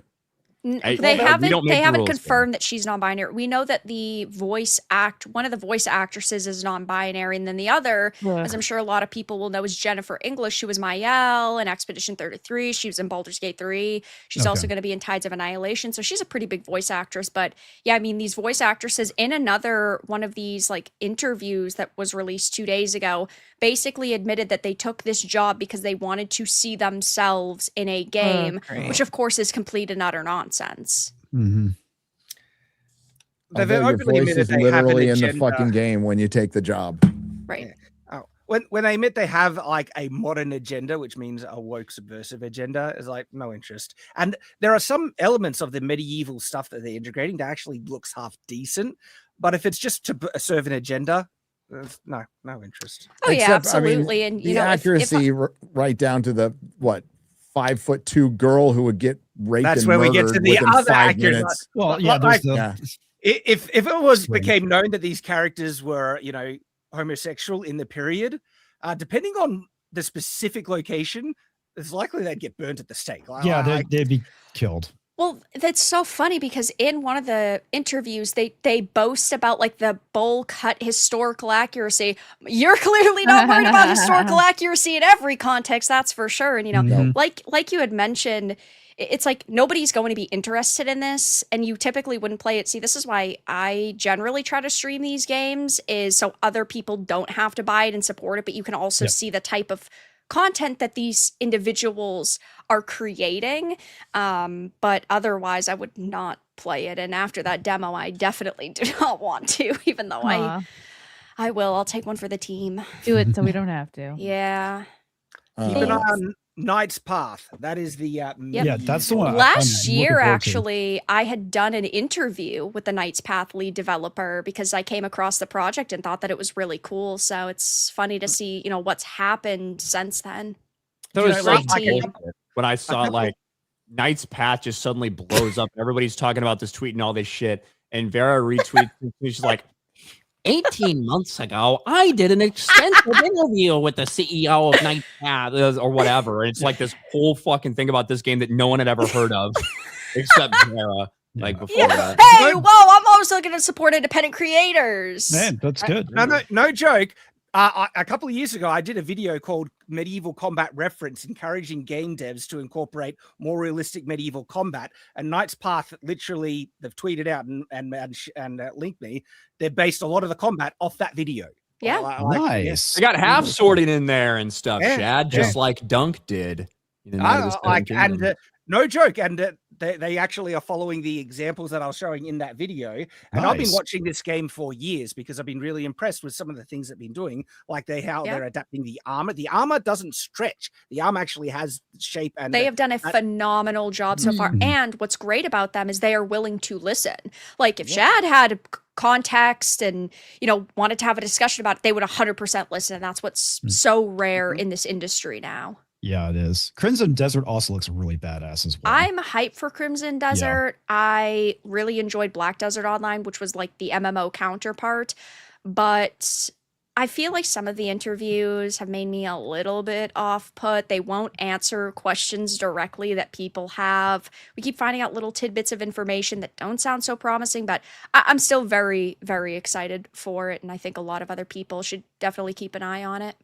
I played the demo and it's pretty good, at least gameplay wise. I like that. Continuing with Roland's super chat. So Comics will be playing the demo of fucking lesbians. He is actually excited that I have donated the money so he can purchase the game when it comes out in March. How much is it? Hell yeah. It's like probably $50 or something like that. Jesus Christ. Which game? Lesbian one. Lesbian one. There's no price. If it's anything above $20, well, even $20, it's a scam. But wow, it'll probably be $40. That's what my guess would be. Roland continues. I still think the lesbian knight will be taller than Comics. Today's read Corinthians. Eat a bag of dicks, Roland. Today's read Corinthians 5:17. Eat a bag of dicks. No. The Star Feelings Academy is gone. The new is here. Hail FNQ, Fellowship Chat, Mods, Little Thor, and RIP Pizza Time. Dan Vosk should be banned from social media until he finishes. Man buns are gay. Until next time, so long, gay boys. See you Monday, Roland. Cole Hauser for 50 Canadian pesos. Yo, FNT. Gary, can I get a shout out for my channel? Cole Hauser. Go subscribe. Watch. Thanks. Cole Hauser, a real rigger right there. There you go. 199. There you go. Well, is he going to be at MegaCon? You going to He'll be at be MegaCon? I think so. Yeah, he is. Thanks, Az, for coming on my channel for Riga month. Was great to have my bro on. Ryan is next for Creed, or Cred. Sorry, I said Creed. For Cred. As said, that's where we praise Ara comes from. That's where it comes from. See y'all at MegaCon. Oh, I guess I should have just kept reading. See you at MegaCon. J-Dog and Lincoln for $100.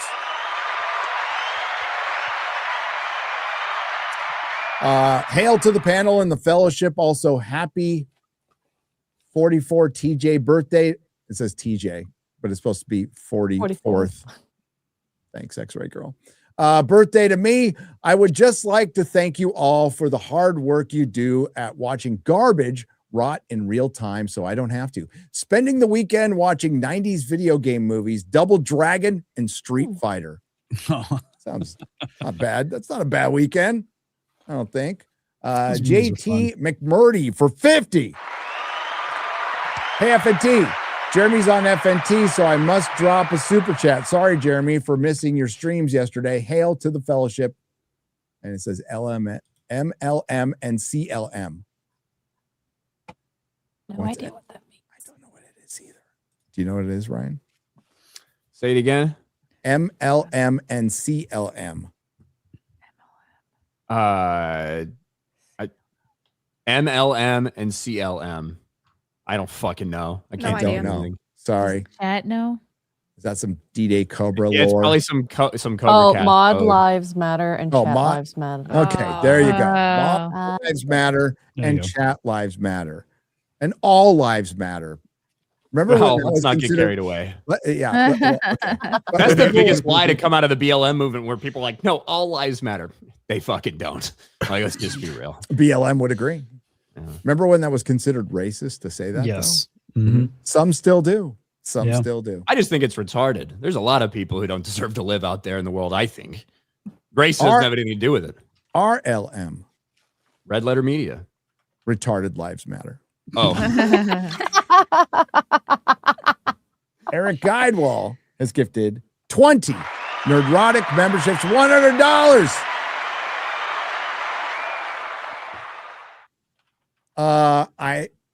I like how you read my super chat during Real BBC, but completely ignored it and didn't answer it. So again, Gary, have you read my letter yet? And please invite Jay Longboat on FNT. Don't know why you don't want to. It's been 3 years now. Bring her on. You working for her, Mikey? Thank you. We will get her on in the future, Mikey. We're booked out. I don't think that far ahead, to be honest with you. And yes, and the stuff will be sent out soon. Thank you, Mikey. I don't know if you want me to. I could read it on. Do you want me to read it on Maybe live? you I want will. some like feedback, like, Mikey, that was a great letter you sent me. Or Mikey, bro, you wrote that letter like a fucking kindergartner, bro. What are you, a Clone Wars fan? No, his handwriting's definitely better than mine. Oh my God. For sure. For sure. We love Mikey. We love Mikey. Random fan, 2 parts for $100. Hello, this is my first super chat. So be gentle, and I have been following you since the Rewriting Ripley article, and you have gotten me through many things like moving, starting a new job, and breaking up, and a breakup that poorly, and that was poor. And a breakup that poorly, and now starting college. Okay. And that's part 1 of 2. There we go. Yep. I have a few questions to ask you. Get Ryan on unsubscribe. I've actually mentioned it. I just talked to Eli yesterday. So it would be really funny. Maybe if Ryan comes out to Texas sometime, we can make it happen. That'd be Could you cool. bring? Yeah. I feel like a fake military person, like with those guys. But yeah. No, I brought it up. I have. That'd be Could you bring on one of the guys from Unsub on here? And can you do a meetup in the Midwest, please? And thank you for continuing to make great stuff. Thank you very much. What do you consider the Midwest, random fan? Thank you for the 50, by the way. Texas is not the Midwest. Texas is not the Midwest. Wisconsin's not the Midwest. I thought it was. Is it not? I don't know. What do you consider the Midwest? Not Mexico, chat. Stop it. I could. Ryan? I mean, if we had a map, I could draw it. But What states? Just give me a few states. North Indiana? Dakota, Ohio, Indiana, Michigan, Missouri, Illinois, Wisconsin. All right. If Nebraska. Wisconsin's in there, Illinois. we will do one in Wisconsin. Yeah. I actually think that even though it's so far east, most of Pennsylvania, I feel like, should qualify as Midwest, even though it extends so far east, just because of the culture of most of Pennsylvania. You know what I mean? Yeah. Yeah. Oh, Tennessee. Tennessee's like close because it's like Kentucky's Midwest, but like Kentucky and Tennessee are like, there's kind of people south. It feels like south, but it kind of feels a little Midwest. I don't think I count Tennessee though. Okay. I just got to break my fucking California thinking. Like, we're the only West. Just bullshit. So, yeah, Wisconsin for sure. Because I spend a lot of time up there. Az's review of episode 7 was priceless. Can we have some fucking plot, please? Nope. I loved it. Also, I'm going to say this because I post it all the time. Every U.S. president is related except Van Buren. Common ancestor being King John, causing the Magna Carta.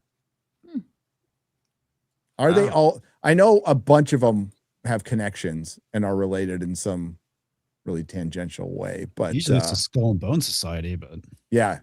Usually they're all part of the same clubs. Yeah, that we're not in. Thank God.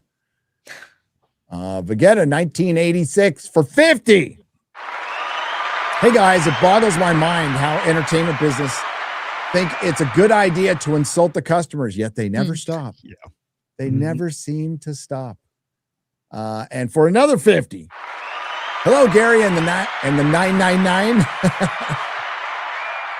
I guess it's the 999 now, Ryan. I'm keep good with doing it. what you're doing. Hail, brother. I like that. The 9, that's not a 666 on his forehead. It's a 999. 9999. Only the olds will get that reference. It's a Omen parody from Saturday Night Live with John Belushi. Over here it's the emergency services. Yeah. J 66667 yo for $49.99. Get another 666 in there too, by the way. How am I supposed to say this name? Lino Olopai, who passed recently, who I brought up last week, was an author, navigator, led a commission to preserve Carolinian, aka Rafflewash and Chamorro languages, etc. Yeah, I remember this super chat from last week. We didn't know where it was. Yeah, he learned a lot about his Carolinian, is it like North Carolina? Heritage from navigator Mao Pilug. R.I.P. R.I.P. Arg, another name for $49.99. I suggested that the Bears shoulder. I suggested that the Bears should, rename to the eggs. That way they can be the ham and eggs. That's funny. It's not that funny. Oh, I said it's punny. It's punny. So they're really moving. They're really moving to Indiana. I believe so. And look, everybody's freaking out about it. I get it. I think it's bullshit. I wish that Chicago and the Democrats in Illinois would not be such fat, retard, cock-sucking bitches, but they're making it almost impossible without them losing a fuck ton of money to build. I wish that they could just rebuild on top of what is Soldier Field. I love Soldier Field. I love the location. I love the history. 1926. I think that's how long it's been around, something like that. But the state of Illinois for the past 5 years has made it almost impossible. And because of that, the Bears are like, hey, we're willing to pay billions of dollars to build our own stadium. We're not asking for any taxpayer funds for it, which this day and age, that never happens, period. All these big cities help pay for this shit. But they said, we're willing to eat those costs. What we need from the state, please, this is all we're asking. give us a break on some of the property tax because we're going to be charged hundreds of millions of dollars a year for the property tax based on how much we'd pay. So give us a break on that and help us out when it comes to getting all the infrastructure and like the cost of getting all the infrastructure built. Just help us out. Illinois refused to budge for 5 years.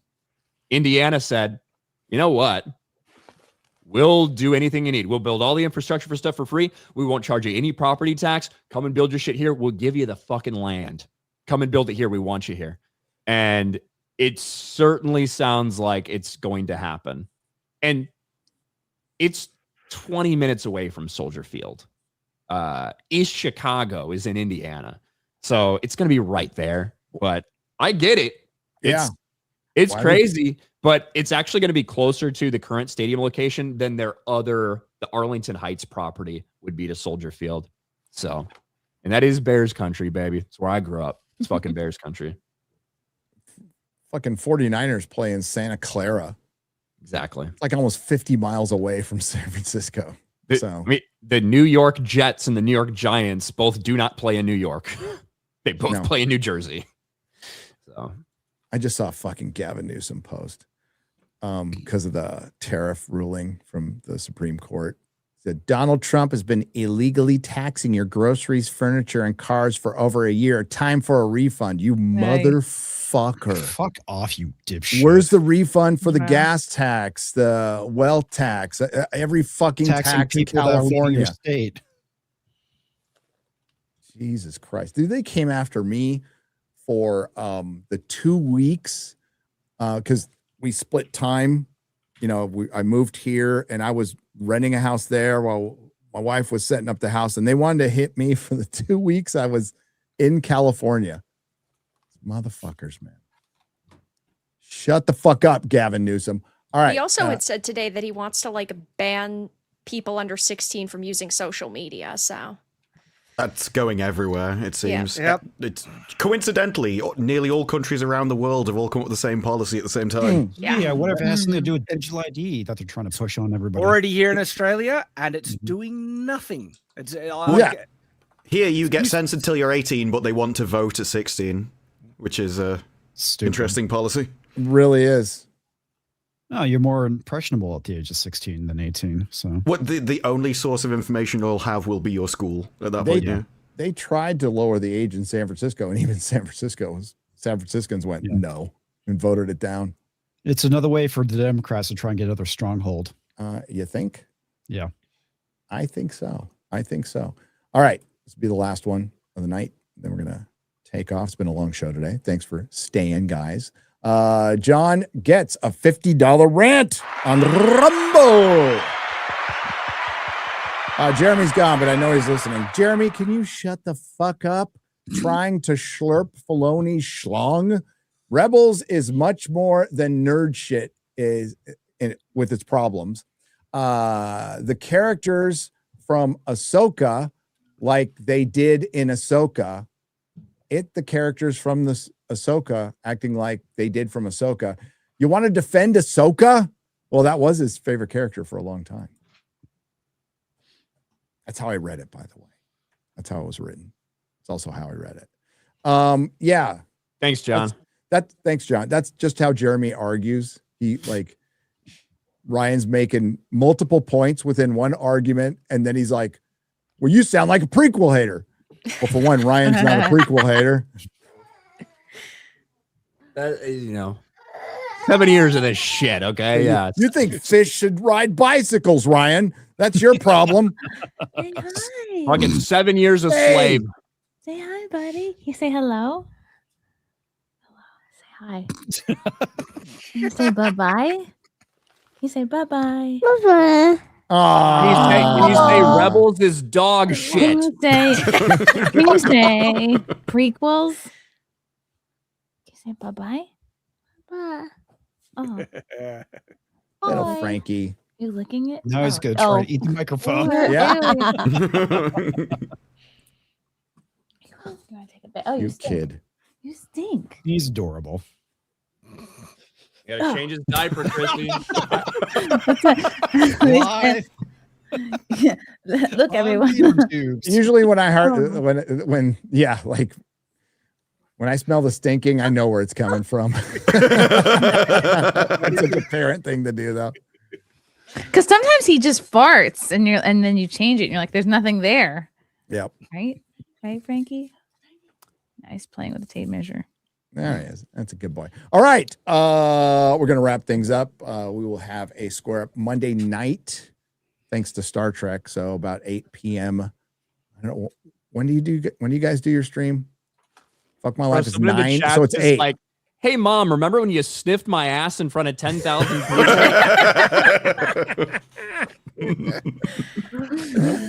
I'll try to go a little earlier. So we'll let's do 6 p.m. Central. Monday night we'll do Nerdrotic at night, and that will make up the super chats. We appreciate you all. Let's go around the horn. And X-Ray Girl, what do you got coming up? Tomorrow, Saucy Saturday on Wicked Virtues channel with Disparu as well. And then Sunday, Forbidden Frontier at 6:30 p.m. Eastern on Nerdrotic Live. And there's been so much happening this week. Oh, yeah. I just saw, is Donald Trump going to be making a statement on UFOs? Apparently, yeah. Yeah. He wants to release information. No, he wants to release it, but I just read that like he might be making a speech or a statement, and it's imminent. I guess we'll find out. Guess we'll find out. How many times are we going to get excited for something like that? Yeah, I know. I talked about it with Jeremy last night, and it's just like, yeah, It's such a tease. Don't get your hopes up. We might get an info dump that is pretty much a lot of the stuff we've heard before. It probably will debunk a bunch of stuff.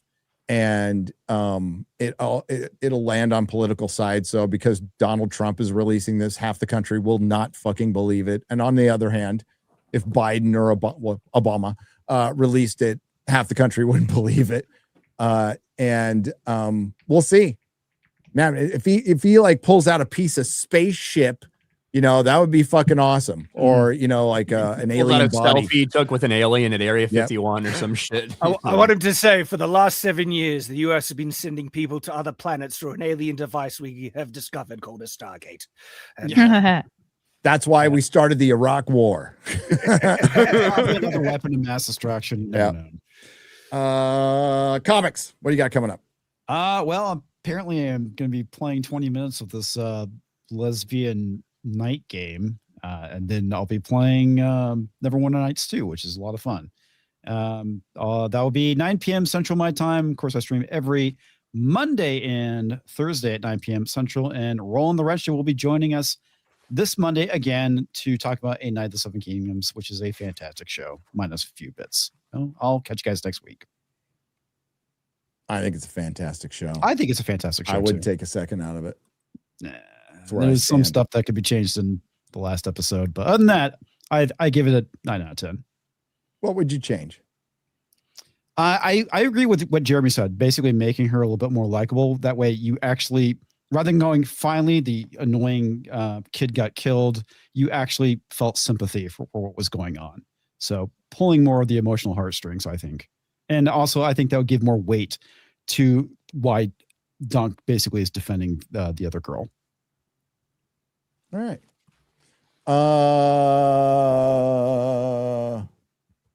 I'm confused now. Disbrew. Starfleet Academy review is out, which I killed its own algorithm by watching it back after I published it.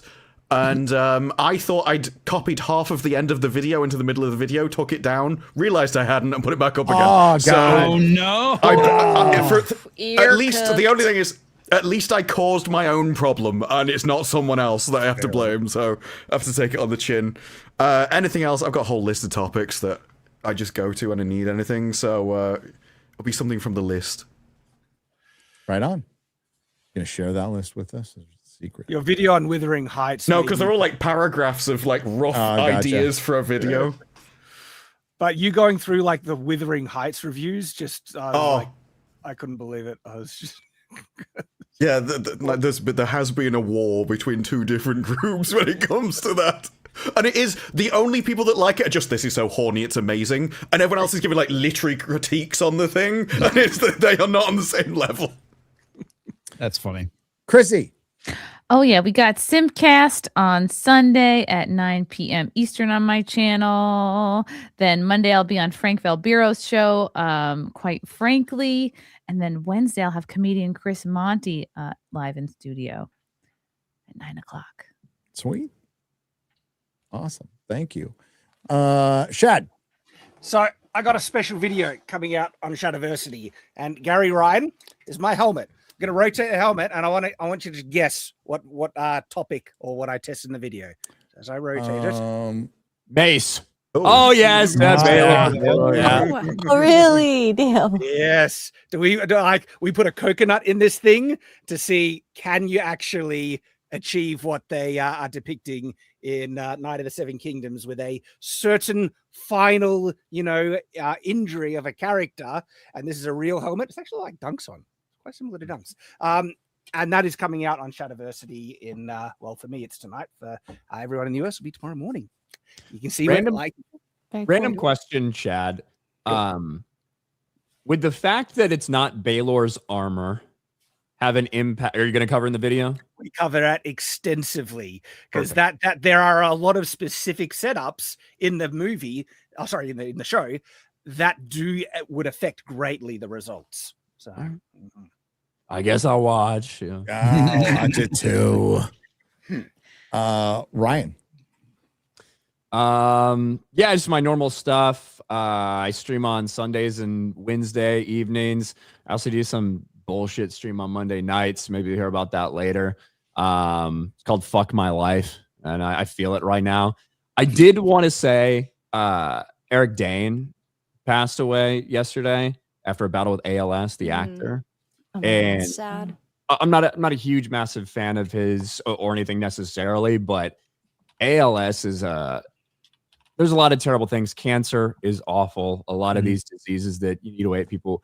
There is a certain just tragedy surrounding ALS, especially when it seems to affect people who are in general pretty good health. Yep. And when it hits them and how it hits them and what it takes away from them, not their ability to think, not their ability to process things, but their ability to act out those motions and move and speak. And eventually you're just completely and totally debilitated, yet you have your mind and wits about you. It is an awful way to go. And just, rest in peace. And I'm sure his family's been going through a lot of hell for the past couple of years. That shit is awful. Yeah. Yeah. Vera. My main channel is Veradark, Dark Titan Media. I put up 2 to 3 videos a day. I live stream video games Tuesdays, Thursdays, Saturdays, Sundays, 7 p.m. Eastern, Monday nights, 9 p.m. Eastern, Fuck My Life, Wednesday nights, The Vera and Virtue Show, and I also have a second channel called Veradark Reviews, where I put up my gaming reviews, but I'll also be doing some of my collection videos soon, my Tolkien collection, and a couple of them are behind me, first edition, first printing set of A Song of Ice and Fire. I recognize those. Yeah. That's cool. I have them as well. Nice. Hmm. Well done. Oh, you got one too. The best book. Yes. Easy peasy. The Jon Snow and Clash of Kings are my favorite covers, but that's okay. It's all right. Now, do you have the UK first prints?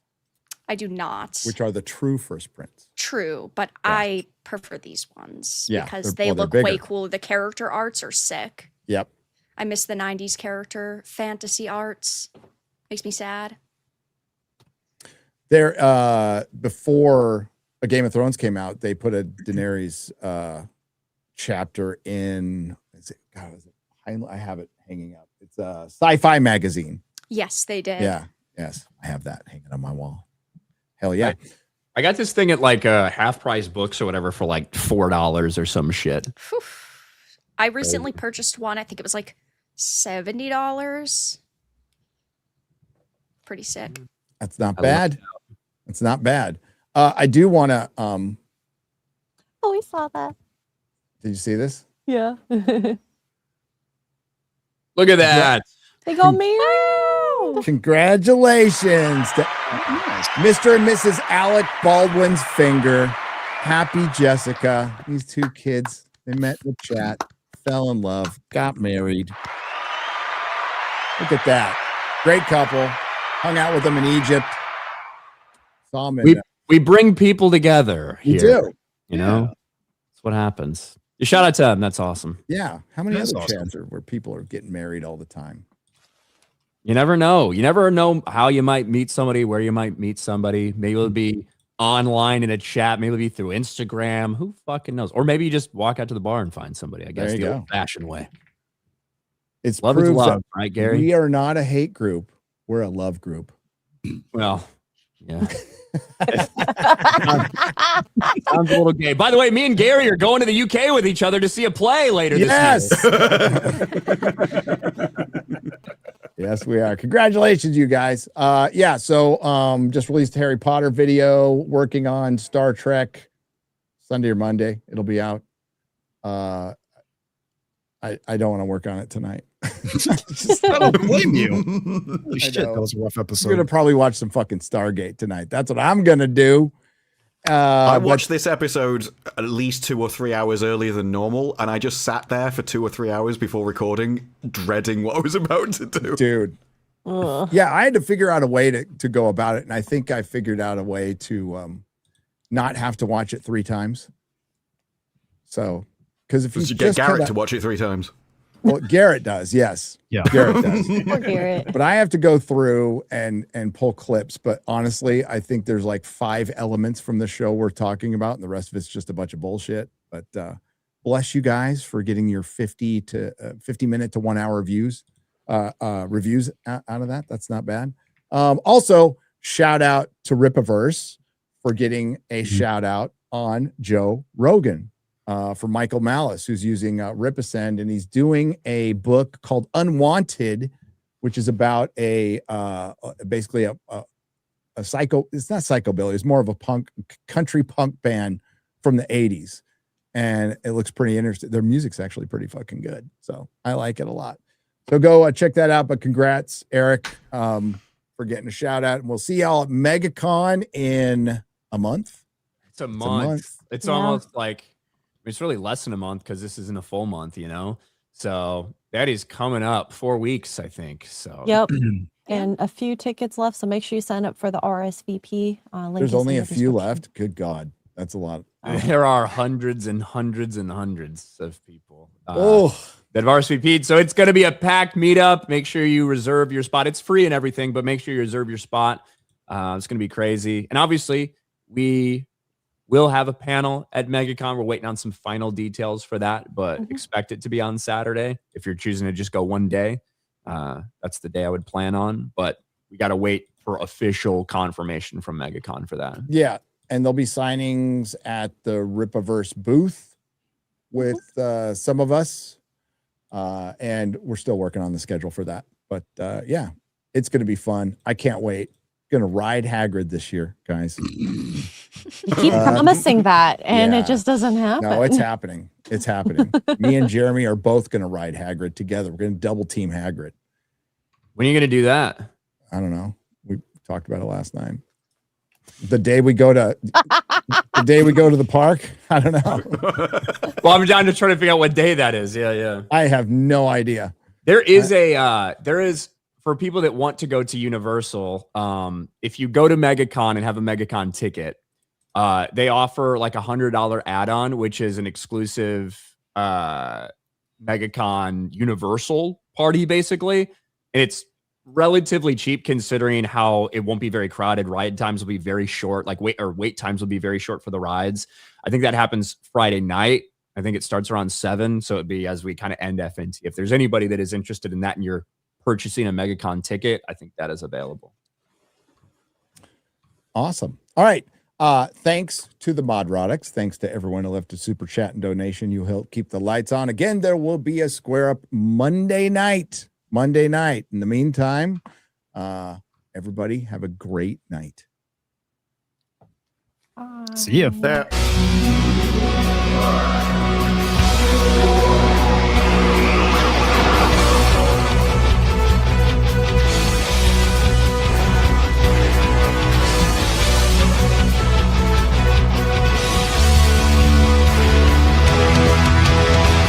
they come, and the crowd cannot wait.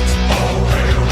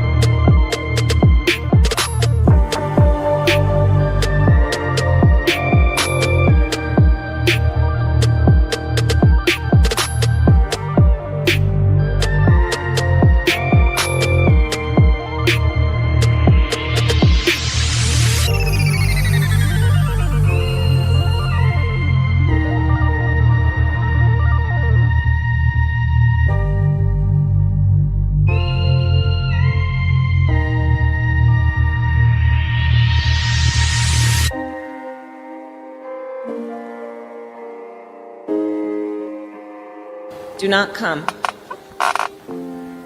Do not come. I'm gonna come. Dame, dame.